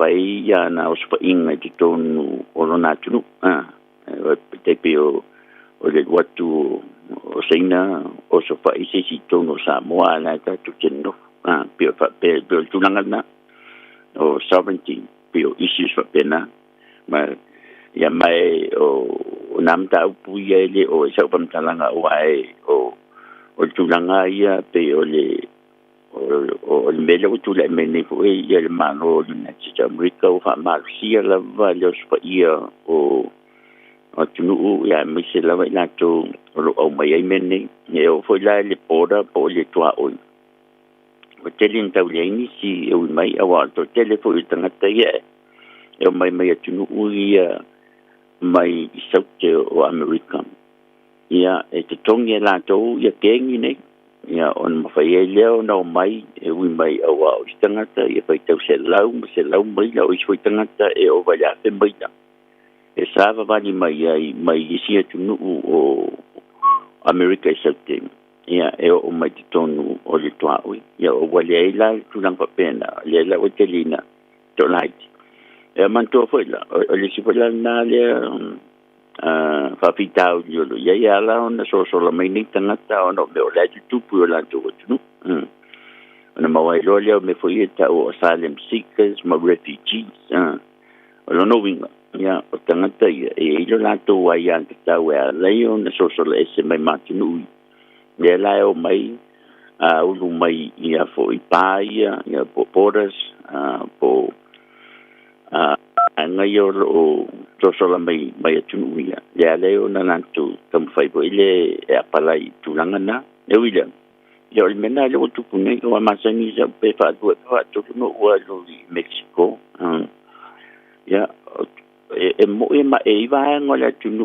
o le man nei no foi tanga te milionia sia mo so choi a le tele le tunu ya o le matua imantiva la va me ngata mati ya ai o le foi la le o tupu e tunu nei ona o maro si tele ia la tu presidente po la tu tai ma o bele o le vai a tola tunu ai pina se vai ngole tu ya ai o tu langa na masal fo i o mele ye ne ye o ma ele na paulo se o tau sanga fo o tele tau sanga te masal po o se vai i fa lima ia tai fa pe o kengi e la tu fa taua ia pauta fa sainga nei tonu United ua au mai po ua fasiatia fo i leo o au mai tonu United States of America e fai unga mai to dua fo i ia te lava o Mexico lo tonu o fo i o fai pui tonu o New York te nei ya mai vai o le silna tulanga a fai o se samo lo fiaru Mexico il vanso le sili le nofo ai mai sia sana ta po ile e papa e la tucino no de wa matona ona piwa vai me fa pena i tanga ta ia la tunule so tanga ta lo sa mai i United States of America e tonu i yo le fo la fo i la ta inga State Department ina ia le ngate no fo no fosile fia o tauna se mai la tunu ya ale o tulanga fo i le cryptocurrency le sile va na sinia mai permitan no mai se tasio o la tun fa fonga mai tulanga ona e to tele ma to tele tanga o vai fo i emaili silia tu ina ia investia lan tu pe nim ta ia o le idea o cryptocurrency ele se mana tu fo le idea ia so ia na matama University UC Berkeley te si pa lua le longo na tina e le voten o le maso strongo tanga te le malo ma tu pe le voten le lua fe mal va le na o so mano si ele nela le ta o cryptocurrency le aunga mal mana tu na lai o na fa tu le su ia ingale ne o tu pe lungo internet ma o per twa ono le fa tu ina tangata o le fa tawa ingo tupe masangene la langi eta na America ya fa pena foi o al mesa eta na America sa paisle yung ile aulo it was a gold based economy ma o le paula na America ma inga United meta o le global financial crisis le lua family but tentonu le president George Bush po sile fia nele masofai ia po tu o ma ainga United States America mata mai i ai tala fu fale fatau ia ai tala foi fatau la le foi sa ta o le housing bubble na fia ele po kala me ai tala fu eta o subprime mortgages mai sa mai tawina po wai foi sa mo na fia ele van na nga atie le te lo fale tupe o banks po wai male Fafta wa inga o share for your company tell the stock market crash. Fia toi malalang ya to le lua fa malvat. Ni sila fa tupe sa fa pa ngofie vai temila. Sa fa pa ngofie fa tupe no etangata tupe mai fa tupe. Ai fa ta wai fa ta ngata. Ai le la volta ma inga to nge etana ku nei mai fa tupe. Ina wo ola le lua familio te sana salpe mani po spe machine background po ile famtalanga ina ia mani po il manta mai mo ni si ile autu ni mta upu ina wo lua familio no na mta yo na pa u le tau o te le nei fa de tangata lo tu mau pele tala fu o fa de tangata nei wale nga fatia la tangata le mortgage o lo le ile le mafain tongi la tana tu default so o lo le male toso le fale tupe le fale foreclosure ona ua faitau miliona o fale i tono America o foreclose fale tupe ua le mafai e fale tupe ona talia absorb losses nei manatua e nono mai fo'i e le fale tupe ia tupe nei mai tangata le ia latu savings i tono le bank e whapena ma US Federal Reserve le la ua ngau tapuni e le tele o fale tupe le waiteni fo i le bankruptcy ia o ta e msalwe manatua nisi e company te le la waita o Lehman Brothers le si le fale tupe le tele msalwe nrona tolu e le waiteni mai se dia miliona se lau fast food biliona tala ia le value o asset value o company le mai o se company tele ai no o na malepe male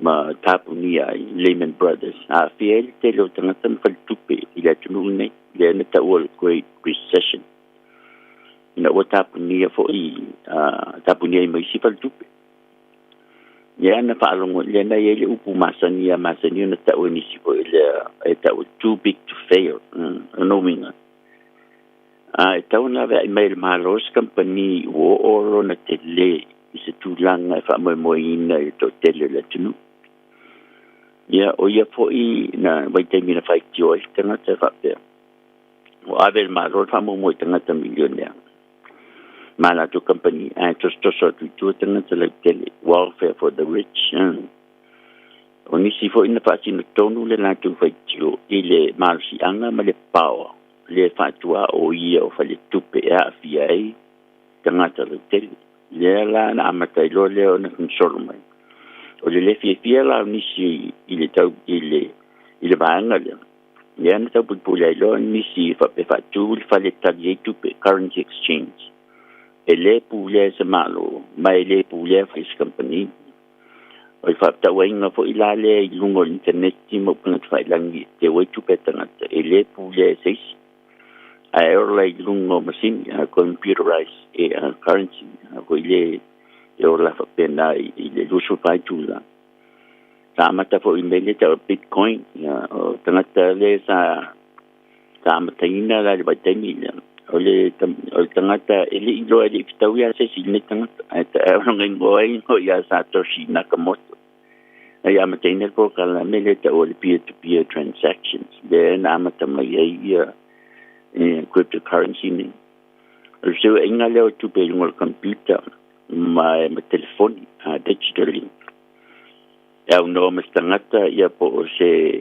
fal tu pe fo ye pulea o ya fo if su ye ingo tu pe ele tau fa ilo ai le ngol tangata na tu pe just anonymous it is a decentralized network typically placed on blockchain technology ya o cryptocurrency landing tu pene fo ele ai se fa mo ina fo ile ele le umi no ina ele se stability ona ele se solo va ia awai to man to fo ala na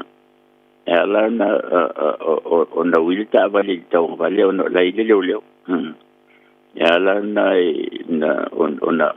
ona fa sa ona lutanga te tu la wala ona il tu la fo e tanga te leva ai ai le tanga te va ai meni po le malo ona finga talo le ona i lo po le alte me po uan le la talo petu mantuina fo i el fali tu pe e fa sue ingo tu pe te le la valina te America te all FTX le na faila na ngawai wa file bankruptcy le lua me lo su lua tu se valu biliona tala malokai me le ile sa pole company tamiti ne la te ngawe ina ye po kalamini elini tanga tamati tua o tamiti le computer le mela na go ile fo ye to telefo yonisi e fesili mai pe fo ye pemfoena investia awa to tele o te bai ko ye tunanga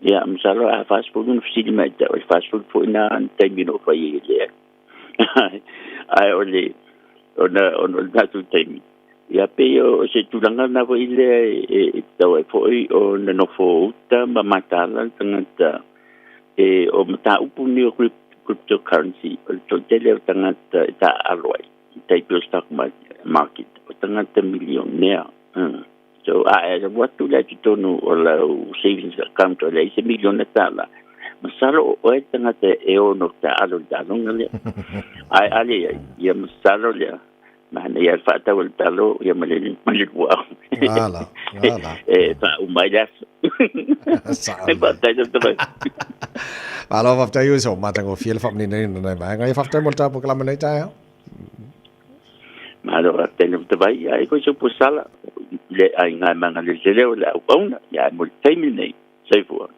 Taraflava o David Tua le nei o lo e whaafonga mai pēi le Radio Samoa, tasi lima i watolu a mo Samoa i amanuia le nei aso.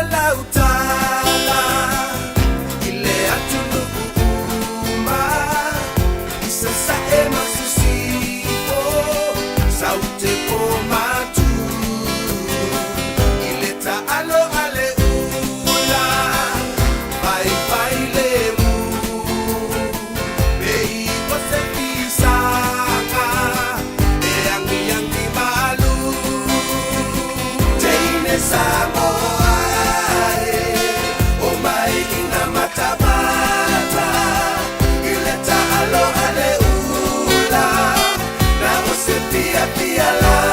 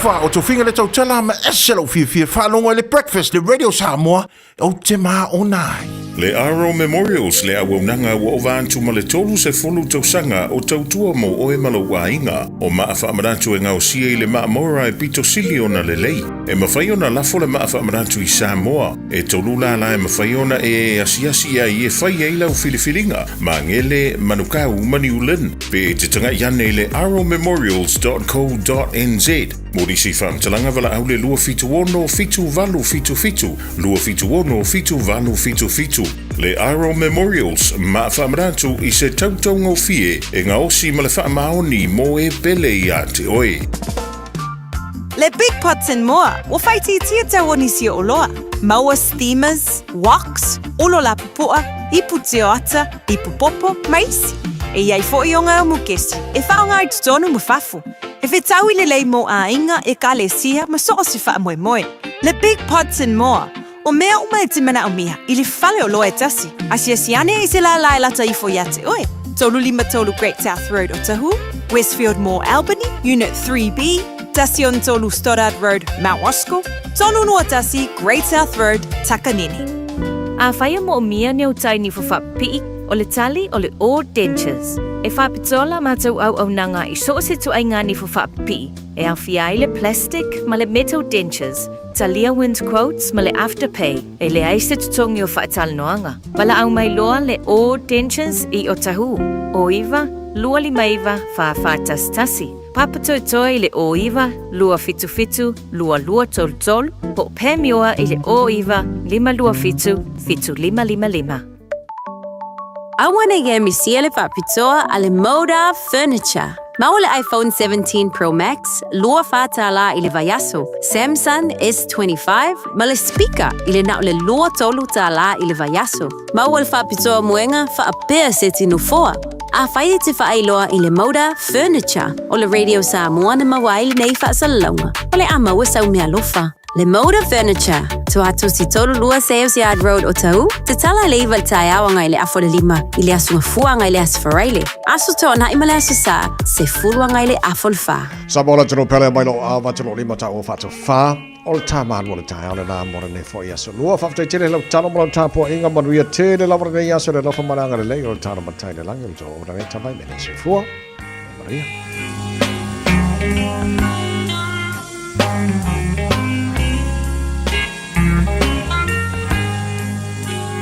Tau alanga a Solomona e patatau i le alofa e le mawhai e vai e tele na tine ia ese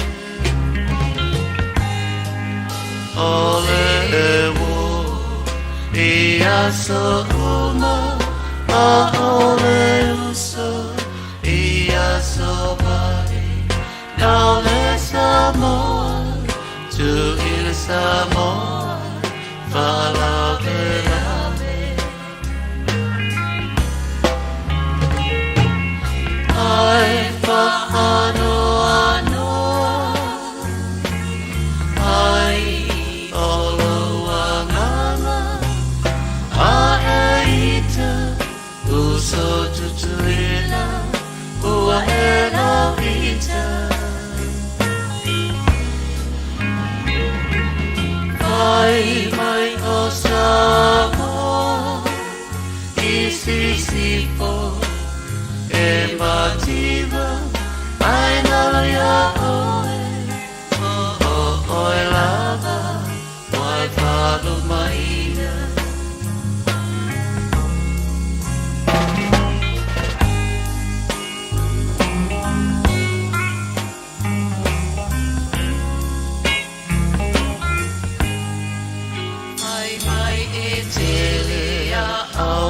Tanata ai loa la malama a se pala ole puai le wa masa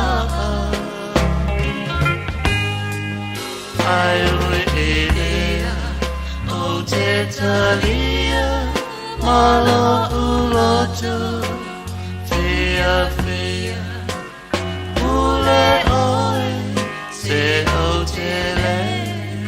Amanaia Ai whaano ano Ai olo wanganga A eita Uso tutuina Ua e la ita Ai mai o Samoa Isisifo E mativa Ai lalo ya oe Oe lava Wai whanu maina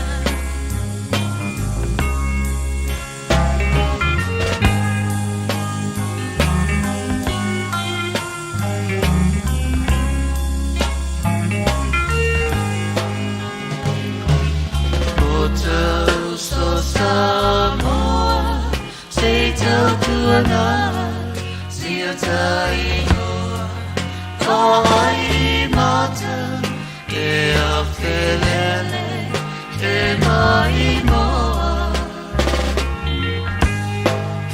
E malo si mai le atua Ala tama poto E fua O me ana E tau malea Ai o matua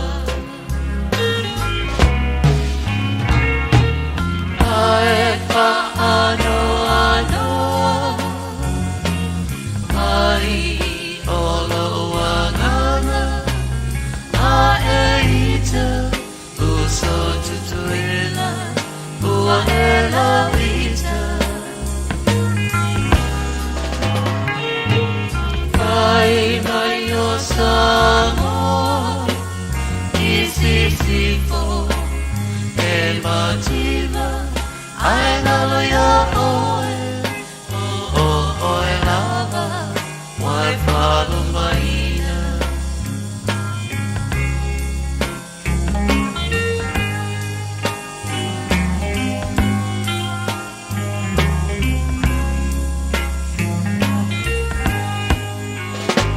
Samoa masio na olanga Na o sia ie E lava lava E pala pala Oi mea e whai Ia na tawaka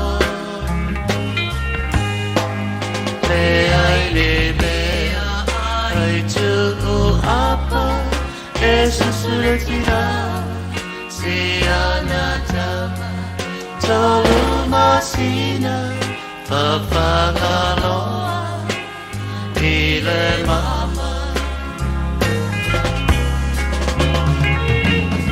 Ai sea e ala wangai Tu suelo tau Mare ana mai Meta mai moa Alele Eo io mai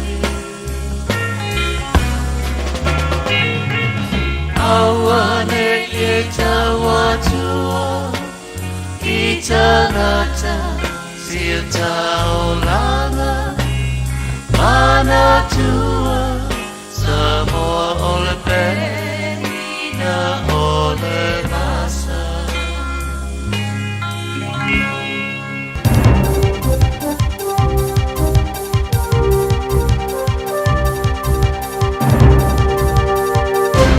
Mai a te roi ni sila nei aso tai au mani o tala ni mo lau whaafunga mai.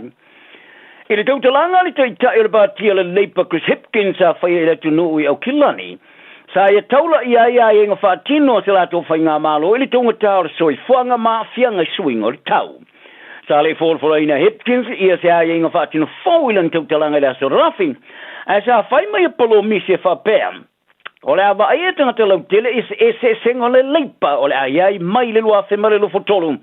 Mai alongo ai lau whaalongolongo le pūlengo business i au kilani le Auckland Business Chambers. Sa le sa o ia mea sa whaia le leipa taloi nei. Mani so tangata lau tele sa le tau fio la tu le ngona malongoina o ia i le whale tono. Sa latu tau mo fai e tele me fia whaatino stimi vave malusi ai le latu tau la inga. Apetai. O le mea sa o iai New Zealand o le CET o le tau o le soifuanga lusi o ngā luenga ma le mau iatu o le tamau ainga. Ma ia polomi si ai le ave o se wha mua mua o sana whai ngā malo i le tau ngā tā o le soifuanga.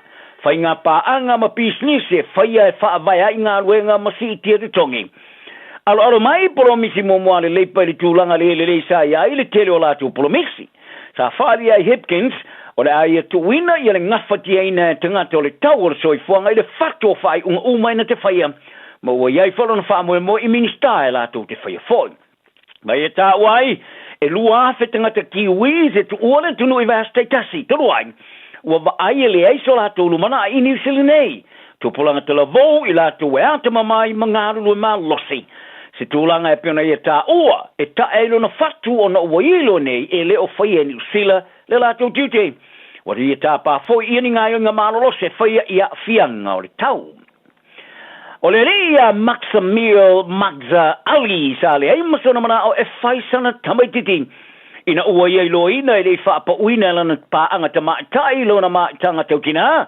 Ma ia tū lea i lo i lunga o le moenga ma tu waso i lunga o le manava e whao ngai o na turi vai. Na betai, iwa ma le awha masina mulmulane talo na whanau le tamaititi.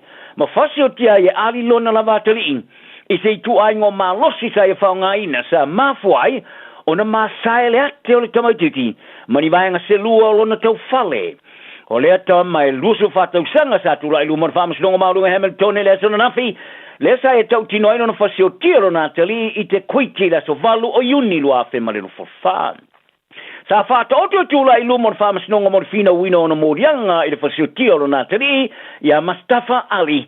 Ma morianga lua i le whao lima i lana paanga teine le tina o na tali. Ai petai. O le aso na nafi sa e tau tino i le monio morianga ina o whai titia i le whasi o tangata pai valea. Whao lima, ma le wha moe moe whao o ni manua i le aso mua mua o Februari ma le aso tosu tasi o me. I le luafe ma le lufu tolu. Ma le whao lima i seise i eso o tanga whare ainga le vao yuni luafe lufu tolu ma yuni luafe ma le lufu wha. O le aso na nafi sa wha maoni ai le wha masino judge Laini Havi ia morianga o avi. Le sa le imana o e turi le tau fia o le wha ilo olo na ngoa. O le a whata o toina se aso e lau inano na whasalanga staimile o mamao. A e tu sa ime wha maunga na wha masnonga sa whailo ai.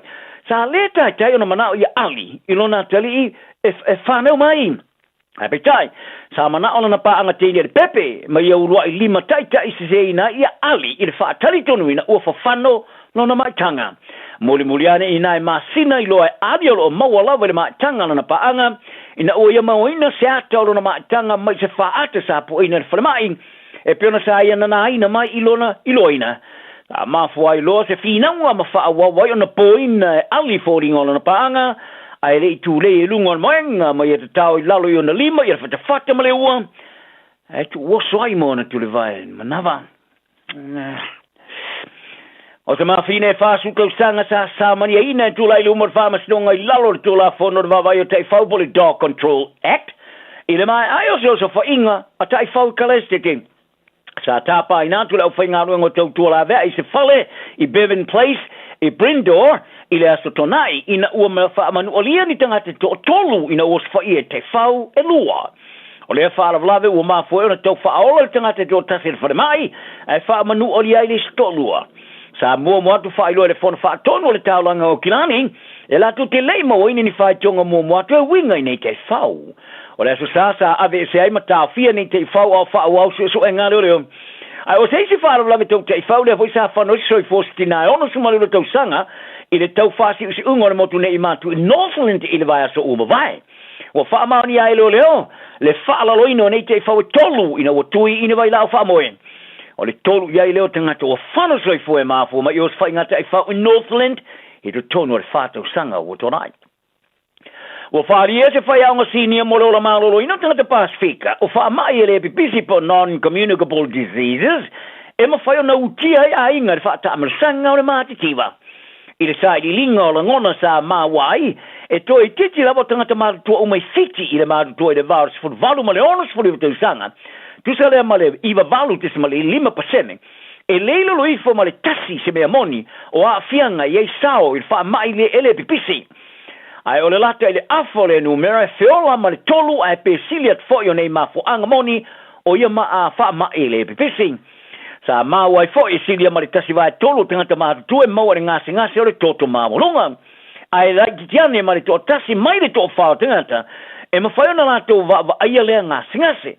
Ma le telo na ma sima e tau ma whaina wa whaarua ina mai le au whainga e whautua ina e tau ma whaina. E sili atu ma le lua vai tolu tu sale ma le ono valu te sema te spasene o te ngana ma tu e ova atu le mamafa to e a fia so o nga pupuka ai ma fuli le li tupa o te matai matina o tuala Dr. Ali Tassi Soa Tavila mai le University of Victoria Wellington e sai whalia o wha mai ele pipisi ele nauni tūlanga o ngase ai o ni lui kaui au ngā tūpulanga i vai ngalo tele i te mau ai inga wha pe matumanga nu Whaali ele tamata professor o ngasi tu mau e mawhai e o na lima te ina i ato le mawhau ma le pole vale a whianga i tūtau tupe ma i tau tong fitinga mwai la au e mawhai e fo na mawhau ai mawhatianga o whalongona Whaali e tuala e tele nau ia mawhau anga monia whai masao i ne ngasi tu mau ma i le suia le o tau mawhai tau mawhaina ma i me ai sa masani ai pe o la au tō mai ai sui me ai whau whale atu, me ai o mai ona ngasi seina ma tu apa ma tu posa, wa inu so marie, ma le malu pui leo me ai masani in Pasifika. Ua io e tuala i non whalia o le fō i o whawhita au di ngasi le pipisi il Pasifika, e mana o mi ai se swing o whatulangano whatinonga so i fō malo roina, ai na o swinga i wingo o tangata taito tasi.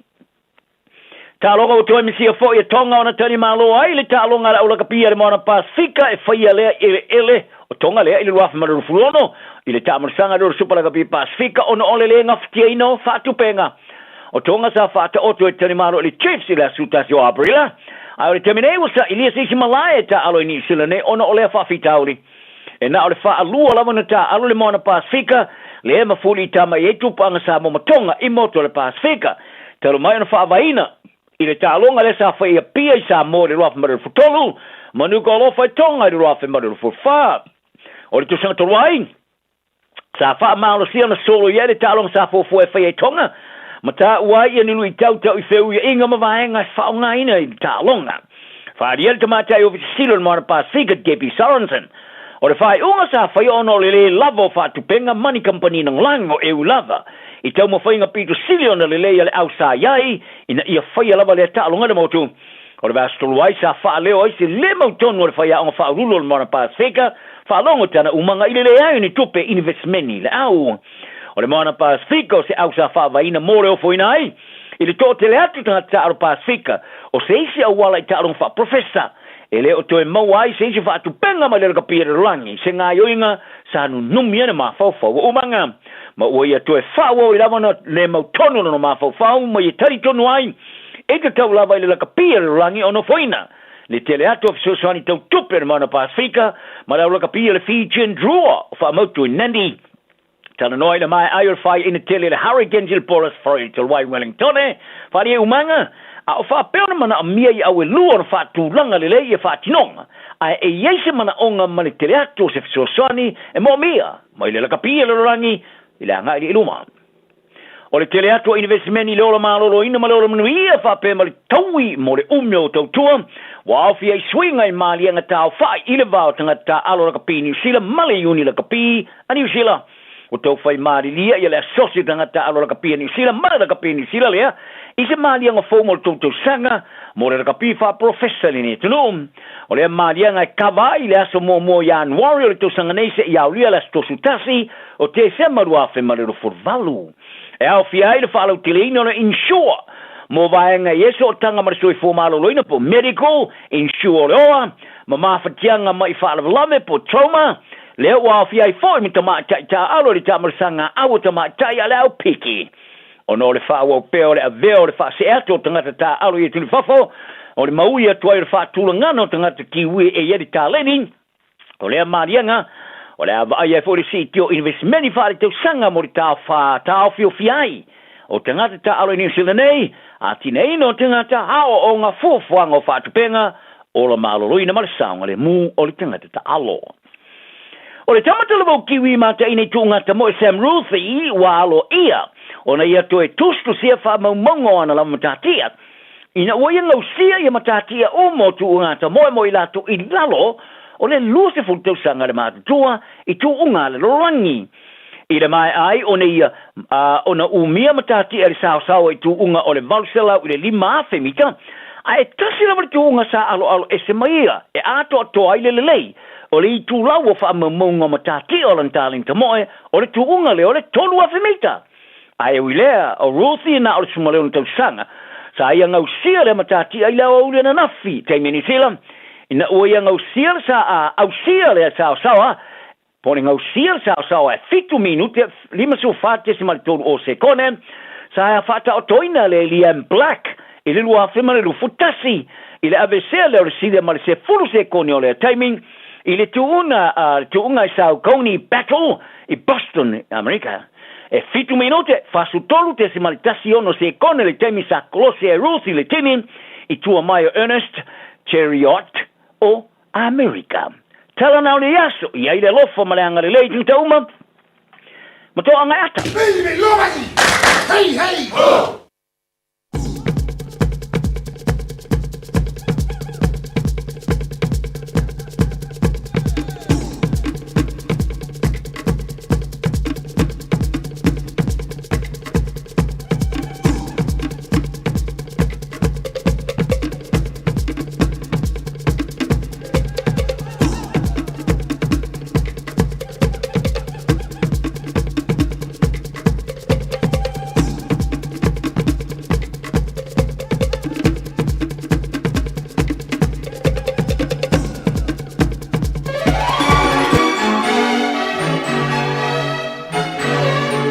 Talo falava o eti Freeman McCarthy o solua vai asta itasi mai sfulu le taiao o lo awina tuai le por kalame te tepa ile ainga o se por kalame tatou te fitu fa iai le telo mta upu o ngā a wale atina e o tatou ainga o lo fina ngalo e taua fatasi miso matou manatu e fisosoani lea a wase lumana i manuia o tatou ainga maloto i fale manatua le por kalame te tepa ile ainga fatasi mau eti Freeman McCarthy ia solua vai asta i tasi nei le sifulu le taiao i lunga le Radio Samoa sifuli mai vitolu a mo.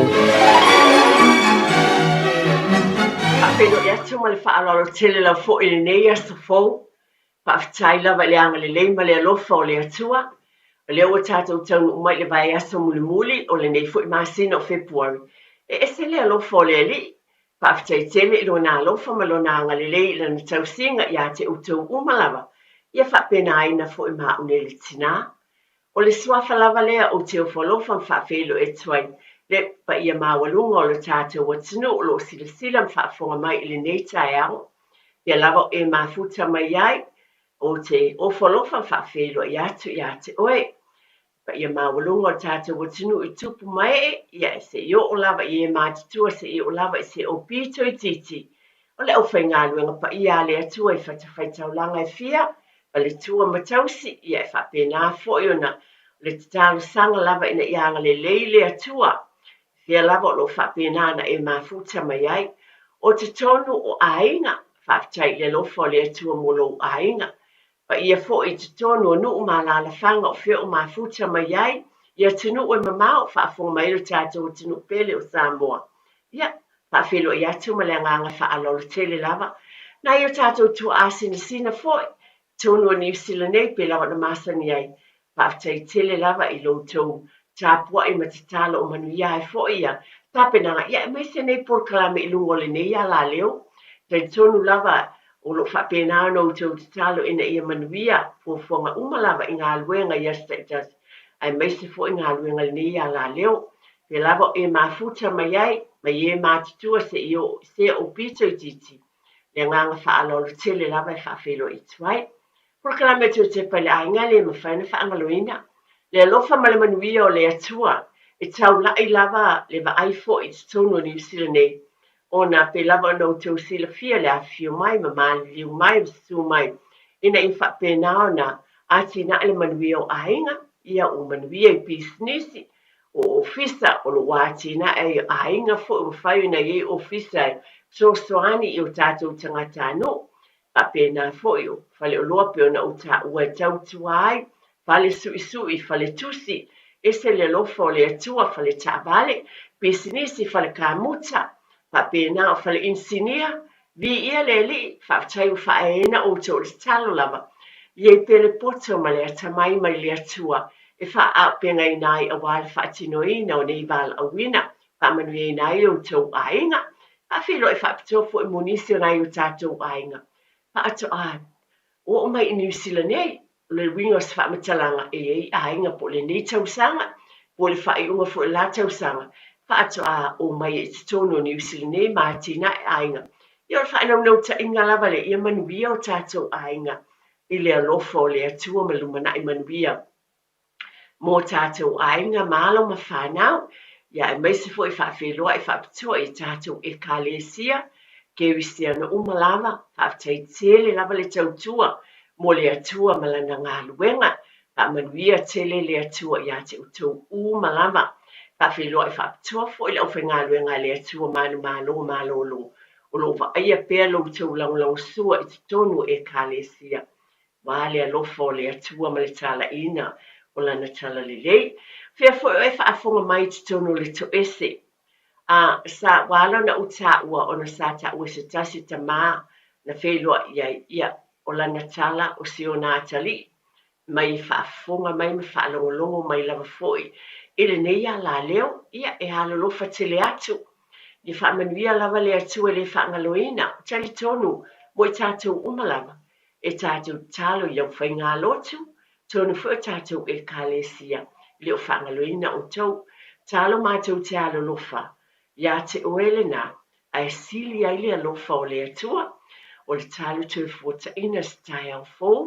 e maua le agaga o le alii ia o gā foʻi faasalaga ina faapena ona iai le alofa o le atua foʻi mai ave o le tagata anuu lelei alolofa tele atu mo outou pe afai foʻi e faafoga mai totonu o le toʻese nei taeao tulaga masani e faitauina le afioga paia le atua o sina upu lava o te amaia mai le tuetepa i le aiga pai mai ina ia viia le atua ona o lona alofa lautusi asalamo iva suma le lua o loo iai u faapea e lelei ona vivii atu i le alii ma ia faia pesega i lona suafa e silisili ese ia taʻu atu le taeao lou alofa ia taʻu atu foʻi i le pō lou faamaoni auā ua e faafiafia mai iā te aʻu laugaluega le alii e ou te alaga fiafia faafetai ona o mea ua e faia e ou aʻao le atu ai e matuā sili lava mea ua e faia e loloto lava o manatu o le tagata valea na tele iloa ma le vale na tele lagona lenei mea a oe le alii o loo silisili oe faavavau pai mai e tupu olaola le tagata ami o tonu e pei o le pama e tupu tele e pei o le arasi i le panona ue ua totoina le fale o le alii e tupu olaola lava i lotoā latou i lotoā o tatou atua faafetai faamanatu mai iā te oe mā e tatau ona tatou faafetaia le alofa le atua ma lona faamaoni fai mai le mea e oso e ai le lā seʻi o le mea goto atu ai e tatou taʻu atu pea le faamaoni o le alii viia le alii faataitele tamā i lau upu taʻitaʻina ai foʻi matou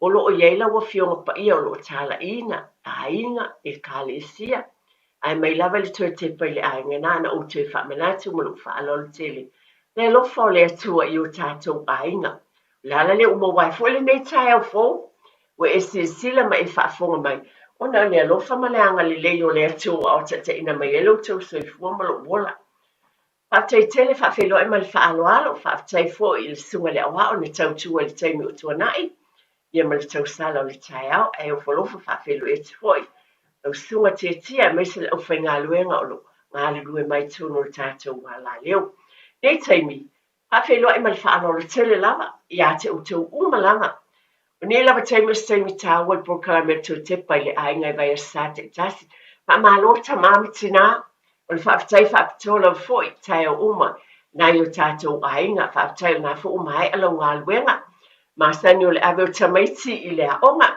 Ia, e nana o whaafitai tele atu lava, a wa o te loa, e se tele o lau tau ngā luenga, ala whai whanunga le lei mai le atu, nisi fo i taimi ieilu i tau.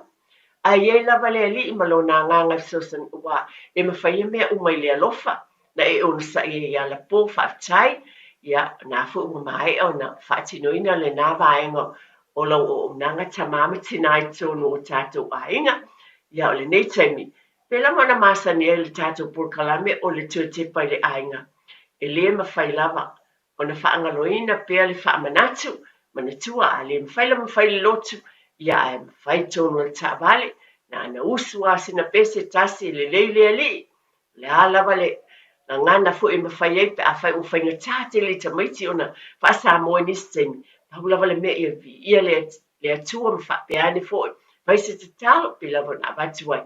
Ia whaafitai tele lava. Whaafitai e le lei oi Yesu tau si mai le ne ias. Ai whaafitai tele mātua. Mai se foi. Le whaangaloina tua asina sina mātua o mātua. A wā o te mauti noa ma o iloa. O le alo lofa i o mātua. I whanau o whanau. O le mea moni lea. Whaafitai tele lava. O lo whaia pēr lau tau te talo, o le whisoasoani, ia o mea ai, o mea umalama o lava, whaafitai tele, pui o tepa le ainga o le ala le, e momoli atua le whaafitai, tonu lava o New Zealand nei, e te whaia lau ngā luenga ma le alofa, o te tonu whapena foi, ia tunu ese, o lo alalam papa awa i o tātou tangatanu. E me se foi o le tātou o tunu pele o Samoa, nei tai au le alulua le pokalame, o le anganga iei nisi o ainga o fitia lau pōmisa o tātou ainga. E tā ua tātou te alolofa i e pele ia te utoma. A te talo i whamaise le atua, tōnu o tātou ainga. O nisi o whaimalangatu, nisi o i whaimalanga mai New Zealand nei.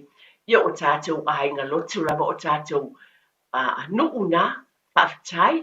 O le te talo i a iele alofa le atua i tōnu o tō e kālesia. Pa mai se le atua i manuia tō sauninga ma fuafuanga uma.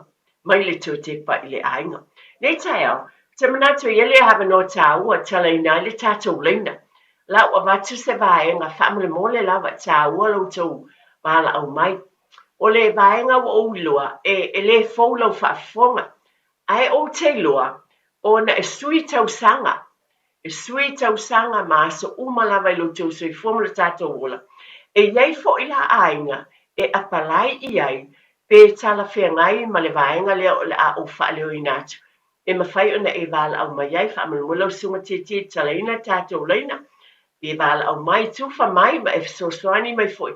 A wai tā ualo finangalo, pe lava na watu, o se langona vai, ia te au nei, ma sautou finangalo, e au ngā mo tātou ainga. O le mea o fia whaavatu ne tai mai e sau saunoanga. O te tono o tātou ainga, e le fōlau whaafonga, ai peta i ana o fōfo le tausanga, e au ngā fō i lo wala au mai. O ainga, po o tama mateine o te wala mala o whanau, leo tātou na nofo, ai o whaia ainga, whai o lātou taito o lua, o whai poipo pe whai ainga, wa iei le tāne, wa iei le to o lua, pa pe nā fō i lao nei. Pe o lalo finangalo, pe te tau pe o na nofo ma mātua. E iei tū le lei o le langona, tau mai, o ai tū le lei tau e pe o na nofo i le whanau nei. Po iei fo i se whanau, po iei po se tamaiti lai. Lale, tau o le nofo pe te tono lo tau whale le nei taimi. Pe te tau no ese atu e ati na e o lātou lava ainga. Tau na o lātou i o lātou whale nofo. O te whia mai a fo i lale vaenga lea, i te maiti nei ua mātutua, a lea fo i a single. Lea sau finangalo, i alo ma whanau, a wā o le lalolangi le o tātou iei nei, o lea fo i o te tupu. Ia te oe la waife soasoani lau saunoanga, i la tātou porkalame o le tue te pai le ainga. A wā o te mautinoa, e iei tū le lei, e iei fo i tū e le lei iei nei vaenga uma. Ai a e saunoa mai, e le lei fo i le whaaleoina. A wā iei fo i nisi o tamaiti ngātutua, savali atu lava la luas fulu mon tupu tau sanga, lua fulona, lua fulfitu, mautu ngā luenga. Ea, e te tau na alu ia pe a whai o mana o e alu e nofo ia I sona flat. O wa o tātou nisi o taimi, e tātou lawa tangata Samoa, tātou te mana o te lo taimi. Ali e se ainga, nofo mai pe I lalo le fale, o le tamama le tina. La sau fina ngalo ia I lia vaenga. O vaenga na o te mana tuto te vala au mai ai, a o whaatali se vala au. O nisi nei o vaenga o te avatu, a wa e iei tu negative o le vaenga o le nofo mai, a iei fo I tu le lei. Pe a whai nofo mai mo se vai taimi I le soifuanga, e le nofo whata se ma le tamama le tina. O le nei taimi, o le o te iloa, ua papenana whamanatu, o le lava ua, iei fo I le tau vevela, e ma lia fo I le tau. Ia, a o le ialu la utala le vaenga lea, nana o te whamanatu la malo whaalo tele lava, o no tātou o por kalame atu te pale ainga, manu o lo o manatua. O lo e sila ma tātou wa ai pe fo no o whamanatu atu le vai asa o tuanai, le alofo I tātou tele ainga o whaaleanga ina, nā pitonu o tātou o tunu, e nana o whamanatu malo whaalo alo, la la se me whaim so soani lo ainga, la taratane inai ainga na lo mana umia le so soani, e o lo ia te oe, a le nganga lava e watu tu te pale ainga. Man tua nei por kalame e wa ai e o tātou ainga. A iei ainga nā wa e sila fia le pitanu o e lalam papa ai o mana umia so soani. O le tatalo lava, ma le whaalo al tele. Ia te o le sila fia ai. Whai ona e so soani I tūlanga pe ona iei.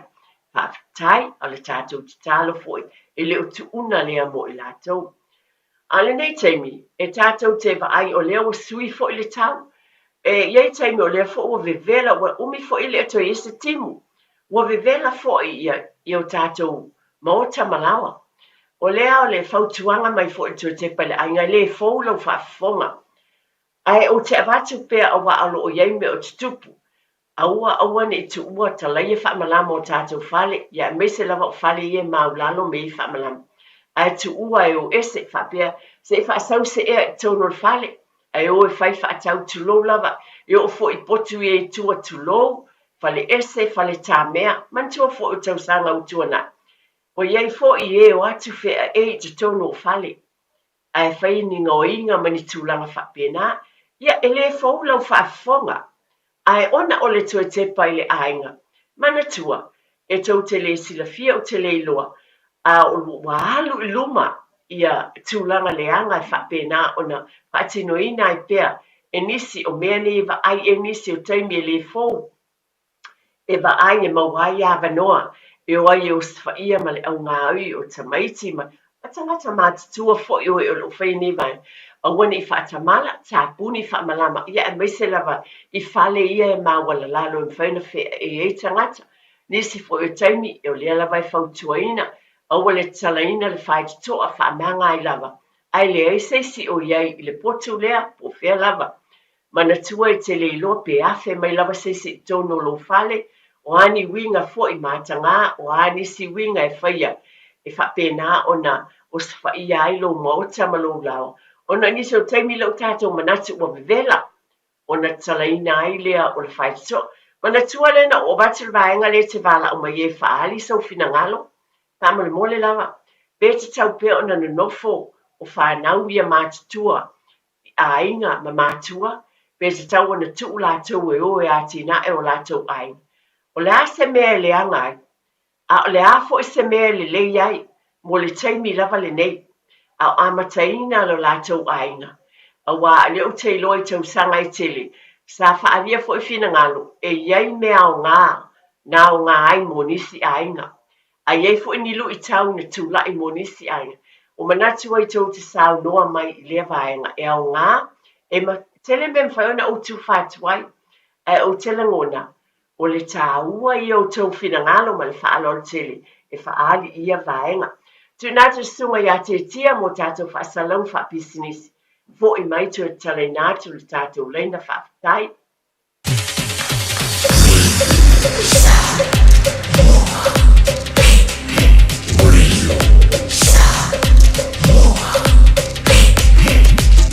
Tasilimoivo tu, amo. Le big pots and more. Wa faiti tia tau onisi o loa. Maua steamers, woks, ulo la pupua, ipu teo ata, ipu popo, maisi. E iai fo i onga mukesi. E whaonga i tutonu mufafu. E whetau i le lei mo a inga e ka le sia ma so o si wha moe moe. Le big pots and more. O mea uma e timana o mea, i le whale o loa e tasi. Asia siane i se la lai lata i fo iate oe. Tolu lima tolu Great South Road o Tahu, Westfield Mall Albany, Unit 3B, Tasi on tolu Stoddard Road, Mount Wasco, tolu no Tasi, Great South Road, Takanini. O tau sa ili se sa mo lo ainga, po o tau sa ili sa umasini tutua pe o le Hilux ma le Ford Ranger, o le au nanga ale kaseti, e whaafai mo fie mea uma, e te alu ma lau ta avale, ua e malie atu atoa, talia le titongi vaiaso, lua vaiaso, pe maasina foi, tu atoa lo whaatu atuanga i le kaseti, te tala fitu aso, tu atu si fitu tasi, East Tamaki Road, Papatoetoe. Telefoni lua fitu fitu, ono fitu lima fitu, lua fitu fitu, ono fitu lima fitu. O le Casa Beds and Appliances, o le tali o umanaonga, i o loe whaatotonga ilo maota, ini tau le lei, toe anangata, e mawai moenga ngā o si tutono New Zealand, wha apea se tino fōa le potumalo lo, laulau aimano fōa, TV, la au pese, usa aisa, masini tā lava, telefoni fe aveai, maisi. A whiu ane loa i le whawhituwha Great South Road o tau, po le tolo fituiva Great North Road i Henderson, le Casa Beds and Appliances, telefoni o valu se lau, lua lua lua, lima whāwalu, o valu se lau, lua lua lua, lima whāwalu. E te manae maua se luma na manuia o la wata li i polo wa whawhine. Ua se fulu nei tau sanga o whaatino le Pacific Advanced Secondary School lea au o nanga. Na whaawaile nei a onga e Sir Michael Jones. E whaonga i nai ngana le Pasifika i le NCEA. Maua fua o fua o ngā toe lea ni pilia onga.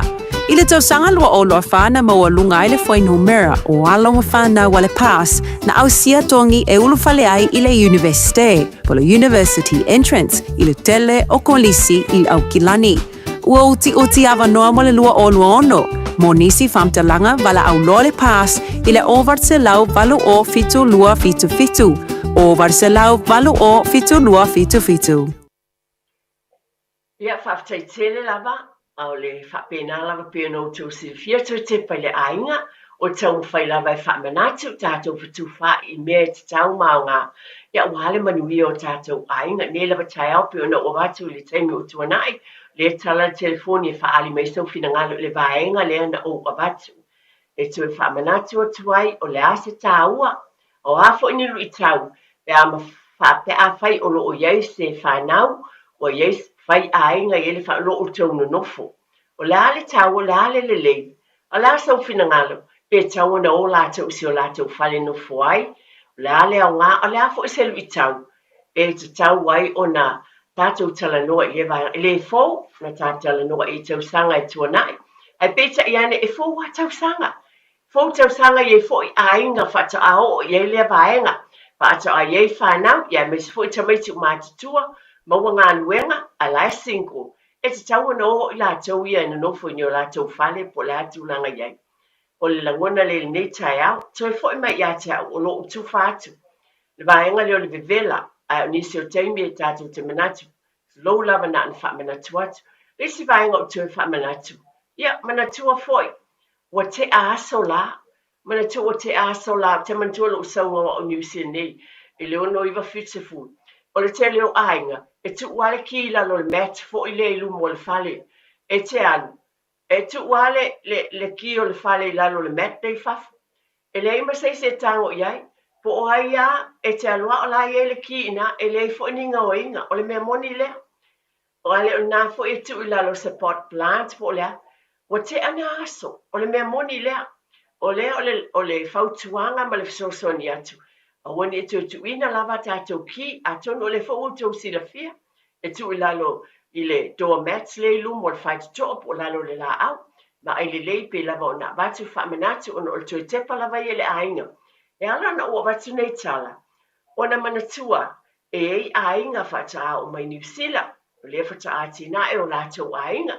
O nisi fo i taimi e whata mala la whape le ai. E le tupu i lo ainga. Tongi le ki i lalo le whala.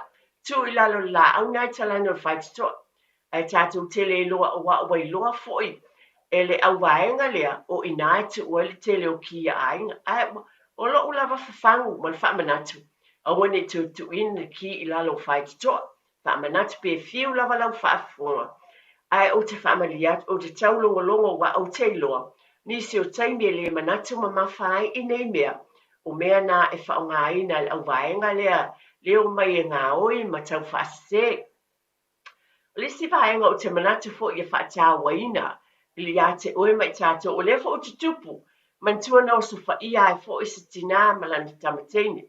O le vaenga lea o nisi o tangata e o mai e tau whaasese ua dress up lava.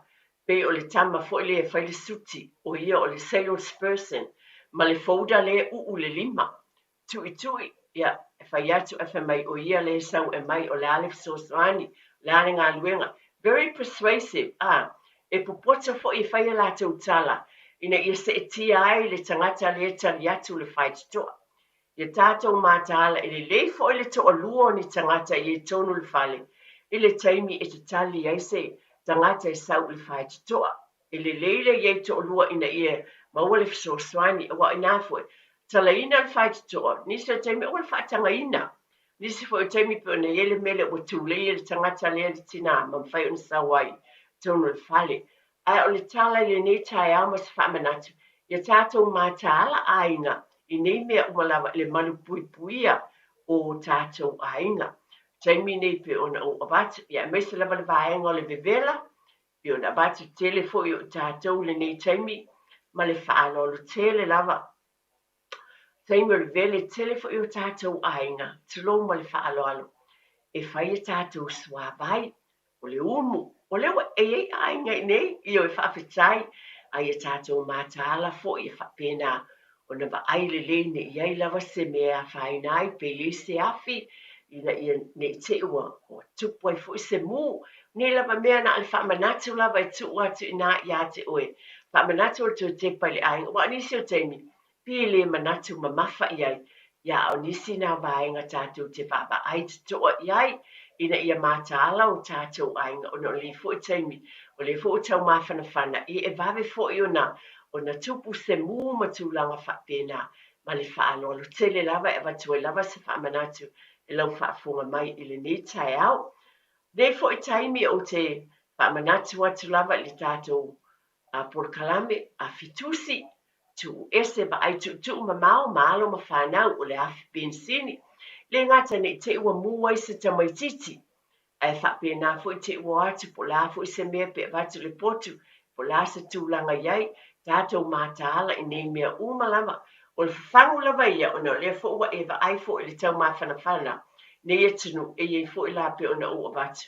Pe le manatu tele, le vaenga le o le talai u whamalama. A pe whasauri ea i tonu o inai au wala mai e fo o news whainga. Ai le mawhau ma tangata e whaatu whalawelawe.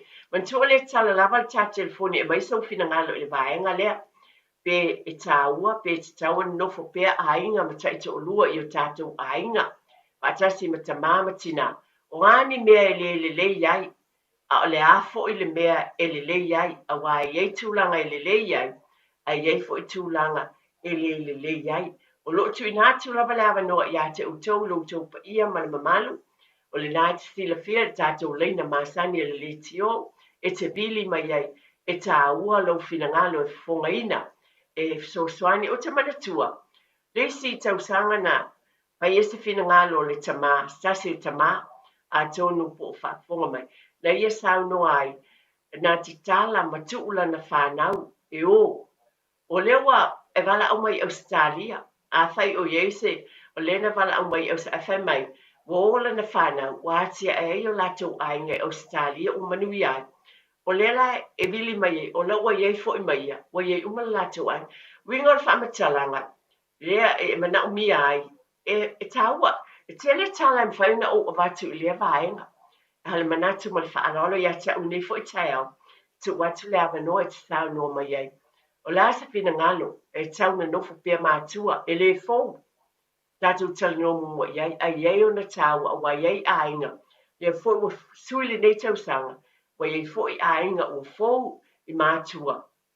Wes whate te inga, na ua e silafia o sio walo o sio watali o sio wafine ua nofo ma sio to'olua ia le fanau po o tau te nofo i pea pe te tau na o la'ua o la le tulaga i lelei ai a le a fo'i le tulaga e a whaina e tau ai pea o nofo atasi mo o lua matua ia vala'au mai fa'ahali soufinagalo ai tele lava vaenga o le talanoa atu i lava i tatou polokalame tuatepa i le aiga lenei taeao mana tua fa'amolemole matua pe ona avatu e tāua le galulue fa'atasi ai tatou ina ia manuia o tatou aiga galuega i tonu o tatou ekalesia taimi fo'i ua amataina o a'oga asasā ia o le fautuaga lava mai iā te a'u e tāua fo'i le matala o tatou matua i le itu lea ina ia ave tamaiti ia a'oga asasā ma le fa'alolo tele lava ave tamaiti o lo'o tapena fo'i le susu ia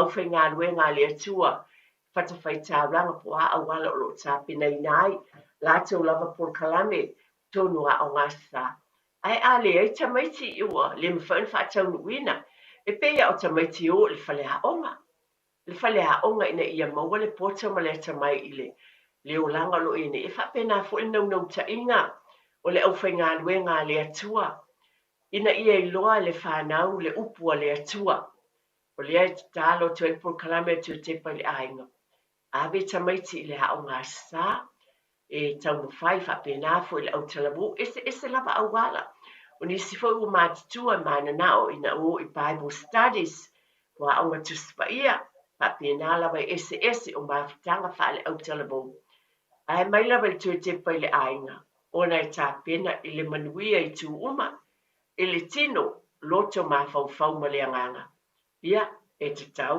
ona ave le fanau o lea le'ia i se tatou vala'au ma le vaega lea na ou avatu ia ae fa'atalitali pea a la avatu sa'utalaga i ai atonu o lenā te fa'afofoga mai sa avatu lava le avanoa ma lo'o fa'aloalo auā ou te talitonu e tele loutou silafia o outou fa'aupoopoga mai tatou polokalame lenei e aogā mo tatou aiga lalo fo'i e tāpā ai soutou vala'au mai fa'ali sefinagalō i le vaega ua ou avatu o le vaega mo ua te avatu i le vaega le so'u lava manatu na o a'u lava e aogā fo'i le nonofo o le fanau o le seu fanau totonu o lou aiga auā tina e manaia e aogā loutou no fa'atasi nei taimi auā o lo'o e faia i ai matua e fa'ataʻitaʻiga lelei o le uiga leola mai a fai ua ese o lalo a taunu tou te failotu fa'atasi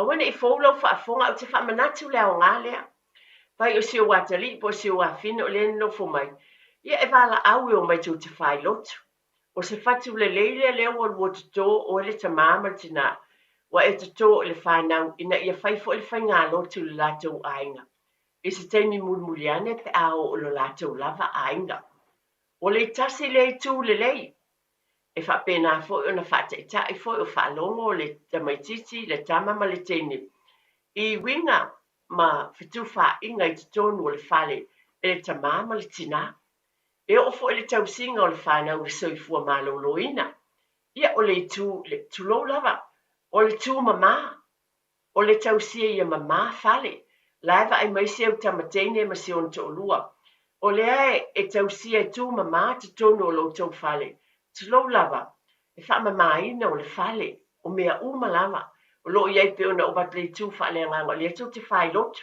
i le afiafi a le fo'i va'ai mai e tumamā lava seu tinā i le tausiga o le fale o aogā ia ma se tasi o vaenga tāua a fai o whaingaluenga i lea taimi o le aogā lea o lo'o lua fisoasoani pe ma fai ona o lua tausia le tamaititi lea tulou lava Wai ese a le mea o leo te iloa o lo tupu i tonu o te leo aiga o le aogā lea ae o i la ua nei e ngā lulue i oe e fesoasoani le toniga o le tou mokesi po le tou rent ae o la ua sefe le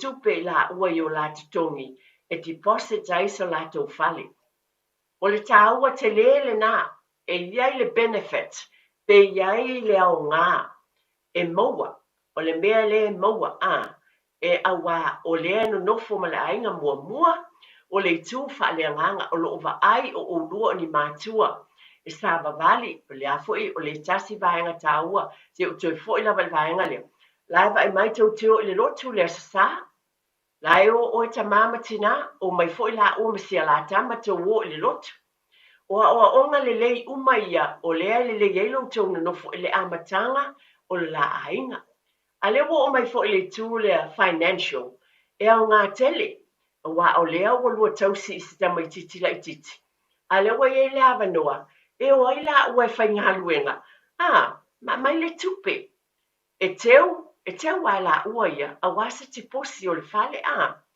e manai e tele e te lea le benefit o le nonofo mai i le taimi lenei e iai le o le umi o le taimi e ese lava aiga ae ma loo faaaloalo tele lava ua ou i loo ua iai aiga faapena e o foʻi i loo aiga ma laʻu fanau iai tulaga faapena na savalia i leolaga e vavaai mai ai lau fanau tulou lava iā te oe e tamā ma le tonu o le faafofoga mai Iona o avatu le faataʻitaʻiga le tamā lena valaau mai ua tuu atu foʻi le fanau ae na tina e foʻi totonu o lona ai ese foʻi le manaia o le lagona i lenei taeao pe ona o watu le avanoa tu te saunoa mai ai o le a se tāua o lo nofo mai o le whanau i o hani faataʻitaʻiga ma ni fatu lelei e totonu o le olaga o le whanau sia ua talii ma sia navā ma sia latama o sia ua fafine ma lana tane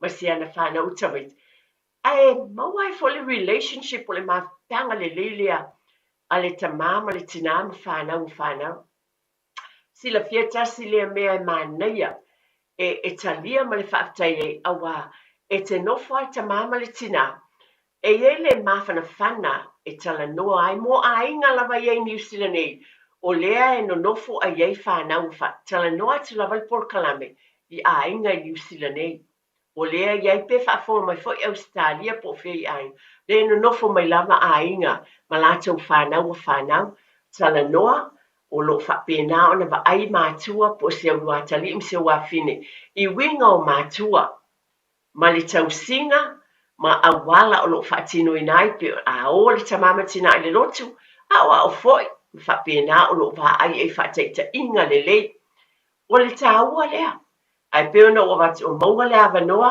e aʻoaʻo ai le paketi nisi foʻi taimi e talanoa ai ai taʻilo i ai ao taʻita ia e talanoa e ese foʻi le lelei e talia fautuaga maua le malosi faafetai o lē te iai le taimi e manaʻumia ai le fesoasoani asi lea benefit po le manaia e te iai taimi o i laʻua nisi foʻi o taimi ia e tatou te tatalo kasi lea vaega e tatou te vaavaai ai ma le faafetai faalautele le alofa afai ua nofo tane mai ia afafine i se au tamatama ia e alofa o lou afine faapena foʻi la i se ua talii faapena e tatou te alalofa faafetai tiatia ia leai o le lagona lenei tau o le ua iai tatou valaau faafetai talofa lava ma le faaaloalo ia malo lava se koi ia ke o tima faafetai o le suafa ma le faaaloalo o saunoa ia sing ia ele va kuso manga ko fo ile mga opo pa fola mai kulanga le pe kakau nga mo fola ka fa nga wa pai ai nga ngofo va kasi ma ko ia e ka ua ia le si ku ia ele ia lo se akupea o lo o faile ko lua ia ula wa yo le manga o lo se lo o finge ma u ia e ka ua e pelea ia panga o kenge hoi loko ma ai inga ua o e kai me fai el fanga ia o ma faula ia e ka unga o la o fai kamiki Ia e ka hoinga kam faile la ua inga ia ka ke mafau I makua fo o longa kolua. Au mai, ia le whainga mai mako ngofu whakasi. Ai o le ka ua le vaenga lea. Ia ai o mea uma, o lea la ua ngongofonge ia la ua le la ua fale. Ia ai le mawhaianga ku ai ia le ma ua vaenga whai mariki ngā le ai. E fshosoangi ai a mamai ka maiki ia rei ki ngā ia o a mea uma e le mawhaianga ma ku ua. Au ngō inga ma le vaai asiasi ia ai ei me fale kongu e whape ngā mol makua e makala. A le ka ua le vaenga lea. E ia e loa i e le kenge malakama. O ngai loa i le whaile la ainga. E loa i whaasoa ia e kōlanga o mawhapea. Pei o le mea ngā fuilele e ka ua i le siku. Ia le ngongofu whakas. Ai ka ua fo i le si sai. Le o la ua e whaile la ainga. Ia i loa i le afo. Aki ae ko kongo ainga. Wa o isi uka ke vai ei. Wa o isi mako ke vai. E ngongofu whakasi mawhangau. Wa whai whangau la ko whangau. Ia ala ngongofu. Ia wa o whoilanga o whai whangau. Ia whangau o whangau. Ia o kele alu kele ia uia. Ai pe o le saile o ke loa e uia o lo whai a inga lo wa u whai kōlua la whangau. Ia pe o le kunga le kilo o ke vaai ku e lua. I le ku o lo moko a lua ma le malonga ainga. Ia e ei kaunga i e whasekai mea mai e maa ku o le kōlua. E whasanga ai ma mafuka. Ia i loa ai po a koi ngā koi winga koi ngā kangakam. Le ngoko koi malangam. A pe o se whaso aku ngā manguia kele nge ia so ia i lau whionga wharekua. Pa fetai tele lava ma nei tele sauna ngali tama e le moni pe ona o batile amatanga ele tele yo melele ai ai fo itu e tau ma ai e positives ai negatives o le tasi bainga fatasi tato vala au o te manatu e o itu le ia o batu e mawhauna sefe ma o ma baba ai itu le a o le tu tasi whaenga o te papa ai e fo le tawai no ese atu la uama stand on their own 2 feet. When you say ne fa a waile tamama tina iso la walava tama yo no le wel tatu bala au talo fa lava talo fa le fiona ya sano ia mal alo lava tina le swafa dai ya sano ia ia sano ngolongo kwa mangingo male ko i poka mi malo lava ia e fani tua fa soa i te tono a inga fa longa ku fo i oi o mogi fa pa o ni le uma lava la pa inga i mako o we ko ni mafanga fa ia inga o mako e kasira ka di ia i so ia a inga su war ko sa o le mea fo i le sa ia i le makayo mako o e o la fa e me talo ka kingi ia sama ko feola whaakasi, sama ko ngofo whaakasi, i re kai o ngi a inga, po ngi anti, po ngi anko ngofo, e ngofo lawa ia maua, wa ura ki ngā sa whainga ruenga wa ngofo. Ro ngofo leo ke wāru e wa ai, nāko, a inga wa mako kua mwhai a inga. Sa iai fore mga ko whapenga ia maua, mako ke ngofo le rei whaakasi a, ia e pangaria, langa o leo langa ia luluma, peiho ngofo mua le kama. O leo langa o kako whanga o i luma i le koionga i kua. Ia kaurawa ngā wharia a inga o kinkiki ia, mahalu e a ki ngā eronga a inga. Ia o fo i la kou le mea re ka kou kei ai. Ia o le alo no whai o le whanga o maa ua, i le kai ku ua maa ua. O ngi mea fo i peo ngā kukupu. Pa peo o ngi kupe mangi a le ai. A o kamaikiki a ma umanga o a whaakongu. I whape ngā whainga lo sa mai mākoa. I o ele ma whainga ngā lo i kamaiki. Upu sa ave i ai ma popoa inga ma whakongunga. Mea kauroku, mea a inga. Ma sangi e fo ilaka i ka whanga. Ngā wa o aia. O ki kau ki ngā ki a wharikua. O le mea ngā le i whanga. Tengo ngofo ai whiera ko a inga. Io e ai le mawhaiunga ngalo mākua. Ia ma ansi ma anko e alo lofa so se. Ia la kai kare mo le maua. Whaafikai mo la popo inga mai o mākua. E mesa mako ki ngā. Ia manuia la wapo kalame. Inge ia so. Uava malo palo ade soifua ia. God bless. Tele lava ia o lewa. Sa no fole tina wa e whaafonga. Ala winga leo se tala. E tele I tu le lei. Ai so o watu foi ye tu ye ya te ulawa ia wa o mori mawina I tau sa ngai tele wa ye fo lenga wenga le counselling ma mea fau tu ai ai tele wisi ai nga tela bo malo fa lo tele leve ele tau le pu malafo a lapa ta inga ia mata ala ia ona wa ave fo ile lo fa matua nisi o taimi wa tu fa na te man tu tele is tau sanga wa tu wai fa na I ai o le ai nga tela bo le tlo Moni la o le casino wo faal wai tupe matulang fapina because o le wai loa le alofa matua so o le langona e tu fa atu e yei tu le lei a yei fo I tu e tau wai fo na failo le fofuanga e tau ana o ina I loa e tutu o la walava vai to stand on their own 2 feet ma atia ele ai wai eselma e yei lai tu le lei pe ona ta ua a ye fo tu fa le tonu wa nisi o taimi pe ona o tau nisi fo o taimi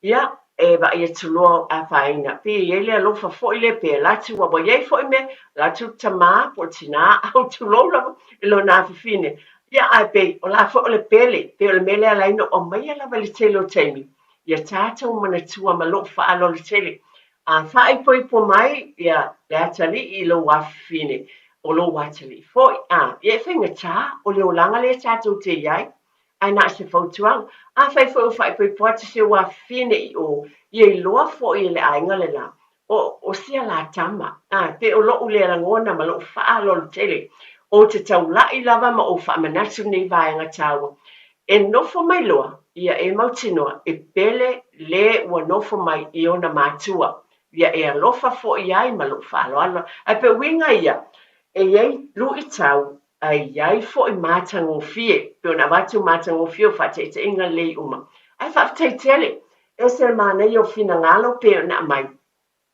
ai abatu pe ina ia baba ai te to yai pe ona watu tu tamaiti ai o pe wa vela vanai matu o tau stamali te lu taimi ai o nisi o tulanga e pe le tal ele se faina pe fa fo le o ai pe o le mele na o le case le ona wo le casino spend ai tu le fa na wi le ana fa pe na fa le tun wai e te tawon tato mata ala I nei mea umalava ye tu le lei pe ona vatu alofa fa matua tau si esele mana I o tau singo le fa na I tu fa le nganga e meso le tau fa ye se fe le tupe e atina elo la wala ba ai ngai fa ta woi se fanua po se fale ma me le le umalava e fa fetai tele atu lava I lo fa fonga mai fa tai I la ua e lava le mena na va vita ua tu I lava le amatanga o le nau ngolo fa nau ta ingolo lo tu le neas ia tele ni se vala au mai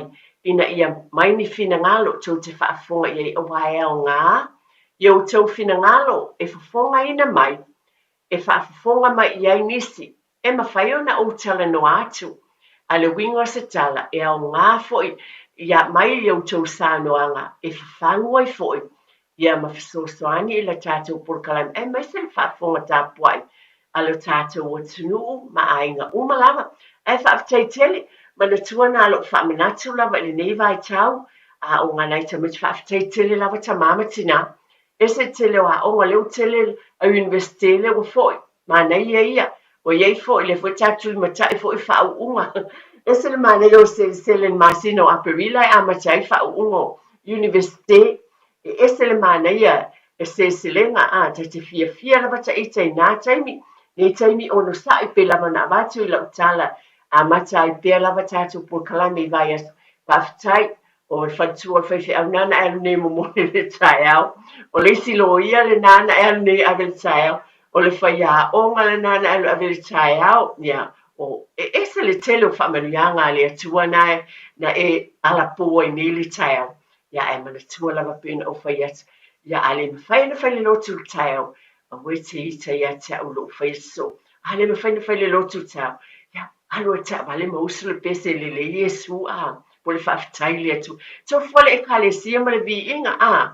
Ia, ai fa pia loa I fa tai Yesu mo le nei aso. Ia oi, to le ngona le ma te pele ainga. Ai ma le ta ele o lo to fa tai tele lava. Pe lava na o ta mo fai e batu. O le ngona lava le nei por kalame. Ele o ya te au se atuanga. Ai tu watu na le fangu lava pe na fai tawina upo le fiompa ia le atua. Tai iei mana tua avele vi inga I le atua. I le ala e le tai au se io o le moto atu le la. Tātou whaalangolango I le li. E mawhai lava mea uma I lona anga le lei. O le tatalo lava a iese a inga I tuk tasi. Wo o tu iai se fe au o le neipol kalame I le nei tau. Pe tasi lava le a inga. Ia vi ia le atua. Whafte tele lava. Vai wei se upu wala vale a unele tina wha mahangalo. Talo lava I ele manuia o le atua I o tātou a inga. Mana tua. O le atua, o le tamai o ainga. Malava, pa te tele lau sunga tia, mo le te luaina o le tāpol kalame, pa manuia lava le atua ngā luenga umo le ne yaso. Pa tai. Radio Samoa, tasilima I patolu, amo. Radio Samoa, tasilima I patolu.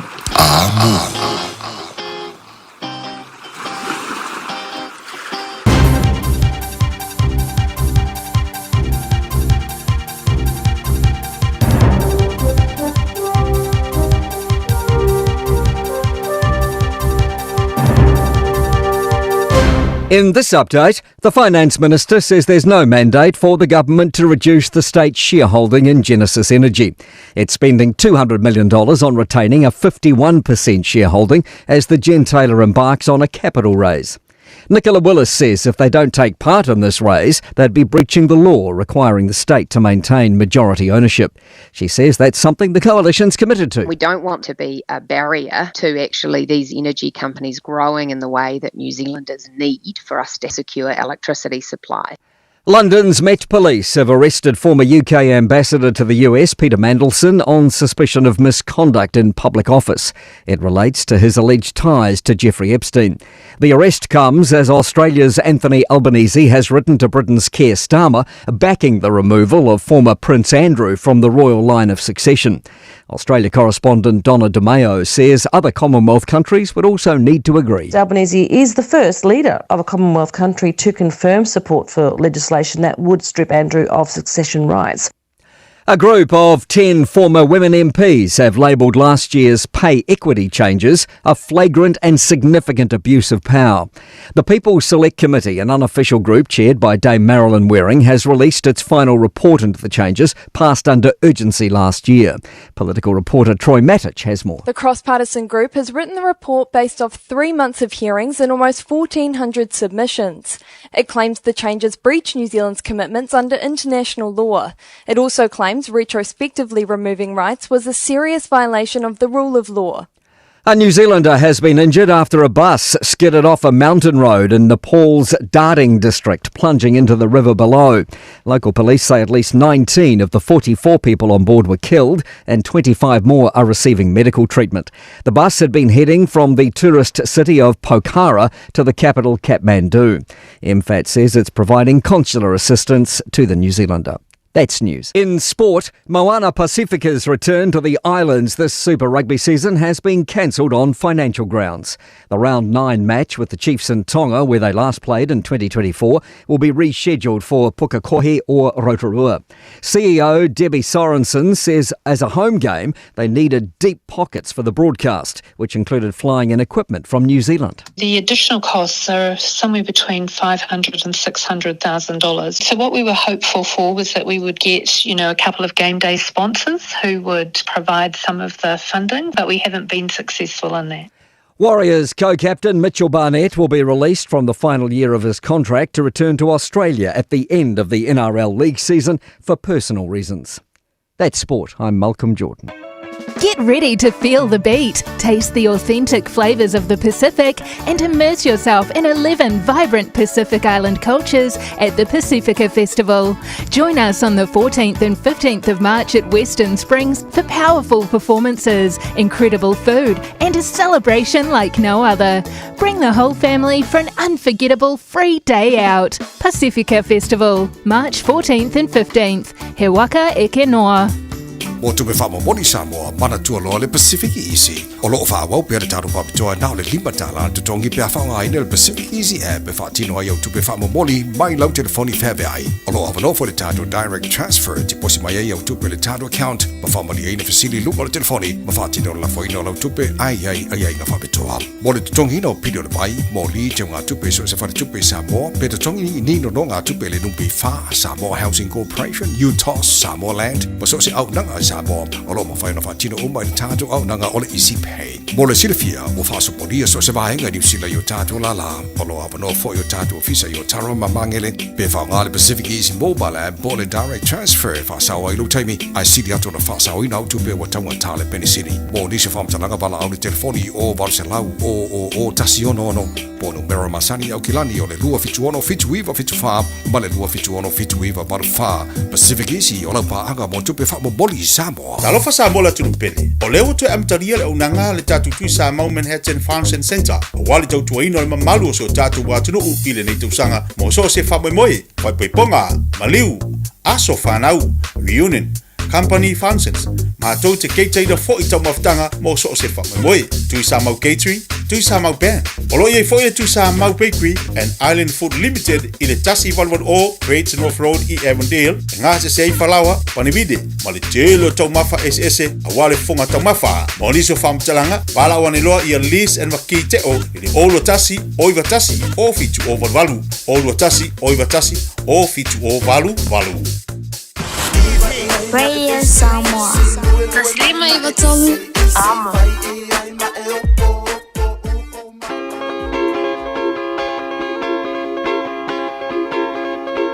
Música malie awe fefe mana ya sivae. Música malie awe fefe se mayona chene. Musulmai la pese malie. Ata mai mai siva mai fata mati pausoso. Le mai lua awale pao. Jesu a imiti fala lolo. Awala teita fali la pera peyo seta mai Mexico.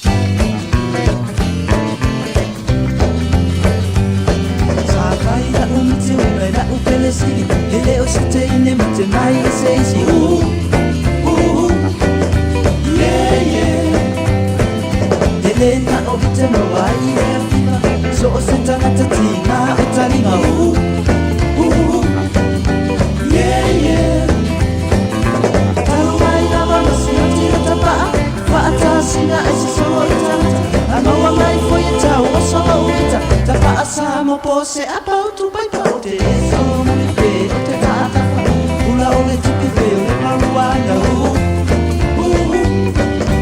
yeah yeah tau tua lo tai ta i pai o lo tuli mai lo o tua e pasa i pai no fo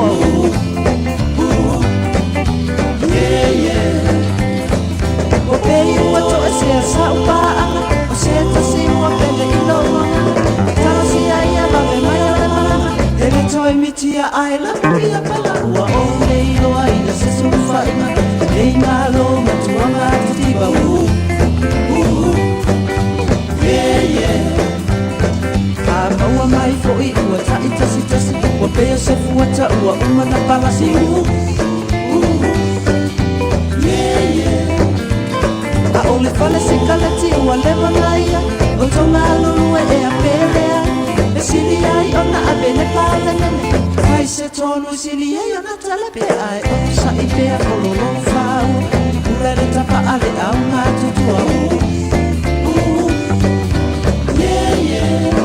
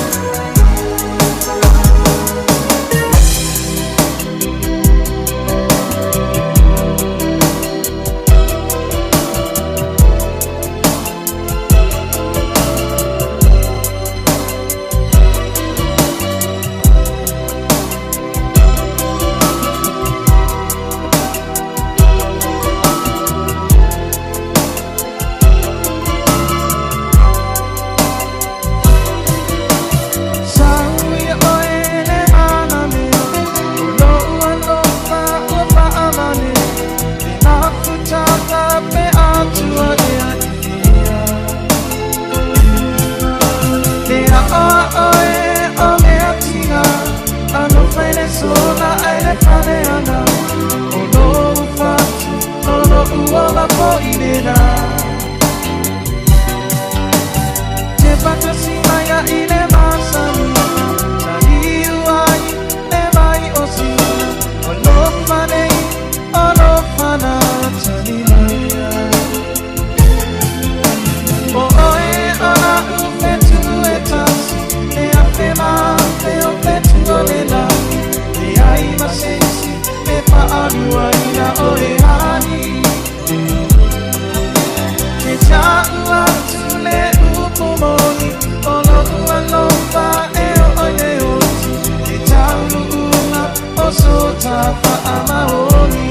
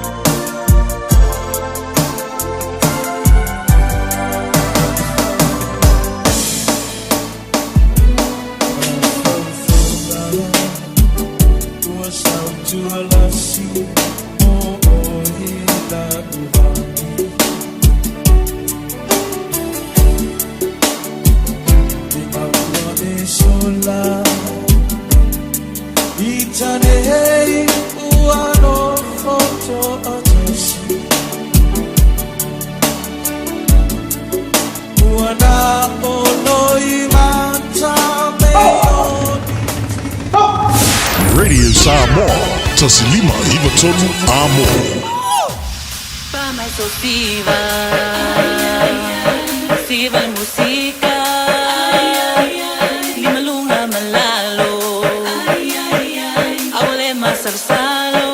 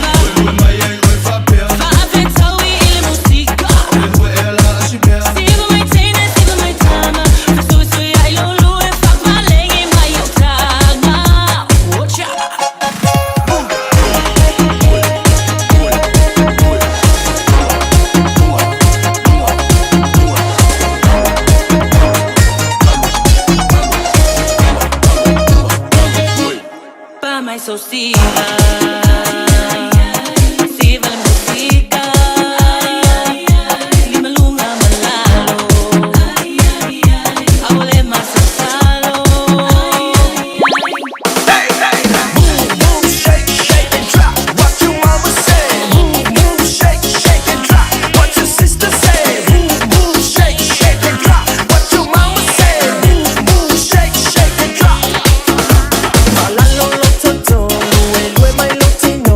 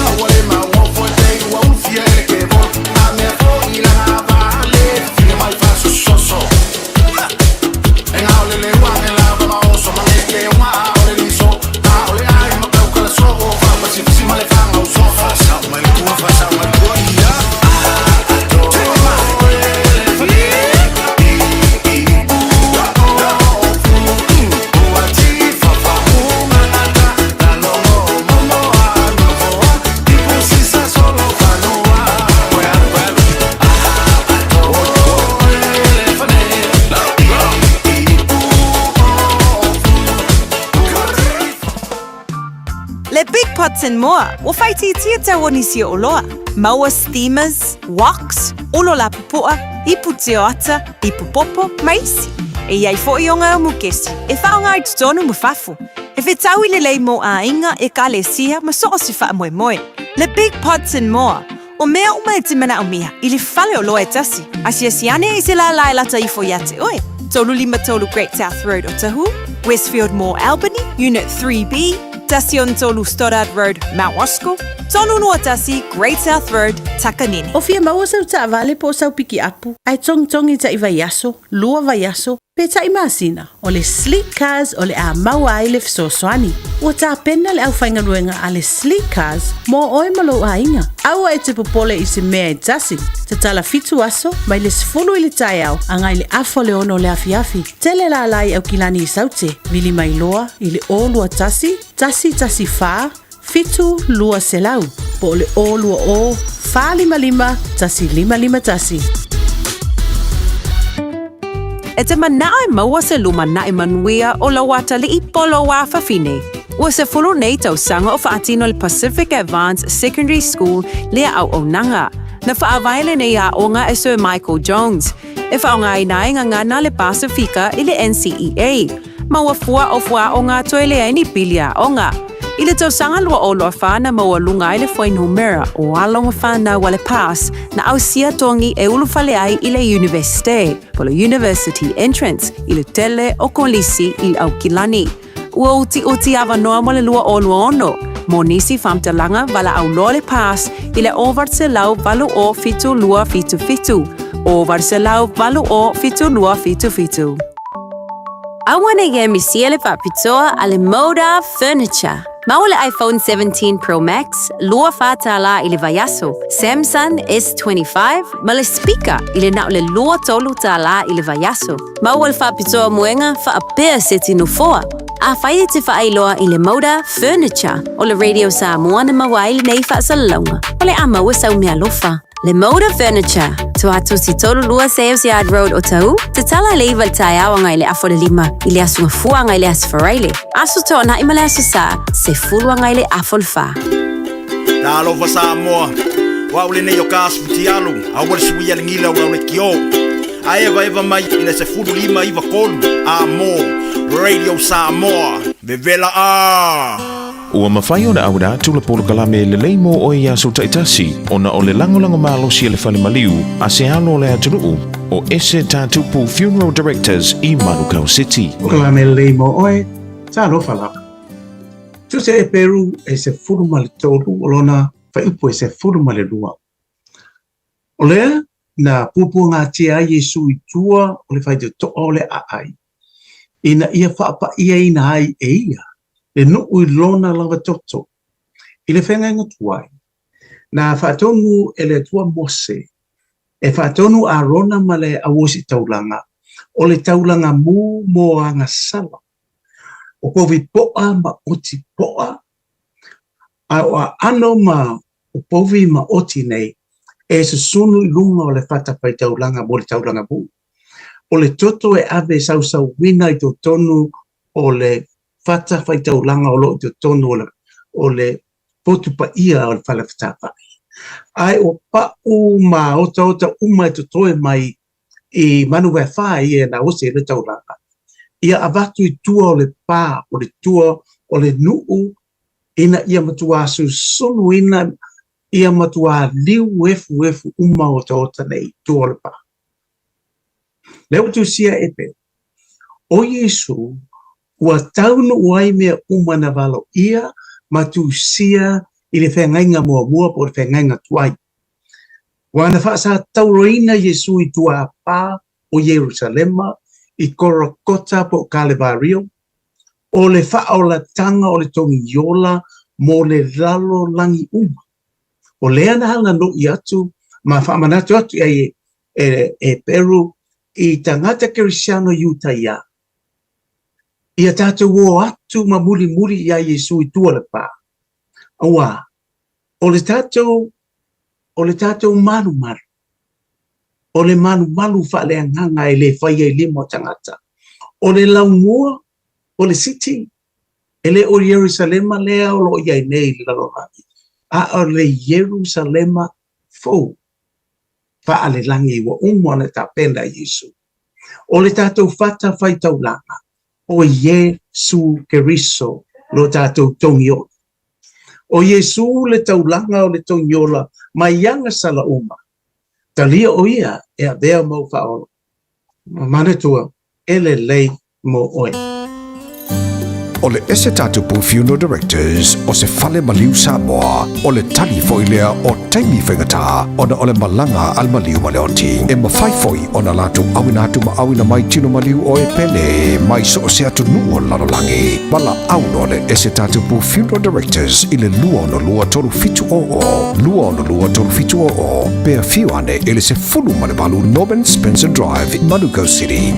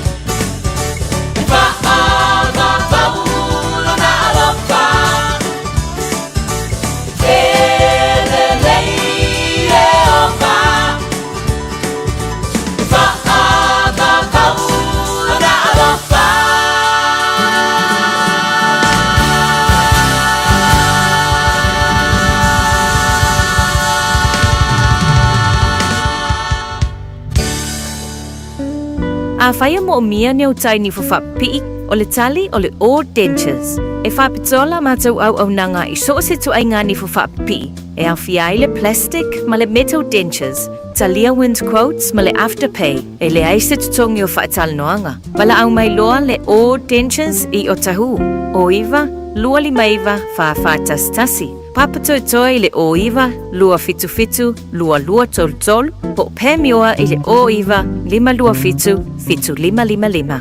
Ua mawhai nei o na whaatau wantu topa pa le Digicel I lunga o le upenga ta whailangi a le ClickX Pacific. E mawhai fo I ona lafo se leni I le MyCash a le Digicel I Samoa, tonga fiti mawaru atu I le na o le 5 ta la. E le leile reiti aso taitasi ma e whaingo fie fo I ona e le stalai. Asisiane I le clickx.com e lafo ai sau tapa a le Digicel. Pe lafo ai fo I sau tupe I le MyCash a le Digicel Samoa, tonga fiti mawaru atu. Morisi whamtalanga vla au le olua tasi 5 tolu fafa. Olua tasi 5 tolu fafa.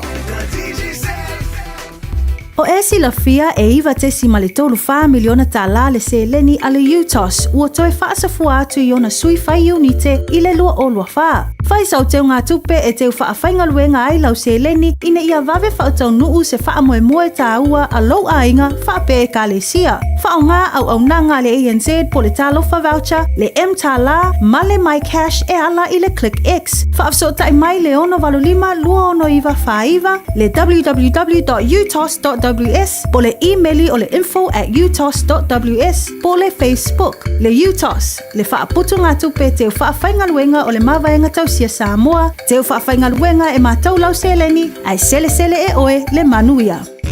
Whaasele silanga tā ua, awa noa whainga luenga.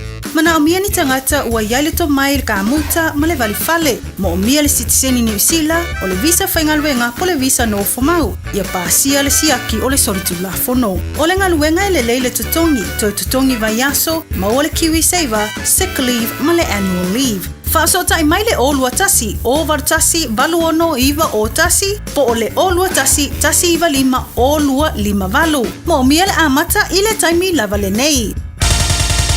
Usi mai alau whaafofonga o le whaapoponga fo ele nei o talafau mai Samoa. Awina sa mai mo oe e lau leiti o whalongolongo le Radio Samoa, tasi 5 amo. O te whātalo fo ilo tātou o tunu o nei fo I aso fau, o tātou mafuta ma whelo ai, I usi mai ele whaafonga talatau longo mai lo tātou o tunu. O le tautua le fionga le tiupola te I vauta matope nei e upu whai o le malo Samoa. E ala le tofi whai pule o le pāle mene mo le I tū malo a le I pata I tū pā I lalo, e se furu whātau sanga. O se tautua na whaali e le fionga I le pāle mia, I le mōri maua le malo I toi sauninga o lea tamali, sa le leo na whaatino ma ua o ngai le atina e o le tunu, a mata mai le paya inga wha pāle mene lo na ono, na urua I uru whale ai le pāle mene le tofi whai pule o lona I tū malo, ina ua whato a tolus furu iwa tau sanga lona soifua.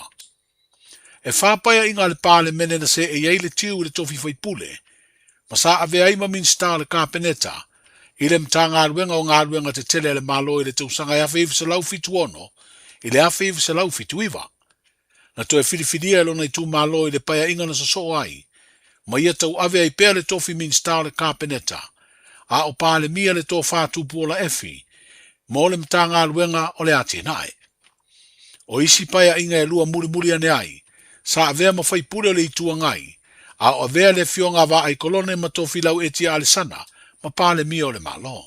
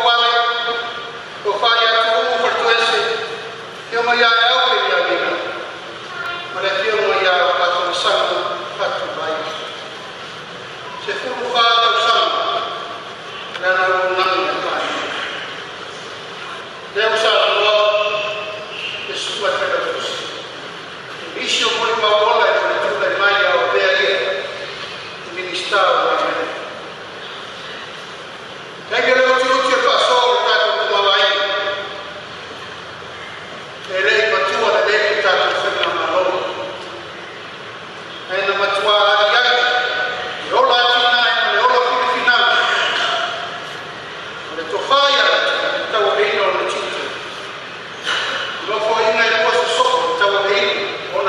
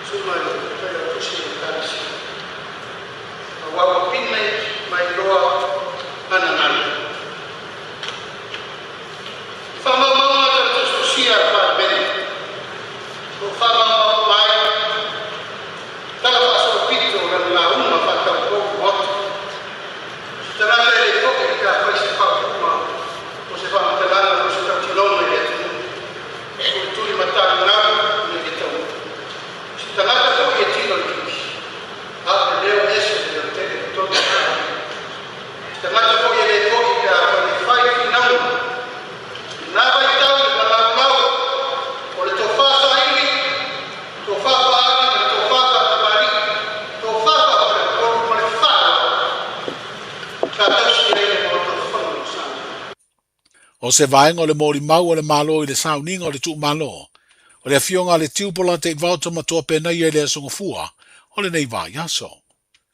E tu malo le te tai o le malo ma le tunu i paia inga ma whainga malo o mawai. A mata mai le tausanga ia whiw se lau fitu ono. Se ia o atu le tausanga ia whiw se lau iwa ono. Wa valu se furu iwa tausanga o lona soi fua.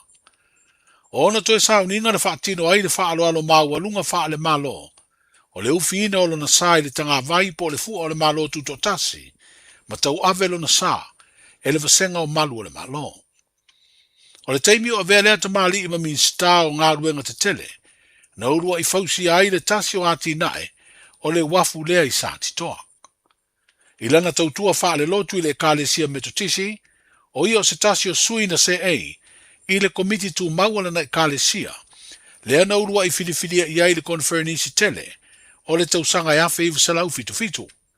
Whaalia le moni mau le whailau tusi au au le kālesia metotisi i sa mua mātunu e mamau. E lua se furu tausanga o ngalue le fionga le tiu. I le komiti tu mau.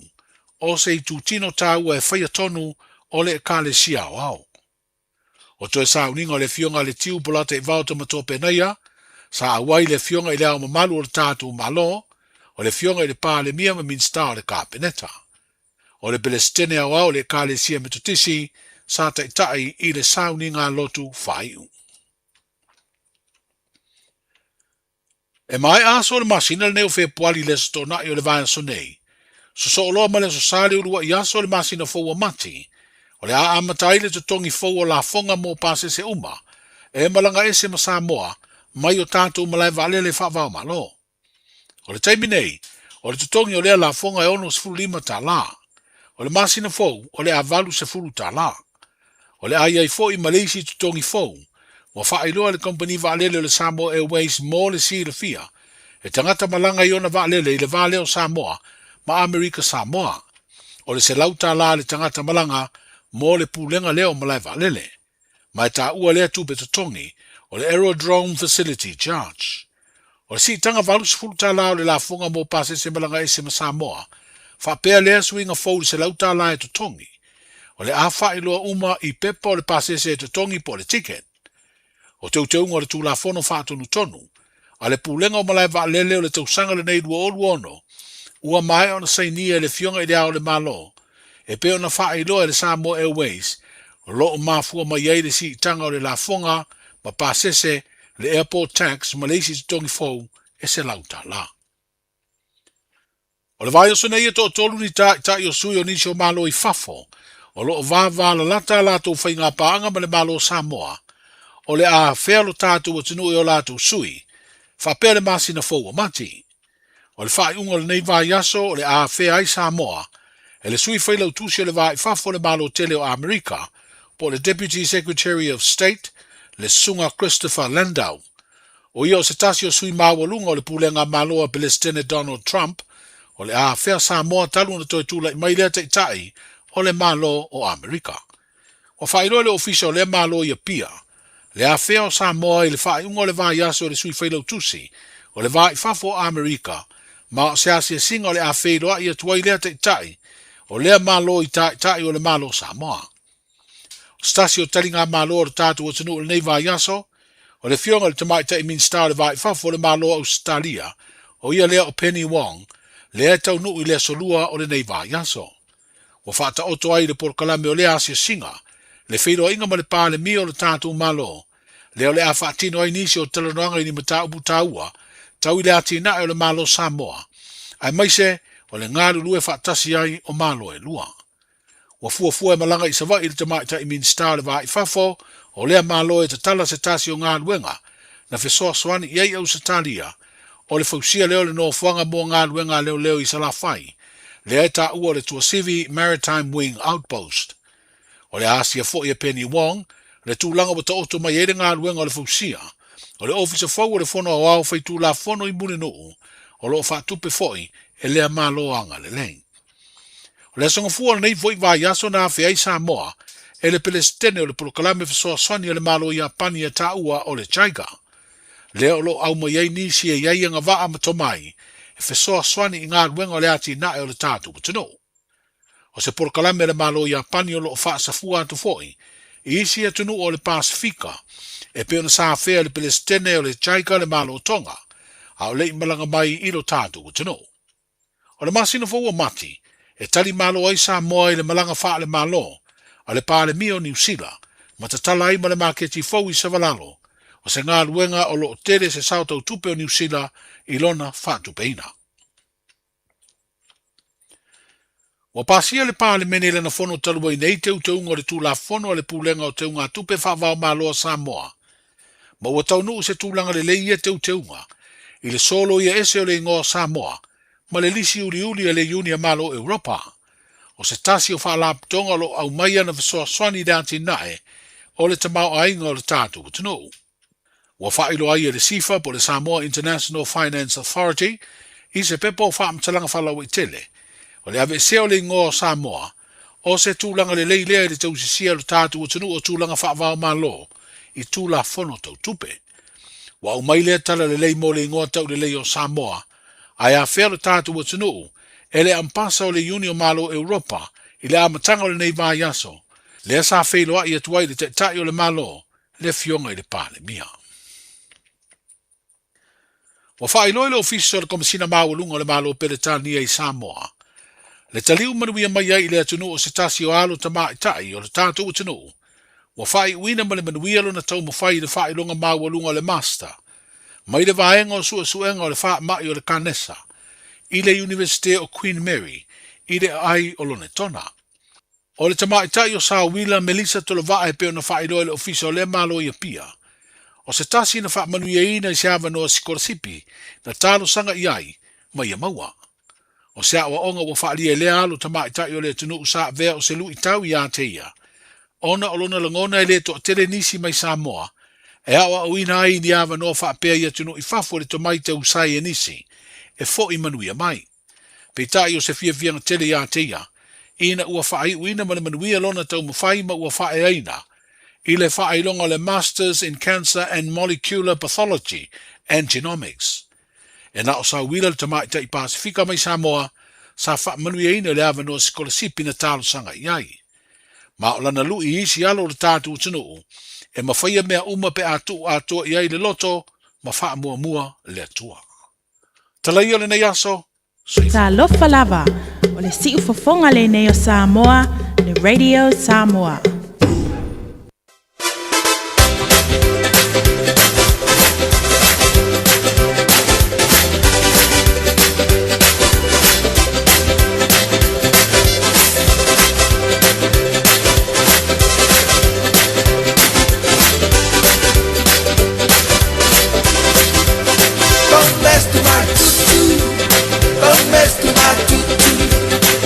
You have another one man. Don't mess to my tutu. Don't mess to my tutu. Don't mess to my tutu. I know you have another one man. Don't mess to my tutu. Well, I got on my great shoe and I left it behind. You see, you're gonna be professional. Your sweet little tune. Don't mess to my tutu. Don't mess to my tutu. I know you have another one man. Don't mess to my tutu. Don't mess to my tutu. Don't mess to my tutu. I know you have another one man. Don't mess to my tutu. What you think is too much, but it's much as that. I know you have another one man. Don't slip your face. Don't mess to my tutu. Don't mess to my tutu. I know you have another one man. Don't mess to my tutu. Don't mess to my tutu. Don't mess to my tutu. I know you have another one man. Don't mess to my tutu. Tutu. Yeah, yeah, tutu. Te fasalawino tatu tala nei vai ngale uli pele fa fonga mai lunga tau tupra ranga si fonga be de Samoa te slimo tolo amo tatu tala mai Samoa le tau tupra ranga le fonga ngal mana tipi au tanga vaya tali tu lai fitu la fia fena nei la fa to awina atu ya oilo na fasalawino mulmuli e mawale le sifa poponga le asa tai au ia to ia wala fatu fatalo fatu proklamen pe molunga le tanto wa tunu a o mafuta mai ai le ia uli o le aso lua se futbol fane ne masina ina wa se futbol 5 minuto te ne le tu la lua le fatalo fatu tanto proklamen ia te utou te mam tina matua mafuta fo i maoto malawa le ngato fo ile fatalo fa fa ia tu la fenga luanga tofia le tua sunga fa fenga nga mo to fa tua fenga patele to mai sa o la toa penao na wala wina ngaluenga le iso se tovine lolo tatu watunu pena fa mafuta mai tono fale ainga fa pela tolo mafuta mai maoto malawa liso la tolo mafuta mai tono tabale fale finga luenga lo mafuta mai fo telo tatu le moni malo longo le uli e toya wolo fatu pokalamia to malo le orsai ma to fia winga tau pena va ya tu fa tatu ofisa au de le yo le soberla o mai le uli nei matua tu langa au de le ia pea ia le laolo ia tatou a ole mana ia ole vava ia tu la usta mai mingo ia ole wala au e fo ringa mai ole savidi le angi mai ele savidi malosi e batu ia o se vai malu lo loto angi malu mal savidi pa ia tu ia o se me e mafati ele ne yaso va via via si fi filo ia de samal baklame ina tu ia to e fanga ia tamaftanga ia me fa malo ti diso tatu panga uma la vale mafuta mai nei Samoa ile tatu una mal tu tasi ono tasi mal tasi famo ma lol fa malo lo si tatu watunu to ila to lo ngalu to ngam lu ngale malo to no tatu watunu i Samoa oni so ila to lo ngalu lui to no fa to anga ia tasi le ole sile me o le bangkuang o tau fa to anga o va vai atu le tu langa lo ia le tatu watunu wa matau nga ile malo fo ile fa tau mai ia talo mama tana nga ile malo fa tau mai ia talo mai i tu malo te tasi ia ina ia fe so ni fo ia ave ile tupe o le ana uva vai tu ngo penga te failangi o ka se to telo ila to wa anga ia tu ile malo fe so ni wa vai le tau le yo fa yo fa to anga tau le yo to le talo le ala e anga ile malo e fa tau mo le talo ina ia mafai ona wina mai de talo nai fafo e fa tau mai de talo fafo lo minga e pe fo ringa la tilo e anga ile malo so swani abli tu pe fa tau mai talo na mai le malo au mai fafo fa tau e tatu tanga te fafo le talo rea tu e watu te fo ia tu pe tu e fo itono la tu ai o ka ni fai fato anga no vava ia tu e piki mai le talo o va ko de lisi o ka mo le kalo wa fa de talo Lolo winga, e ia ila vai ngataua, maua le tupira fai fatoanga. Maua mangalua ngai la tu ole mana umia o mai e fai le talo. Sau fafo le talo, alu watu le tupe tono. Te alu tono le tatu tamau ai ngole tunu. Kamalo atu ai la lau fai fatoanga, malava. Yo e malo long sa isi koe la langa mali pusa kalo ia sola. Au ia ila le kako kalo ngiwe, fo ila le kase ma ngai nga kalo ngiwe. Ia ko la langa mai marka ko au fa mo wala au fa palangi sol langa wo tatu til ni vai ten ai le ai si mesi don ka wo se fa alifu mai la fa paka kasi au de leo fa paka fa sa mo fa misiduki e vevesia au fa uma e saulor kama so sisi nga misiduki e fa alifu roma pi ingiu kama nga misiduki kama foi la nga uma fo foi salu e senga i kama le piko i kua kama la e kai me vela mai ai ole ma ngai a pise fai parang a so nga la vela a purpuru ai lima yo e a menga a purpuru ke maonga ele ai a se ele ui ma a purpuru ya wa sa ye a ukini ma la sa kilo kini ma wa umia ole a purpuru yo fai misidu kinga fo lu ga utala fo ile le man le yo le tu fa ta otonga leanga le ua tatu tilo ni vai temi yo wa tonga tatalo matau tatalo i faloloa le kalo le ke vai i ma ko pitonu ina i dosen se furu lua ta lai vai pole ale tonga ta e fa taua vai kako e ko mumu vai fa tau e to mumu saula le fale saula le va valu ko le kalo sori ko ki a fale le pala a fale le faonga ngale o la tala ai ko ngeva valu e ki kango ko sori ka se pala ia ngai kango la ia le fanga usala la valu lo udu ia la ere pole mai le fata o la to ia dasida vaenga tauna tatu titiri a tatu o te whatau piki le lei ai le lei va ai le lei lau whatau e ei la tu atu va e tatu va e tu o se mea taunga fie o kamanga o mrao ngā o mrao ngā tama Kaluinga matala tatu me uma tatu te yo iai ilunga tau tole vede Samoa se futbol libe tolo amo Luas fulu minute chale tula semua lua se bai fa fianga mo tatu lauli fa pewa ile malo lo no pisa unga luenga au te popole lua tu tatu musika si va inga ba dua vai ai ala fo inga le alus fala inga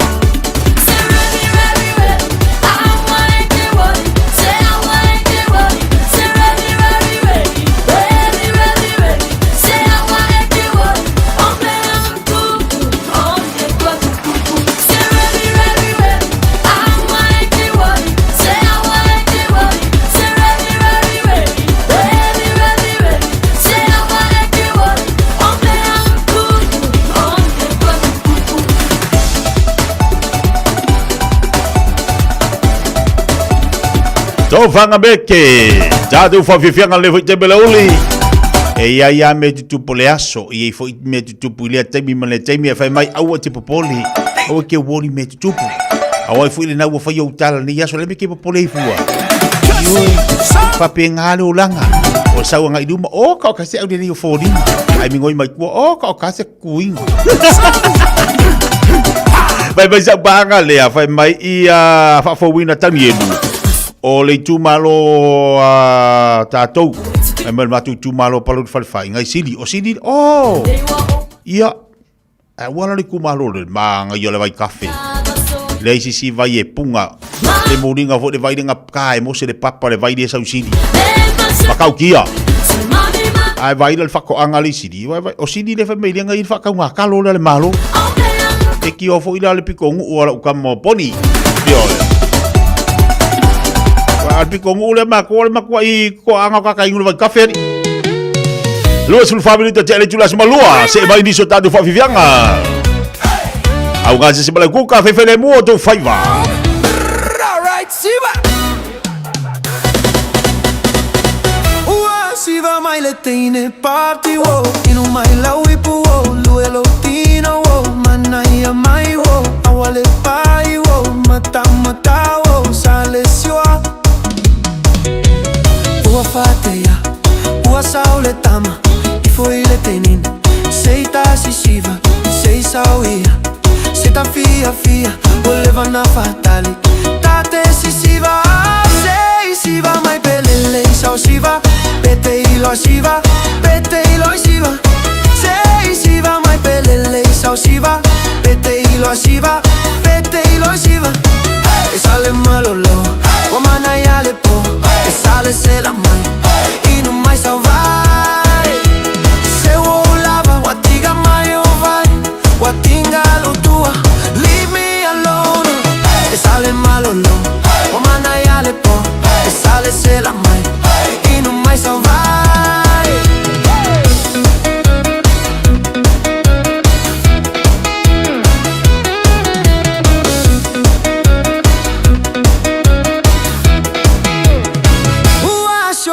Tangata o ilona lele leo folinga au lele yo. Ai mai se pe asa o pe se pani popo pe se mofa la yo manaya ile ayo. Ua fatea ua saule tama ifo ile tine seita sisiva sei sauia sita fia ua leva na fatali tate sisiva sei siva mai pelele sausiva. Pete ilo asiva, pete ilo asiva. Sei siva mai pelele sau siva, pete ilo asiva, pete ilo asiva. E sale malolo, umana yale po, e sale se la mai, e non mai sau vai. Se uo lava watiga mai o vai, watinga lo tua, leave me alone. E sale malolo, umana yale po, e sale se la mai.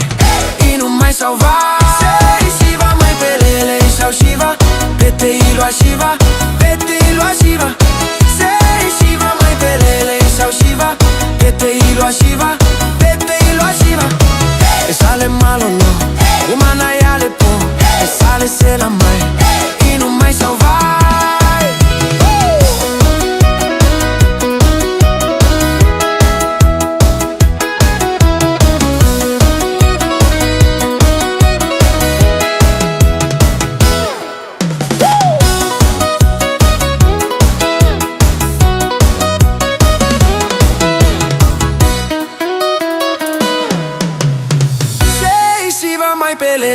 Shiva, pete ilo asiva, pete ilo asiva.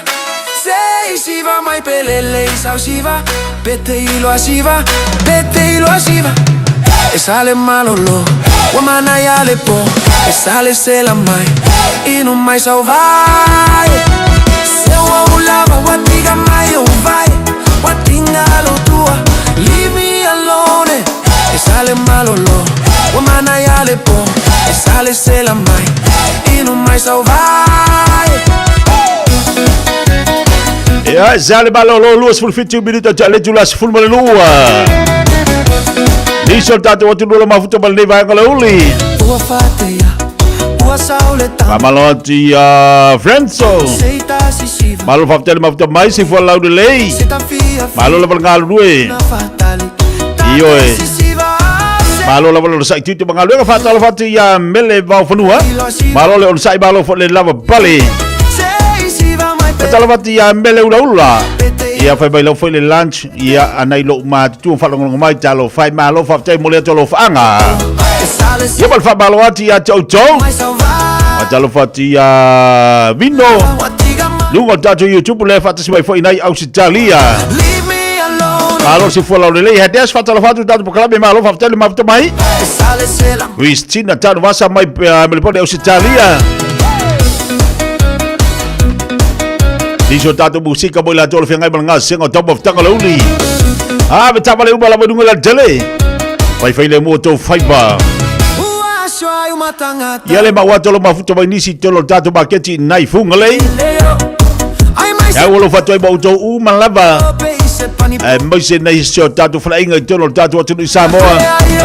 Bese de wolo fatoi pokalamer fifia mai la tolo mafuto balitasi olo tasi balitasi famo. Pata lo fati ya to ma lo la fa malolosi tutu bangaluanga ole nei fo ya uli.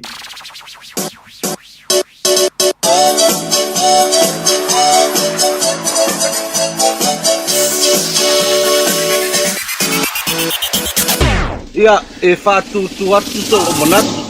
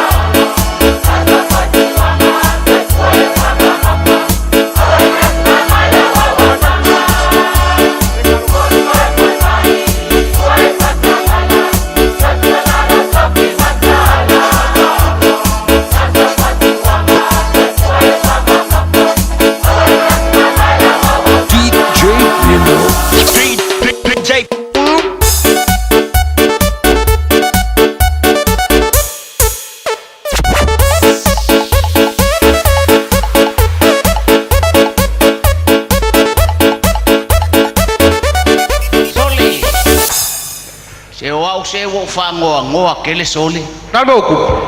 Le ai se fai fe au ka ko lo. Sa o sole. Wale va fanga ku fu ka ko. Wale va ku fu. Wa ko ki ka ku fu ai se mo le mere ya no. Ai ole me le o ma fa ya ai. Aluia nga su e mai se fai fe au. De le fa kariak. Ai sini lo. Wa ki ngo fa ma va lo le mar ka ko ngu. Oi, sini lo. Awa ke oi. Sa pengai. Sa wia ke alu ia le o ka mali o ka ko ngu. E fai fe au lo ke ro. O e lo. Le fai fe au pa ele tua. Ele si fai fe au nga e wa makua. E au nga fo i mol ka ko a inga lo. Ya. Aruia ia ke ro kalangwa. Ya, se karsa. E pa kam. Se le fa ko a inga le e au nga lava o se ele e se tangata e valen fai ele tua. E au nga tangata uma. Yo e ole ke kalangwa. Ai sini nga sa o ke alu ai fa ka nga makua. Aruia ia yo ngofo wa uma nga o nga fa fai fe au. Fa au. Yang sa wale ngofo ai kongolong fali. Ya la walu yai. Alu yai. Afa ingkang ko mai le o ke lak yai. E avaku sama sua ma. Aruia oi ke ro kalangwa mal ko inga ama ko fa kariak. E kilo mai o ka ka makua. Ya sa fo ya. Ya manguya la wal. Ya manguya la ka po inga. Talofa. Balol soi fu bakulo. Kalofa. Yo e familia ko sori valea ka fa o ko palau. Ya fai. Kalau tengah so sesi o mai nei mau tengah wen. Ya sa. Balol soi fu malange mama. Kalofa. Maleka ele. Ya, sa no ya pese. Ele ai bo sau e fa maluluak. E malie ele fa marulu ni sine e pai pa foi nei ma e marulu e ai. Sa mol ya. Ya o fa malulu ala o sa wa lo fa ma fanga. Kai ya. O le ala wo sa o le a fa le ko fa o fe o ia finga ngalo a fe foi ngai mo e yang po. Ai au mai so finga ngalo o lo fa kali le mako ai ngalo ku. I se fai fe au. O i se fai fe au. Oi e la to fai fe au ko ai. E la ko fai fe hour ko ai nga. Ele ai e avea oe matamao le ngā luenga aiova i ko kongo le makongu. Oi o tamao ngā luenga. O sole e fa fe na e mai le me pa i o te alua ko fai e fa ua. Oh. Ele fa ua o le te aonga ko lisi e yo te me fa ua. O ke kilo ko ngalela wa ulo. Ia, o le ulo na e fa nu. O le ala nga ye lo mangaku. O nga wa umanga ulo. Le ai la. Ya, se vai ngalo. Ya, waka ko kilo ngela e mol kangaka e pelo. Lele wakula. Sorry. Hey, wale ai foi mangiong nifo. Sorry. Ola le ma ole o sau foi. Lei ngo sau e fa ali lo kula i ruma. Ya mai lo pulo. Al wese lo ama el fanua. Awa. Al wese lo. Wale lei e ka ko ku ko lai u i o mau ka ngifo sal. E ase kala al kamalo. E le ngala kamalo sole ole makua mai le me. Ya malie ol ko inga makua. Ya. Me anga nga ufaya kuai. Pe pa e kama. E pa e. E fa pa e ya. Ya. Ara wa ba vai ya. E le ngala ka sole ele anga sole. Wa umma fa ko senga umma la fa ma wala longa ma la fa malulu. Na fesini mai pe ko fiera u. Oi e paula nga me o misi so kwal ko fesini ai. Ele ko kele se ulo. Aya. Nga wa ka mama ku ma ko e kalesia. Mar ka mai kiki fa vale ala le ma ke ai. Yo. Oral kong kakia fa pe. Kakia. Ora pe fa wal ma ku mo le ma fo fa. Pa wa bingol kama. Ai sawia lela ambai per fa ore i a. Ya lele. Kalo fa. Malo le soi fua. Aro le soi fua. Wo fa longo sa ili se kamao nga ruenga ko ngu. Yoi. Pe ole ala nga lo mai. O la wo fa kan mali ma ko ngu. Ai kawa kuia. E ko keles ko alo. Ko kele. Ko fia. E ko kele ma ko ro. Ora se ko kele o ya. E ke sila fia. Wa ko ulu la lo ko ke lo ka ngifo. Ile me le a. Ise me fa pe. Ya. Ha? Awange ke kengar finga ngalo la. Ele o ke le fa ya ko ole a. Ele o ke va pe ko fies ko wa lo. Ele ke manga o fa ko ke le la lo ka ngifo ila no le le. Ai pa su ma ya ka wa ku. O nga mawai la ia. Ia le le. Wo o kai mi ole. Su ma ko o lo. Ma ko o ku mane. Oi a e ko ke le. E ka lo fa. Wo o kai me o se. Ole nei to tele fanu se ese malelotoa. Sa. Io ole a avea la wa malie lo to no e avea o maleo mamboe. Ole a ole me nga le ngo wa wak fa ya o masu ole ai ngalo. O ai tamalea. Fea. Lea. Ki a kongo. O hikaro wala usunga ki a kongo. Susuma ya la usunga ki a kongo. Kalo. O makua ko ki a kongo. O le aso le nei o le aso na faia iova. Ele o se aso na faia le tangata. Ele o se aso fa deta. O le aso pei se fa fardea. Woto poto mai ile tai se fulta la. O mea ia na fai mai ai le. Wa tau fa o mea se ful wai mea. Io a toma taulanga. Mea ia fai mai ai le mareko. Sao? Sao?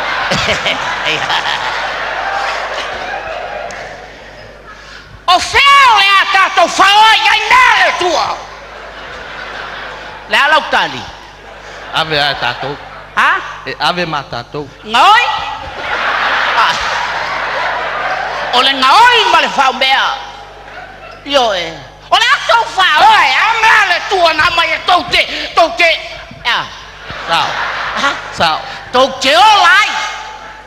Io ai lo fa ko fa me sao ko ki nga sao le kongolo. O ngifo. Io Bele lo ai le tangata le fai tau ya fionga le.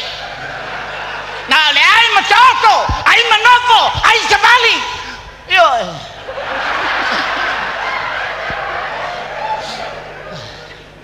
le ai ngai o le tua. O mai, ele o sai mamboe. O au te leo leuina mamboe. Ma au mai mamboe. Sao? Sao? Io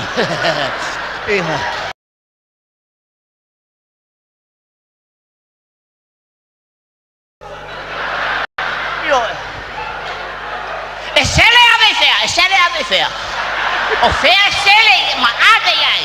Fa ya ie ma moi.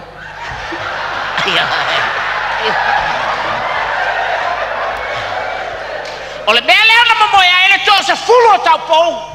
Agua o ma fa fana, le fulo le mamoi. O ma fa fana le capeta. O ma fa fana le mamoi. Ah. Sao?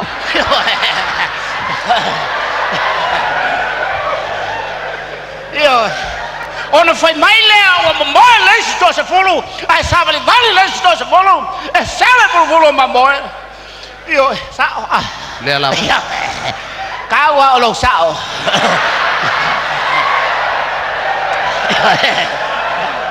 Ai se me pio fa sao la voi. Io Belena foi ai no o ainga Samoa le me tau o le sao. Sao? Le la. Io Alo fai. Ai longa ai sao la to ainga. Io Lea o mai ai na pese ma tato fa longo I siu fanga mai le o salalau me ale leo mamoe ai to ai la fu mamoe sawa Sa. Ha? Ka Maria ku la usunga ko ing. Oh. Ngai ngango fala kala ku. O ke le manga o te fala teina oe. Io ele o se mamboe. O ole ai mamboe. Io e sao? Le ai.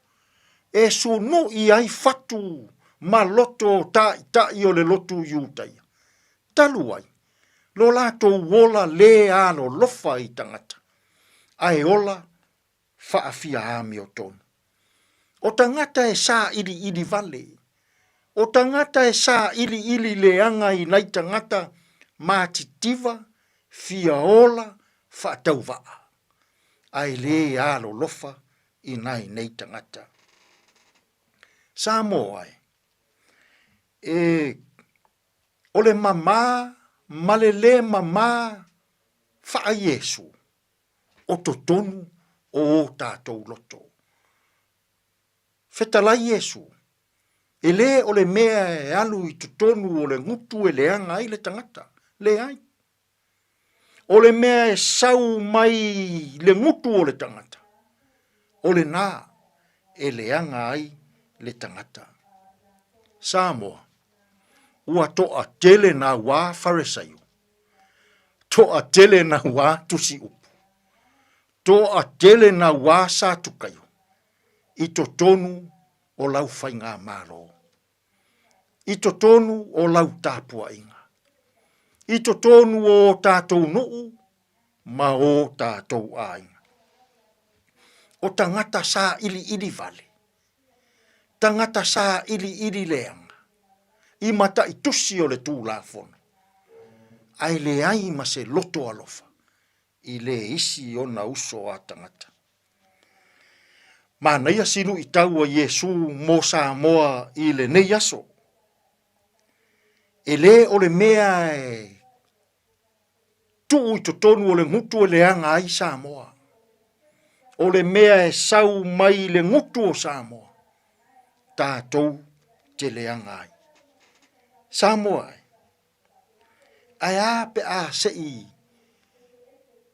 tātou whaao ngā ina ia upu le lei i le ne yaso.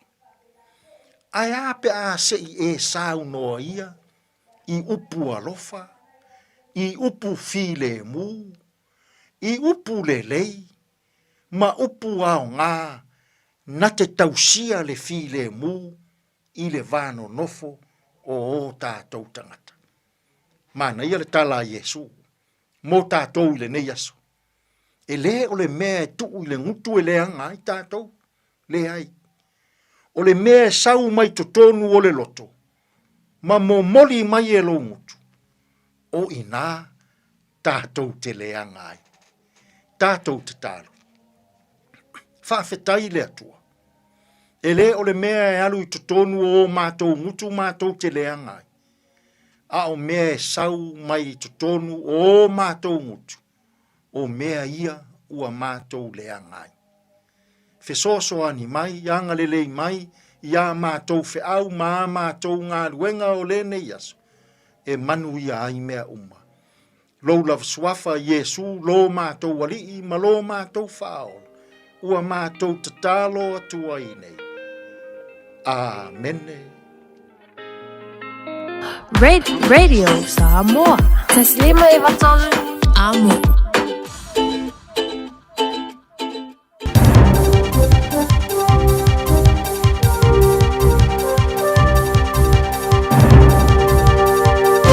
In this update, the Prime Minister says New Zealand would support removing Andrew Mountbatten Windsor from royal succession. The ex-prince was arrested in relation to communications with Jeffrey Epstein. Today, former British ambassador to the US, Peter Mandelson, was arrested on suspicion of misconduct in public office. Australia's Anthony Albanese has told Britain's Prime Minister it backs removing Mountbatten Windsor. Chris Luxon says we're also in favour if the UK proposes it. We've been in contact with the UK Cabinet Office over the last week or so, and our view is that the UK government are wanting to, they've got all options on the table. A message to the government. Pay equity ensures essential services in rural areas. A group of 10 former MPs have released a near 200-page report on the changes to pay equity rushed through under urgency by the Coalition last year. The People's Select Committee held informal hearings, receiving almost 1,400 submissions heard over 3 months. Former Labour MP Lynn Pillay says what the group heard from rural workers was devastating. The government calls it a reset. Rural communities know the truth. It is abandonment. More maths, science and writing resources are being rolled out to schools aimed to boost student achievement. The package includes a teacher-guided writing tool for Year 6 to 10 students, at least a year behind. It also has digital maths textbooks for Years 9 and 10 and new primary school science kits. Education Minister Erica Stanford says the science kits aim to spark interest in an area with high demand, high-value jobs. A manslaughter conviction for a 20-year-old over a drunk driving crash in Southland that killed his close friend. Aaron Templeton has pleaded guilty to manslaughter and causing injury while driving with excess blood alcohol on a restricted licence. The 2025 crash killed Jack Stevens. That's news. In sport, Mitch Barnett's fourth NRL League season at the Warriors will be his last. The club has granted the 31-year-old prop a release from the final year of his contract due to his child's medical needs. Warriors Chief Executive Cameron George says they accept Barnett wanting to be closer to family. A couple of weeks in discussions with Mitch, and this is the best course of action. The Breakers face a decision over whether to stick with the status quo for their next NBL basketball campaign. Incumbent Petteri Korpinen is off contract, but the club have an option to extend his deal a year. The Breakers could also look to Tall Blacks coach Judd Flavel, who's currently an assistant. Dylan Boucher, the club's president of operations, is open to the idea. Hey, hey!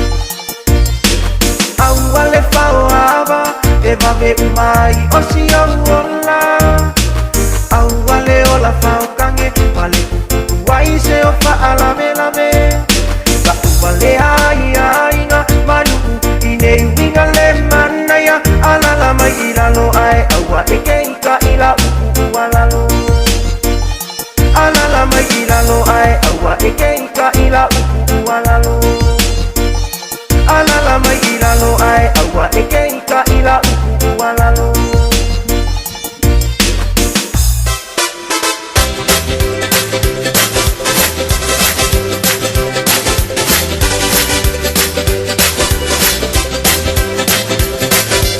Pa via kama ya Billy Bones pele fa fonga ba le uli no mai atu tatu telefone le tali tu le tasi do le so ile nganga Britania Palu milita lo tedele tu le tas no telo le atu no le wanga ya tu toi fa wa wino tatu ngalwenga pe ona yai pa malo la via tu to yama tatu umalava tu fa malo tu tapo inga ne tatu tamam tida matu moto malawa malo la va tapu wa Apia foi na mbolea tu fa malo ni so ila tolo mafuta mai mauta ngase o ila tolo mafuta mai mauta malawa pal to telo tato ya eva mai ai tono ainga eva mai to tono falfinga luenga e mafuta mai tono tabale ya ai le ma foi no tailu atu sua ya ai fa malo la tele na mo tato fa malo atu ya ole na lo e a bela sia le ne ya so de veve lo de la o lo e fialua ia unga luenga Fatalo fatu matoe fa malo atu ya oi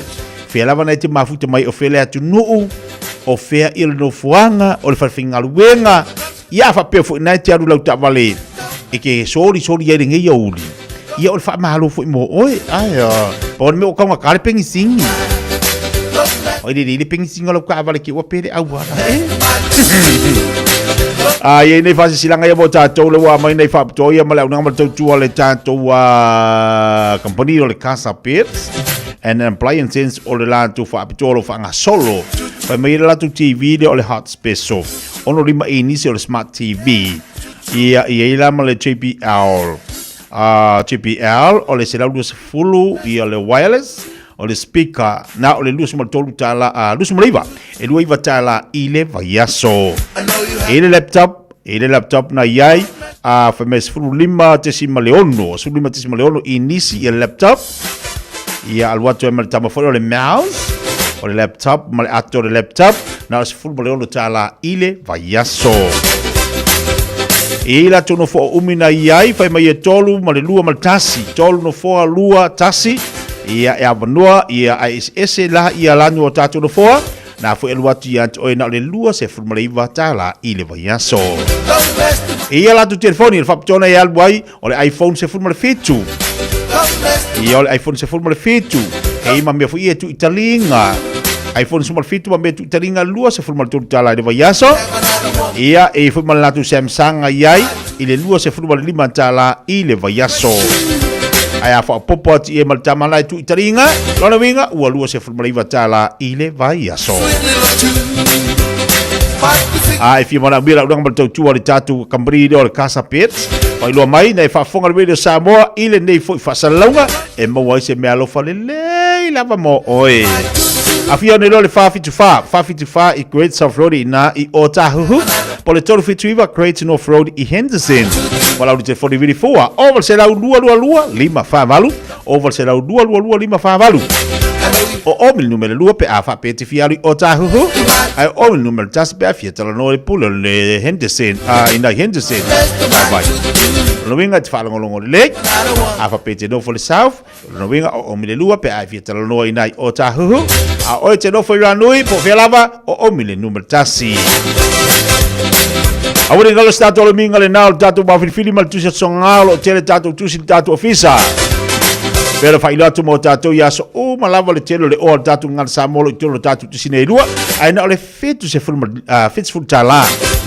Na le fitu se fulu tala le tawol tatu tu si ai vati ya o te no fo tele le o tatu nganda lo ye tonu. faitau, masanga faitau. O le tele o faitau whaatupu manatu i atu oe. Fau aile o lau launga pe whape o nei tau sauni fai ia se launga. Whea lava se mea nau e tāpena iai. Ai maua umo te tono le tātou tusi leo le wau filifili marsonga. Para baila le tātou telefoni lua no lua tasi lima tolu, lua no lua tasi lima iwa tolu. Polo sa wali mani matu atusi o le tolu pātolu ono. Hopewell Avenue ne i Manukau. Don't mess to my tutu. Don't mess to my tutu. Don't mess to my tutu. I know you have another woman. Don't mess to my tutu.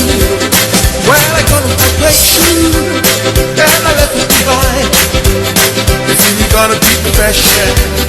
Your sweet little tune. Don't mess to my tutu. Ia pauna tatu faringa ngale pauanga faringa le sa fali mangi aso. Ia yo le vevelo le lawa ngale lu tatu faringa. La balo atia te tolo fia ngai mangalu ngale ba futa malto telo tatu tolo la to falfinga luenga talo fai. Ile atu nu ele ma fai ona eno fono fuai. Teno fono folo ole se falawa. Ai me nai mana i tatu sa mo pe ka kingo fongo fua ka ke o sokwale ko ngangiu. Ngale ya kwa sa kama sa ango sa ngiu. Pe umale asonga o ngangiu ala ti mao. Ese ku pe wai. Ia peke ngofo fua e lo ku falo desi ai ke ai le aka. E te ai le ata te ai fa fitai te ai fa mole mole. E te no fono fua e sa vali atu ila lor ko ngakoko. Ia mai lau koko a mai fa pa. Ia e ke ai le fungi le koko. E kau sami le funga le koko miki le sumario faku koko. A mai do nga faku koko fa pa. Ia fa ili puki ma wal pengu koko ko ai fo pengu koko ko ingur suava le koko. Ai le banga ngai ke lo ka ku samoa. E ngofo e la aku ila lo ko nga es. Kau mai la wes. Ia e sa mala wes. Sa mala pop. O ka kilo me ai tanto. Le ai ma se kupe. Ai se e o ka kofio mai ngia ku wow. Don't mess to my tutu. I know you have another woman. Don't mess to my tutu. Ka kofesiria fa penga. Ka kofesiria fa penga. Don't mess to my. Pe ai se e o ka ngofo foi ka kofio mai ngia ku. Don't mess to my. E sa ore kala pare mia. E alo lua ka kole ko la foi sa mo ai la fo mai la ko ngi. Pe a fa pea. Pe a fa pe alu ai le wala ko kilo kwa a makanga. Mo le mele tamo ai ngol tatu watu. Ko ya la le kau. Kau foi le kau malu ma mafanga si ka ko papae. A mawala ko nga kau le ko ui fa foi ya tatu samo o ile ai da. Ka ko ka penga uma ka ko wo. Ka ko yo samo. Ko ngofo ka ko mai.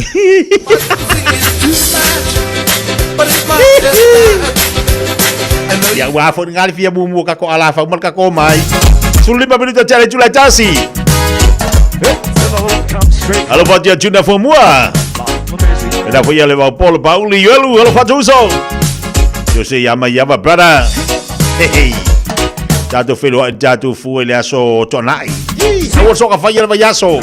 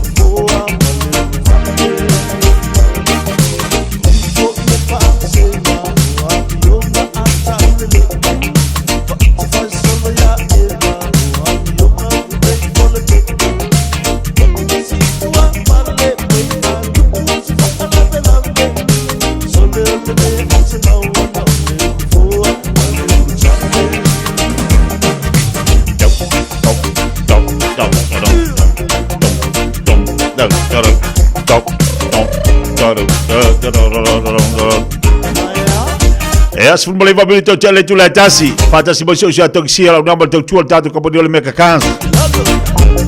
Ile le fayaso luwe la tong chual lang naman tong chual na ile batang fayaso. Chalo fa my friend tong siya. Ya, se wala pa tala fa pa ia mo lunga so tato chinu. Ya ti nani la sunga le li pa tala por to tayo ta por kalan del tipia mai. Pa malo se fu mabia pa malo to wa ta ia ketia.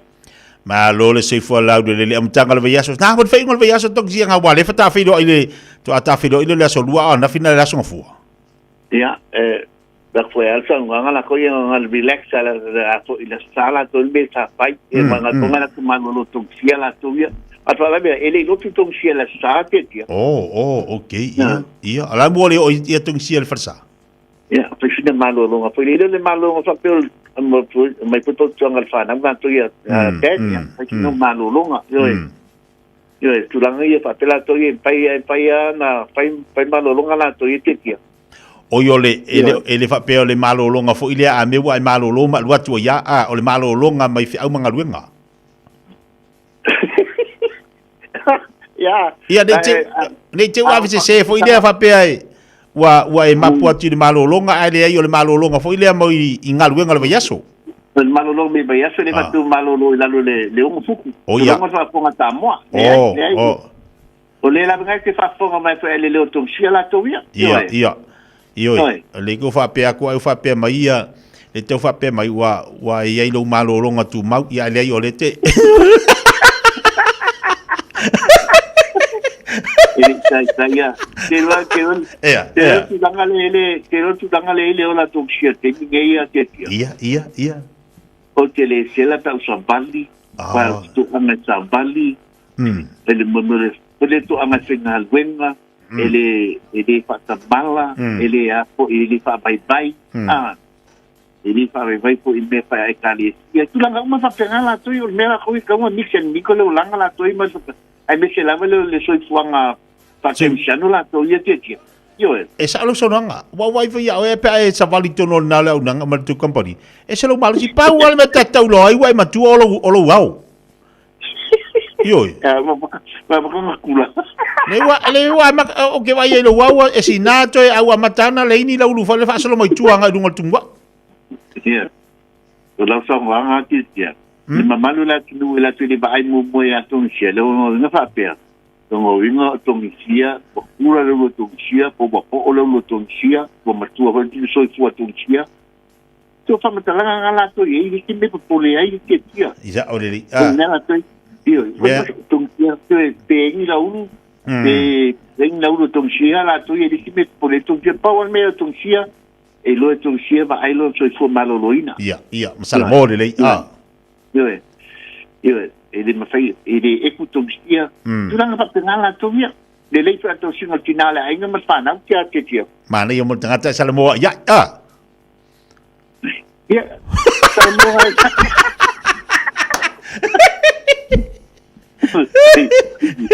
vai tenha to ya pa se mo la ya que me fa prazer sala mo ya o minha ai sai da ninguém que não se muito ngata ko ile o va to china ai va to chio sala to sia ta to sia le to mangal ai va to chio va sala to sia le ba matina la ai na e to tu di mo fa mangal la son to we fa mangal lunga le kula lo kong sia lang ai ang sala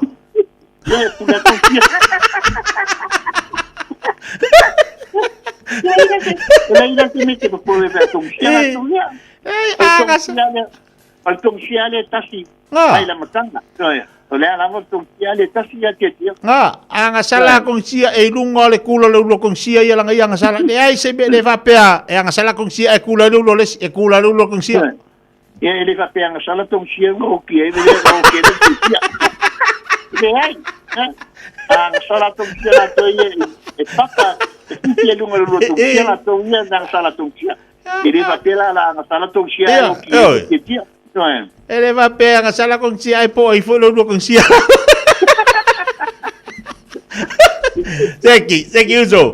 Ia balor galui, mari o le osema le la, mari fo le la le nei oli, mari o tau amai ele tua mo tatou. Ia ai fa o uti te manga luanga bol ni fo ia so aston.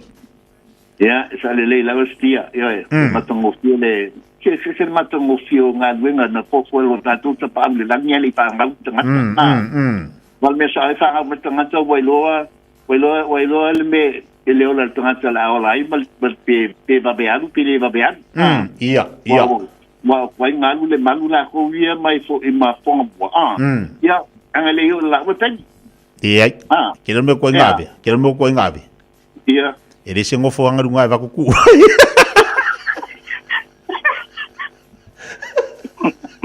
Vou mexer lá com cima do ar. Vale, anga. Ele é do play ali, mas ali no fogo moali. Ele aí, o que você diz, vai vai com, wala nga ko nga ave vai com a causa se fala linguagem vai com kuai. Vou le ofia.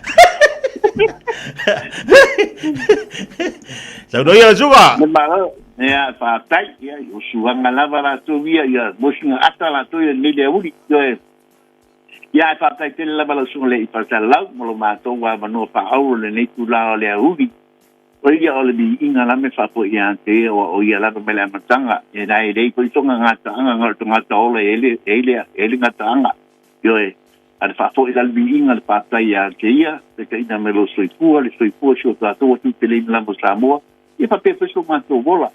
Ya le nei wanta to tera I le nei asu le langi ma ale ta ato pa pe upol tato atnu patala fatula fa pong anga Samoa po fela me mau nei patala ma fa pe titi to tonu a te ro to tonu tato lau fa nua I Samoa apena eu tato uso I tutuila manua pa pe foi po fela me tu pa ne ke lo pe au ma we me sa I malo ai e fatala fatula ma tong si ele aba te le laba male fa alo ya to tu ma sang la tato fa le ta bali yo ele tá vale faila pipilinga pa su mema tala mai au talia la trade in yo o la vale mea ye ingal la vai pula la me tinal faila trade in pe pa mal trade in ya mai la ta bota vale ma mai po ele ya po tu dingo ta vale ya pe abatu po ele ele di do au yo ni si turanga ta tu tua mana man tua fo tu ta tu falta vale yo na ole fa pois na oni na ole steme talie fa ilo tal tanga en penga pa ngano passport pa pe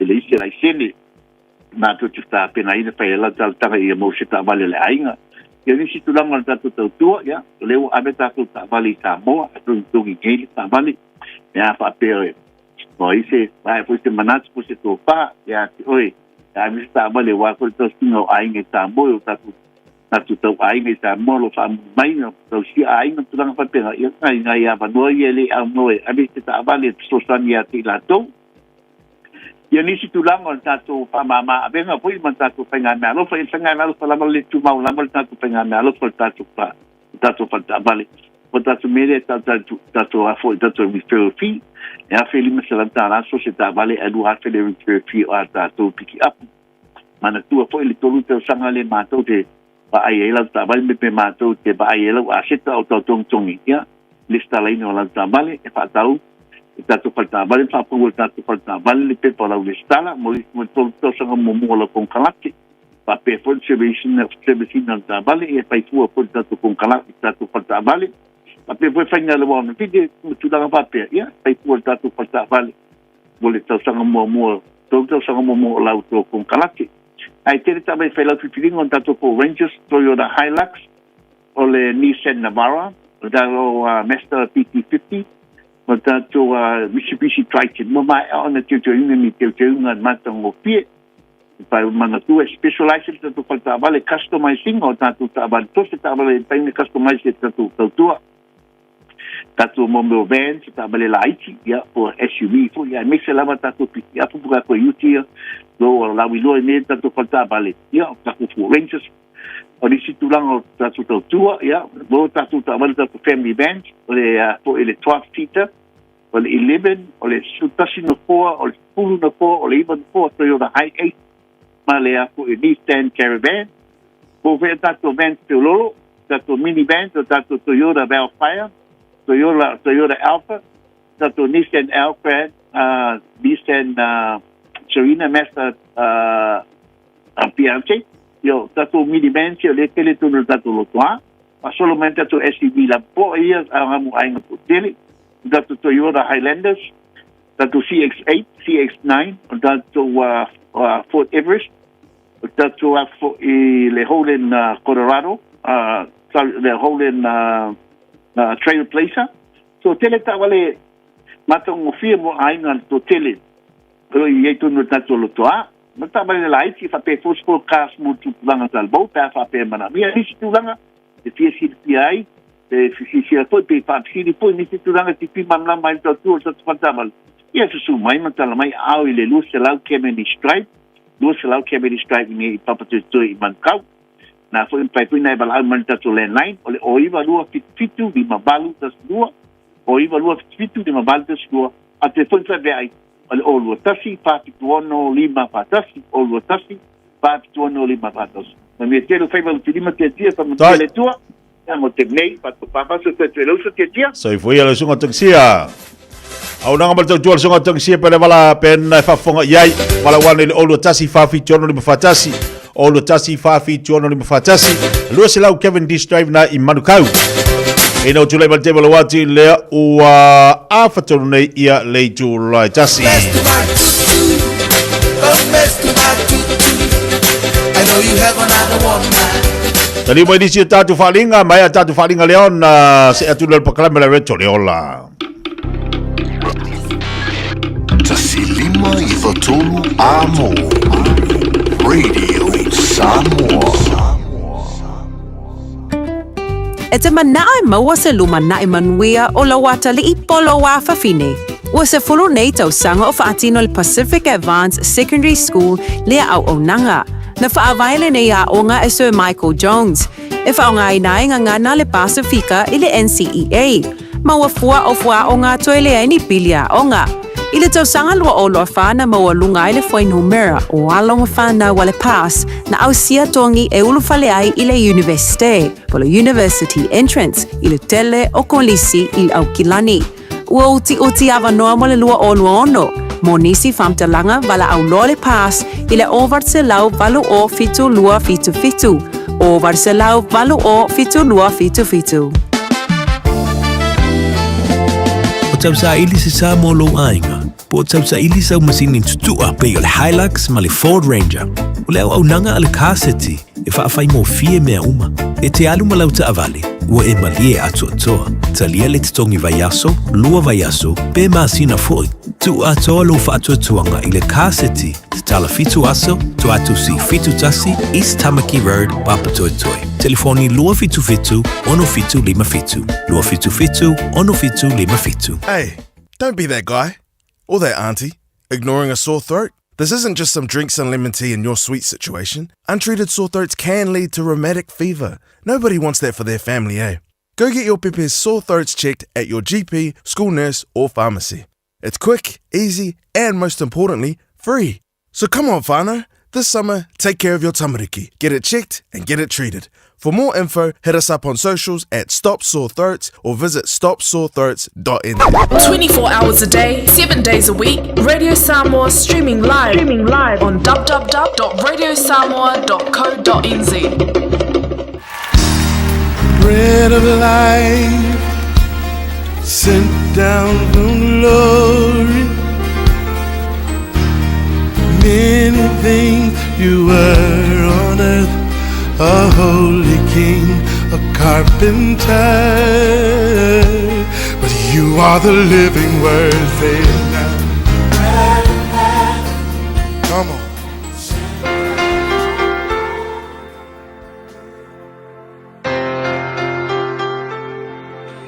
Malo lava le soifua manuia le tatou tunuu ia ile amatanga foi le yaso te fia fa filo ai tatou porkalame o le reto le ola ia mo o ile ne yaso o le tusi sakari on tau pe fa upe se fulu e fa pea a wapo ai ua ino ile aso o meaiti a le upu mo o ile aso le nei a mata i se mea iti ile vai tau fatu ato e foi mai le no ule o sauta sa fata fea I o le no ule o Papelonia ina o toi foi mai la to ma vai le tele o tau sanga pe ama le fitu se fulu tau sanga toi foi mai la ia e o mai e no foi le no uma fausia le ai ma le malumalu ai o le meu tupu tangata ua fatu tu ngata tangata ia e fatino le benga ku e fai ngo e fai le malumalu o atu la to o no fo nga wa fai la to fale ai o le moses e nga wa e to e fausia le malumalu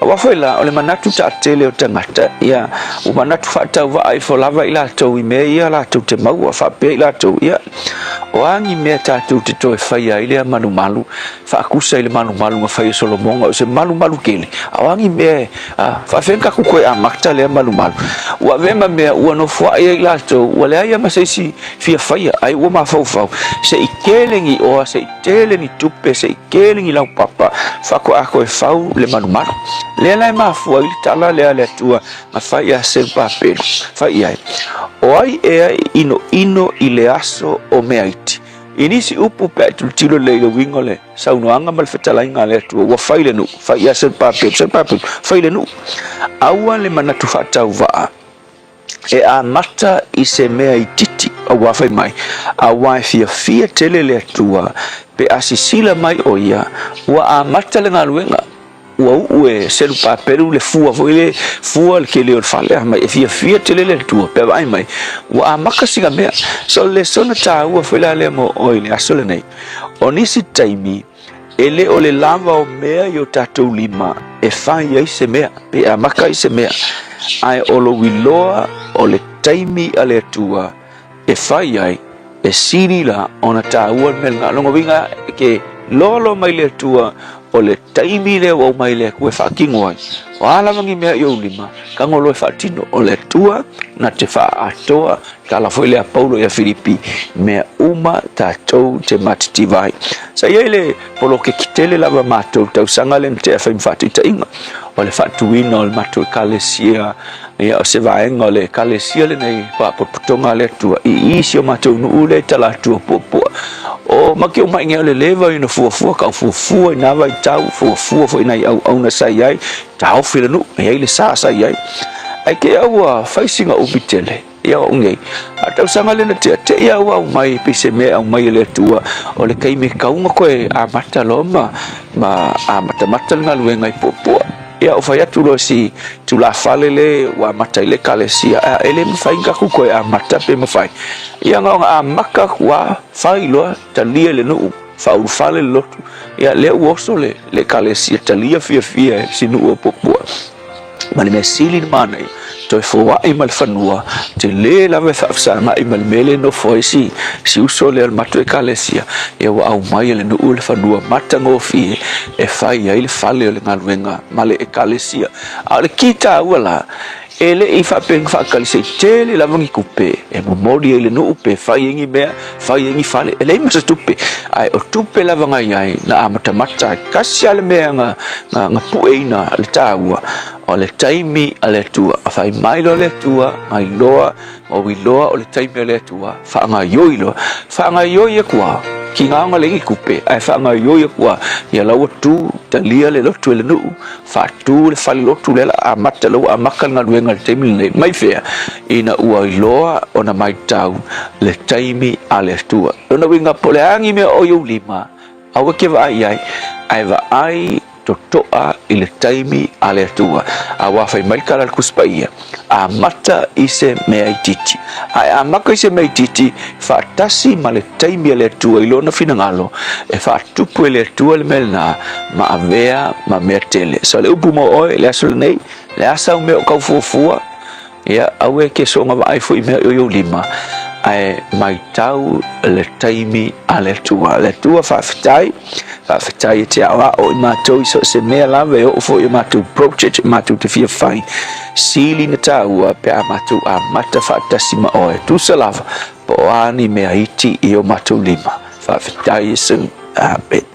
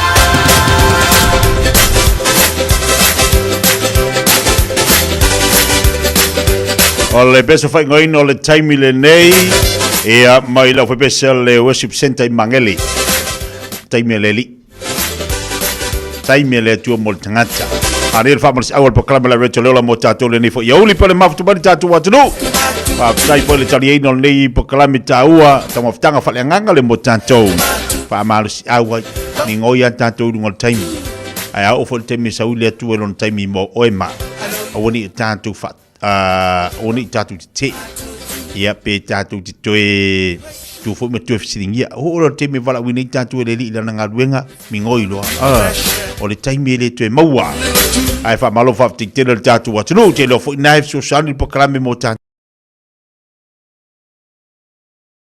yong pa ia le tu la nga fa me le sunu le yo tatu vai mal mam la mo tatu wala tapa sai le tatu fo launga so sani mo tatu le telo taimi le yo langa mal nei vai tau lo tatu yai o lu tau wa mea uma o lu tau wa mea uma o tofonga fo i mea uma o fa so songa fo i mea tatu te iloa tatu te whenga ili aso maleas ai fa aftai le i le li o lo mo lewa no te fa fonga i mo fa longo i lana fiong ia te se bali te balo wati lo to se football 50 minute tale o le tu la lua tali tu la lua ona se at fo i le tatu kalame ia ile to fa ya fonga mo se manu francisione a wali fa o win tatu kalame se i pa i ho istemi ole afi fenane Moi la tolo mafuta ba ina tatu bale vale au kilani fa talo fatu proclame ni solo mafuta ba Christ Tete Daniren Wellington le ia foi pitenu o New Zealand au lo fatu ma utole ne yaso Siva mai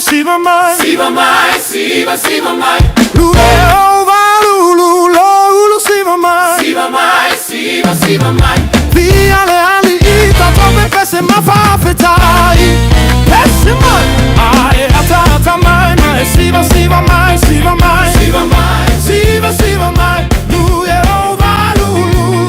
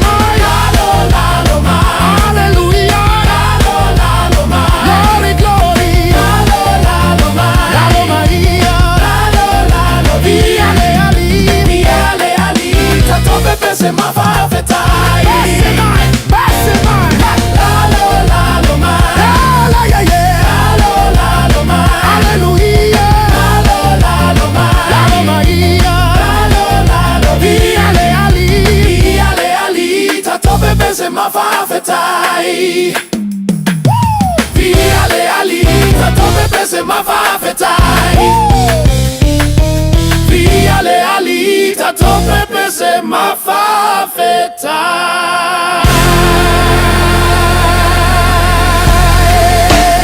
Radio Samoa Tasilima Ivatolu Amo Radio Samoa Tasilima Ivatolu Amo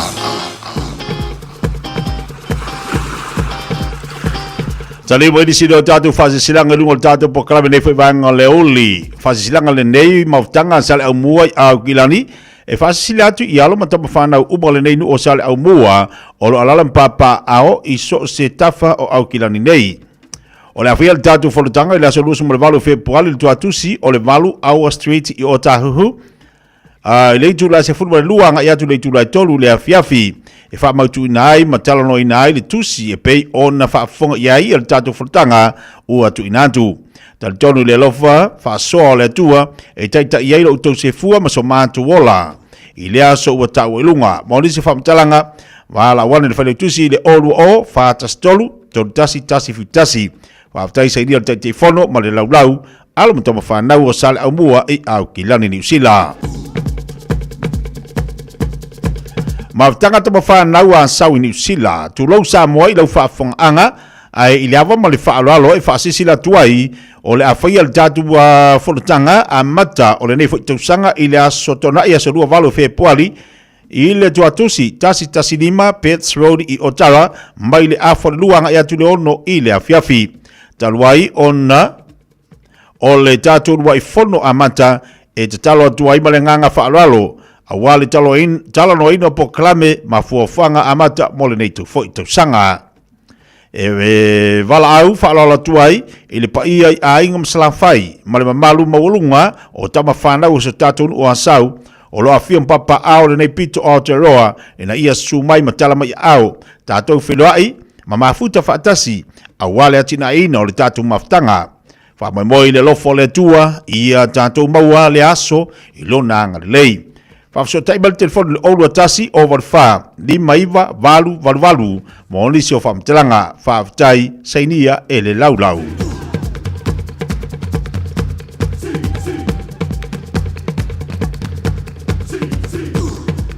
Ainga sa idi maleota e vala au falolo atu i suli mafeoi o le tatu ainga sa idi maleota i amaile pa ia la balea awale fio o le tama ainga malnofo su ia le matua mausole i mata pa au su lo sole i atama pa malo tusa male mata fa ma upo ile awoluma wa esitofa ia li i sao o le lo foi al tatu ainga na ia foi statu felo ainga awali sa ilia o nofo po se nofo e tausia le ainga i Samoa o la foi al tatu felo ainga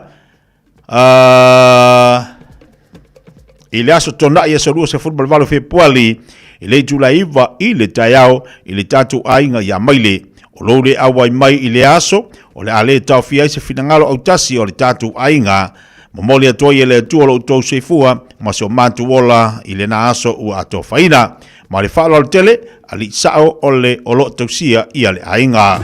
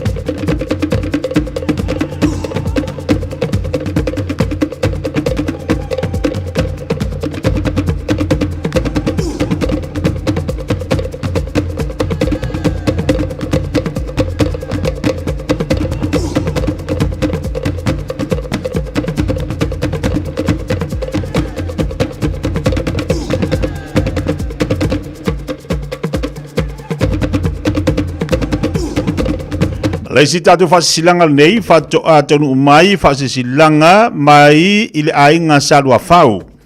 Ma tau te whatulu watu lau whaafonga anga Samoa, ai mai se ia le tāpo inga malu, ala au whainga luanga tofia le tua, o loo whaatunu lo ai tau malele, ma whaanu e sea i so se whata whaitaulanga, ono le tua malana tala lei, tulou na lava. Ai whafuata ia so mātou leo, ono le nei whaasalaunga, i whaasiru tonu i alo matama whanau, whaapea paula mangafa, e malua iso mātou a inga salwa whau, i le pitonu o tawhito i mangiangi. O le whatanu ina le tātou rua i mautanga o le ritu sanga, i le maota le fionga i le teitai.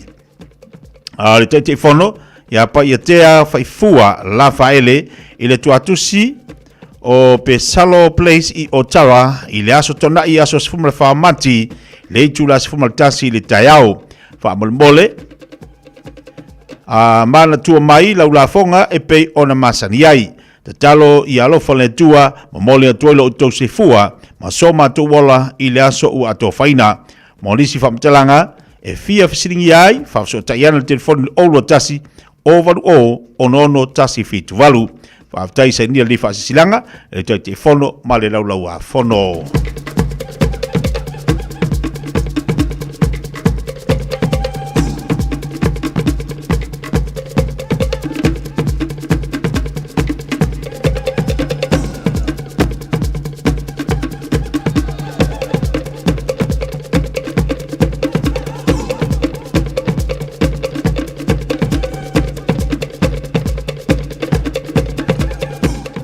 Ia, leu te wawai atu, ia le heilanga le ponga o tatu whasisilanga, lento e si aki atu nisi piko leo tatu whasisilanga, pe eni whasisilanga o tatu numai, ia, le si au masini lea le ai, o paufu inga o tatu whasisilanga, ia, malolo no sa.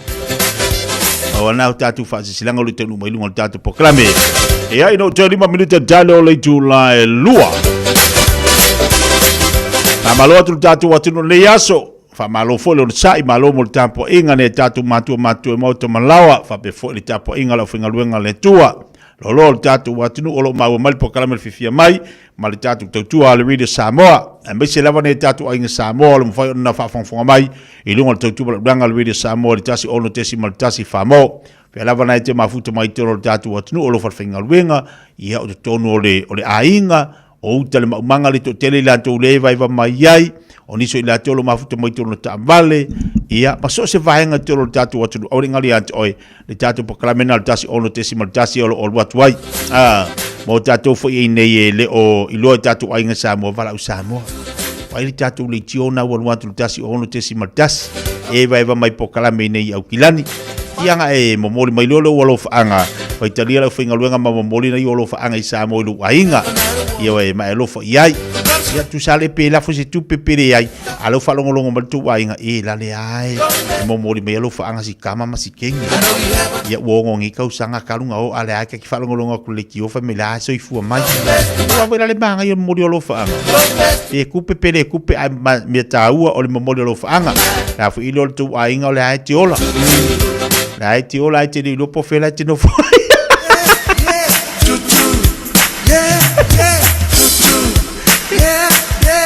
Zole kabe yo lo faga ni do po Filipi ko gi ngi sidanga ke ola e pe ke ola la apu pe ke ola kiwi pe ke ola ko ferava al mesidia o le soifu malo ina le tanto fe lo le asata yo lo fo mle ngale le tanto tua te to lo to se fu ma so matu ola tatu to ma futa fo ilea ya Emanuel ala val de yaso wa ngi kama ki e boy fo e ngofo ya e ka kule mo i malo kiwi e ko mo e piki ka mai ki nga ingalo alo le ko vai ka mai ya e ku o e ka ngal kai me ma e ku ngai ka mai aru o makua i fai i li la lo la au ma pa sa ve u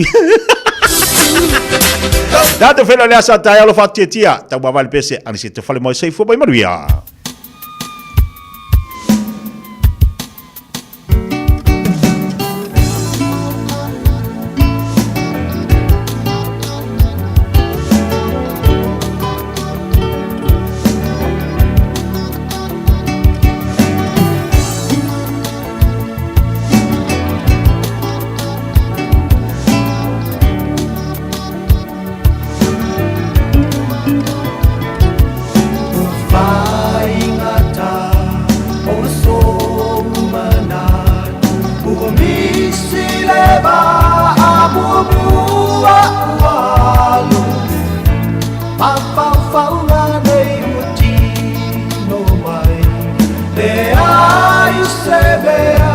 mawhai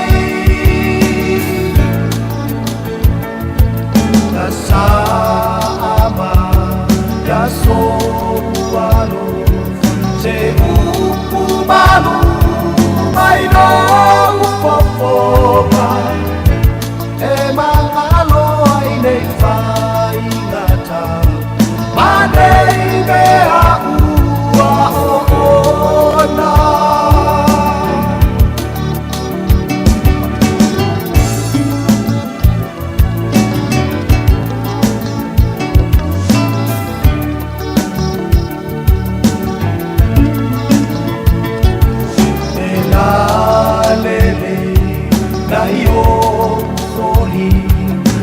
Mama auro ilo ulima Pelentani mai moi tane Aile ipa atau uina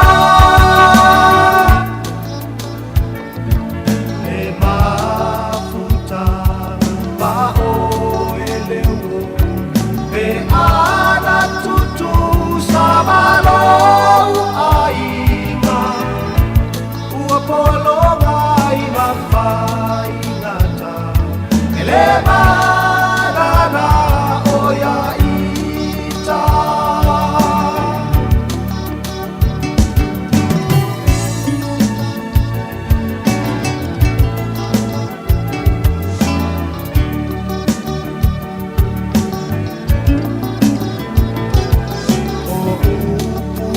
Fai le po mulimu mana oi le lo fai se tai ni uli tini atu ia ita fana ua